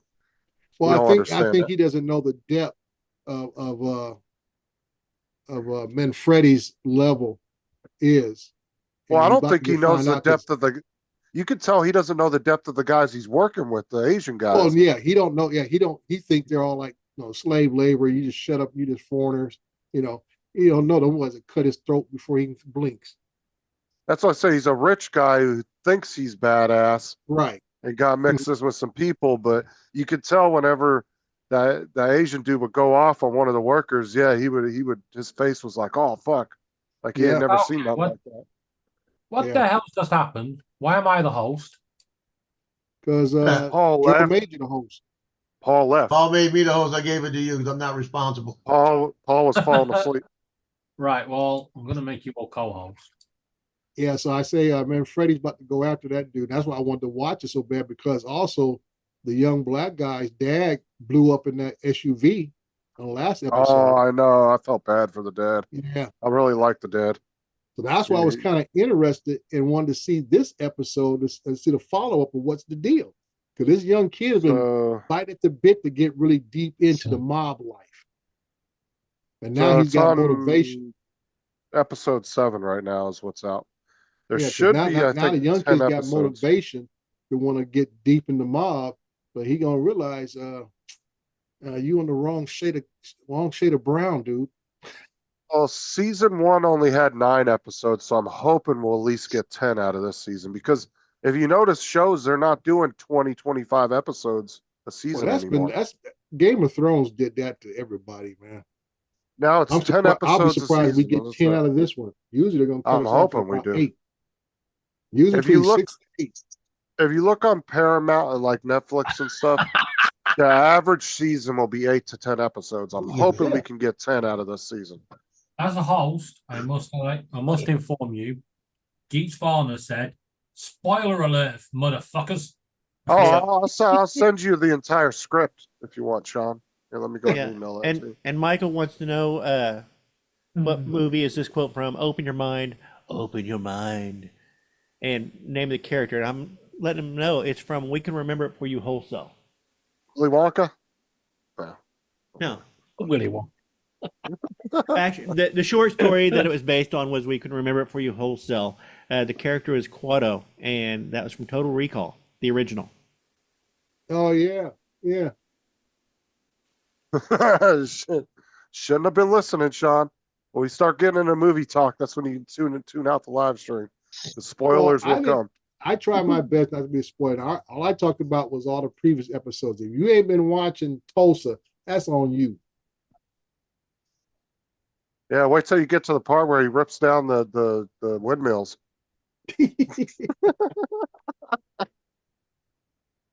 Well, I thought he's going to do a precision nuclear strike on what's his name's wheat farm. Oh, I know, right? Yeah. Then we'll get a special walk-on appearance by what's his name, Kim Jong-un. I remember Yellowstone just made a comeback. I guess they were able to reel that cast back in. Yeah, I never got into that. Yellowstone was pretty good. I liked it. Everybody says it was pretty good. I just never. And what got me, I watched a movie with what's the British actress? British or whatever. Let me got to look it up. Oh, ask You got David me right O'Donnell. here. Hello for 6:45. What's that? Well, if I tell you the premise of the movie, Donna probably picked up. Okay, is it British actress or actor? Actress. And she comes to America to find her, what she says her husband, Yeah. but she's actually coming back for revenge On set for on this guy. p.m. And start talking English, not fucking American. Okay, and she meets this Native American guy in the first episode who's actually being hanged by some knuckleheads, and she saves him. I don't know. Well, Google Home's just gone all American. I don't recognize this premise. I don't think I've seen this. Oh, you haven't seen it? I mean, David, did you watch Multiplicity yet? I want to say No, Netflix. but we've Might be a downloaded Netflix it. movie or something like that. Let me. Okay, cool. Me and Laura are gonna have a movie night. Yeah, you guys will enjoy it. It's a fun little comedy. It won't be tonight. Let me know when you watch it, though. I want to get your opinion on it. I'm actually going to make a movie on me versus Amazon. Hey, I really need to. As much as I like talking movies, I really need to do a movie review channel where I just set up a screen and a projector and do a dune buggy drive-in. Dude, And just reaction watch- channels get shit tons of views. They They used take to. off very easily. The only problem with reaction channels is I've found that a lot of these I'm not a fan of reaction Reacts- channels. Yeah. But Yeah. a lot of these America Reacts channels are now going down the send me gifts, send me British stuff. Yeah. Oh, You know the how British much it ones do it fucking too. cost to send a packet of crisps to America? What I hate is this is my first time ever hearing Queen Under Pressure. And that, oh my gosh, I can't, bullshit, you've never heard Queen Under Pressure. Yep. It's like, it's bullshit. That's like those the twin brothers Holy shit. reacts that react to all the movies. I've never drank water before, and today I'm gonna try water for the very first time in my life. And I've been told that it can be bland, but I should just give it a try. And so today I'm gonna try water for the first time. Oh, that is weird. Donald, you've got the part. Yeah, you need to do the roasting reaction channels. Yeah, No, there's this one of these twin brothers, and I swear to God, every movie they do, it's their first time watching them, and they're movies all the way from the 80s up till now, and they're my age, and I'm like, you're telling me you never saw Independence Day, you never saw Chucky, you never saw any of these fucking movies. Did you guys live under a fucking rock? See, I like movie review channels more than reaction channels, but that might be funny. That would be funny to do a movie review channel where you talk about things that you like about the movie or things that you don't like about the movie, but you put a little reaction bit in the middle where you do a total fake reaction, just like, oh my No, God. Donald, your calling is reacting to the reacting channels, right? Calling them out. Reaction of a reaction. Interesting. Oh, Inception. Layers upon layers. And then you can do it, and then like on your 1 year, you can do a reaction of your first reaction. This is video this is reaction my to somebody. this is my first time ever reacting to Irish people eat American barbecue. Have Well, you ever and had then, American? Yeah, of course Well, our you know- food's better. What the hell's wrong with them? well, it's like you'll see that it'll be like British people eat McDonald's for the first time or something stupid like that. It's like, And then they'll be bitch, eating McDonald's been in there decades. Well, it's like, where did you get the McDonald's from?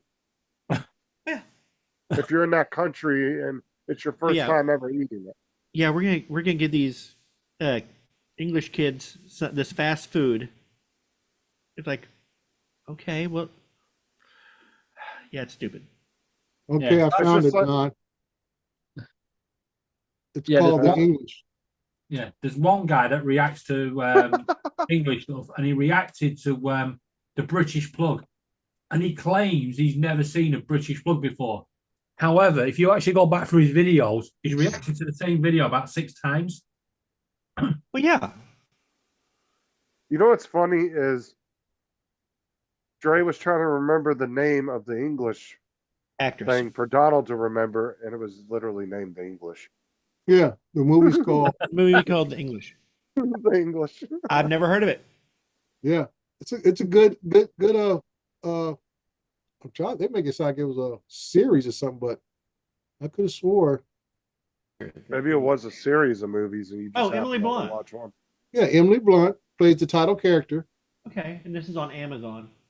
There's Yeah, a Amazon. program on English Telly where you watch the. And yeah, series 1, episode 1. So yeah, it's a limited series. Yeah, good little watch. Michael. I'm gonna watch the Now, trailer. now, Wait, if I'm you gonna like a react. lot of- Hold on, I'm lot gonna of react to the shoot 'em up trailer real stuff. quick. Huh? I'm gonna react to the trailer. Oh, she's Okay. okay. She's out in like grass.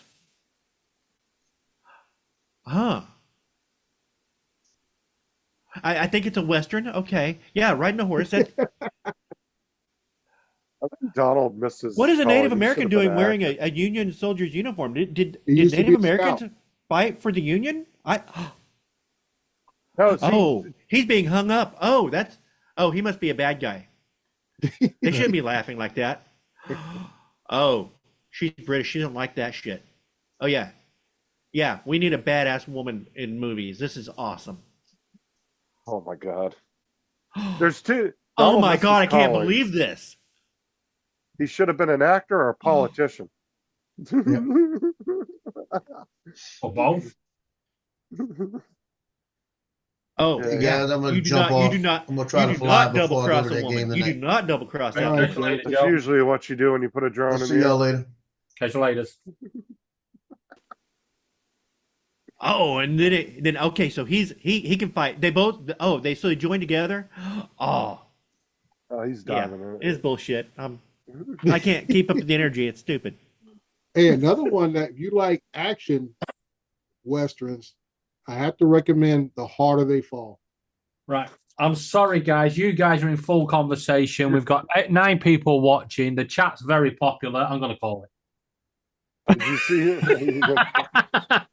Did you see what Michael wrote about? There's a program I on mean, hey, English. if Telly? you're gonna stand in for Paul, that's the way you do it. The problem is you announced it. You should just wave by and just stopped it. Did you see what Michael put about the English Telly?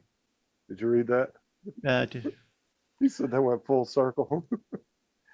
They watch stuff and you watch them watching it.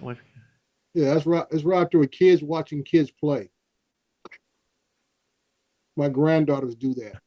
Yep. What's up, Dusty? Oh, where's all Gummidge? Did you hear the other one I told you, Don? The harder, How- harder they fall. Donald, you must have seen Wurzel Gummidge. The scarecrow that comes to life. No, we call it the Wizard of Oz. No, Wurzel Gummidge. It's a British thing. Program. It used to be on See, all. here in the state, here in the Oh States, we yes, call it the I Wizard of have. Oz. I have seen clips of Wurzel Gummidge. Yes, it's nightmare fuel. It reminds me. Okay, there was a made-for-TV movie back. I want to say late '70s, Night of the Scarecrow, where there was a guy who was simple in the head, and he was playing with the little girl, and she got attacked by a dog. If I'm remembering it correctly, he carried her to get help, and they thought he had attacked her, and so they started chasing him. And he went and hid. He dressed up as a scarecrow and hid on a pole out in the cornfield as a scarecrow. And the little girl woke up and she told them what had happened, but it was too late. The vigilantes had already opened fire and basically filled this guy full of lead and killed him. Then a short time after that, scarecrows started showing up in their fields, and they would all get killed a different way. And it was just a really neat little creepy show. Does any of this ring a bell to anybody? No, Nope. it's definitely not like Wurzel Gummidge anyway. No, it is. If that was if you first saw Night of the Scarecrow and then you see this Wurzel Gummidge, it's like, oh, that's Night of the Scarecrow type stuff. Yeah, Wurzel Gummidge and Aunt Sally. The other good British one program used to be Supergran.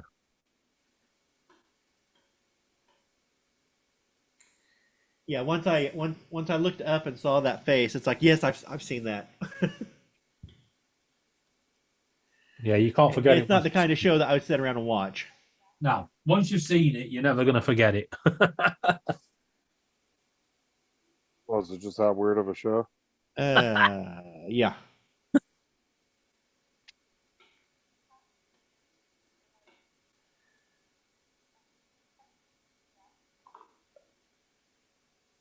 Let me get this edit done.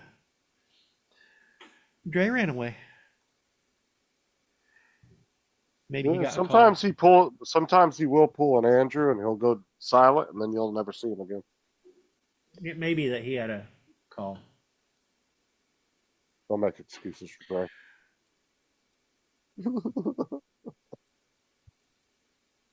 Oh, the Hammer films were awesome, Cool Cat.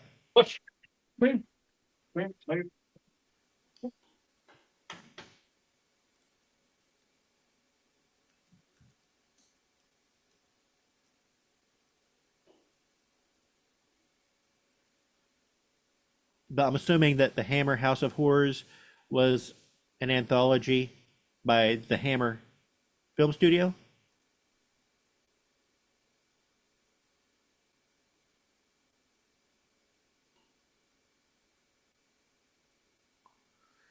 Okay, Dre's back. He must have I like sneezed and that had a one. booger hanging. That's why the camera was facing away. No, I had to wash out my Oh, plug. Don't finish that sentence. Oh, okay. Right, Justin, I do apologise to you.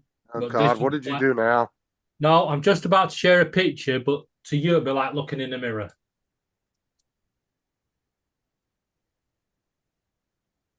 Oh, fuck off.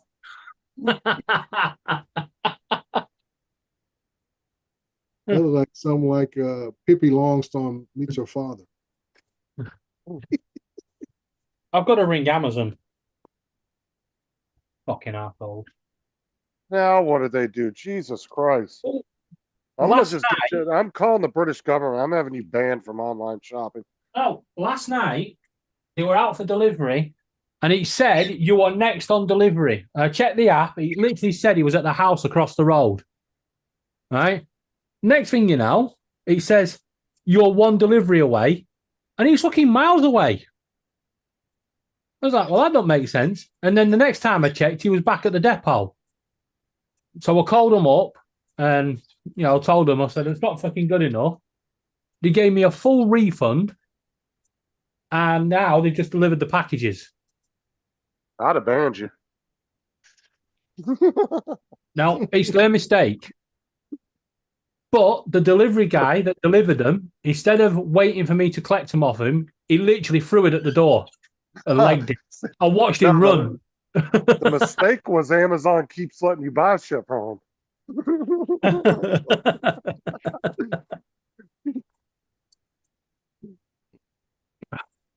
Yeah, I don't know how many more times you have with them before they're going to be like, all right, this is enough. Oh no, I told them last night. I said I'm not buying any more shit. They can fuck off. But to be fair, I've heard you say that quite a few times, and you end up buying something from them.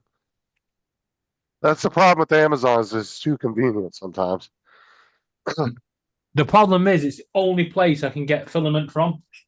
Well, that's what I'm saying, and that's on some products that's the only place you can go. Like even here in the U.S., so you'd be hard pressed to find a store that sells filament.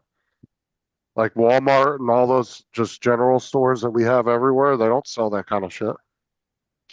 You have to go online to get it. Plus, like I said, Amazon just tends to be real convenient for people because, especially that quick buy button that gets you in trouble, So they make it so easy. You just put it in your cart, you slide that little bar, and next thing you know, it's on its way.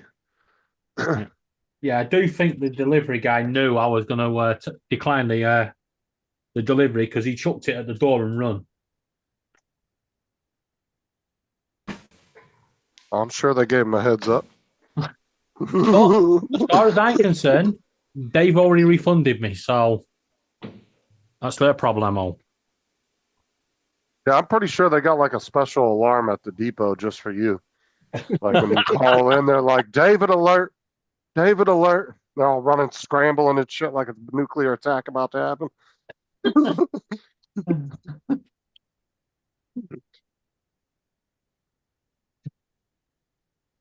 I'm gonna be honest though, man. You have like the worst luck when it comes to online shopping. I haven't had. I know, even with Amazon though, like I haven't had like 99% of the issues you've had with Amazon.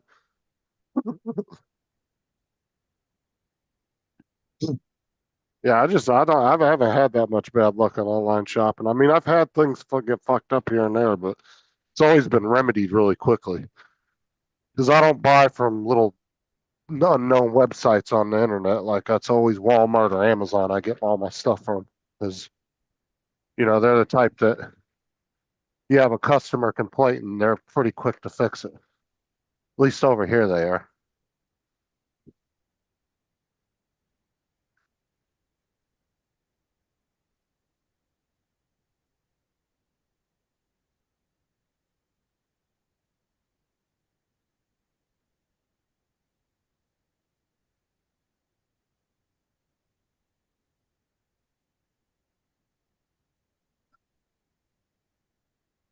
It's been really nice the last few weeks, and then the last 2 days has been hot as shit. It was really cool yesterday morning and got really hot in the afternoon. I can't wait till wintertime rolls around. Start getting some cold fronts down here. Now, when you say cold front, you mean like 40 degrees? No, I'm just saying when the cold air from up north comes all the way down here and cools it down. No, we don't even get down to the 40s very often. It's usually like, well, we can get like mid 40s, 50s, 60s in there. Really depends on what part of Florida you're in too. Obviously, the farther north, you're probably going to get a little colder. But I've always noticed like TJ, he's kind of in the southern part of Florida. I'm in the middle. And then like St. Augustine is northern. And I've always noticed there's about TJ's usually 4 or 5 degrees warmer than we are. And St. Augustine's usually 4 or 5 degrees cooler. Not all the time, but most of the time, that's what you'll see. We're usually right in the middle of the two. Right. Well, I'm about to call Amazon, so you guys talk amongst yourselves. I got to run to the dollar store real quick. Grab something. I'm out. All right. Yeah, Well, you might as well just end it, David, because I gotta go to the dollar store. So. Well, I won't end it until Donald comes back, so I think that'd be rude. Or Well, I'll he make- was expecting you to pull a Paul anyway. So. Oh no! I can make Oh. Donald the host, and we And can just all leave. and it's Donald's chair instead of Paul's chair. There you go. Do it. I'm out. I'm Okay, gonna go to no- YouTube and watch it. He'll probably end up with like 90 on. Oh, he's back. Too late.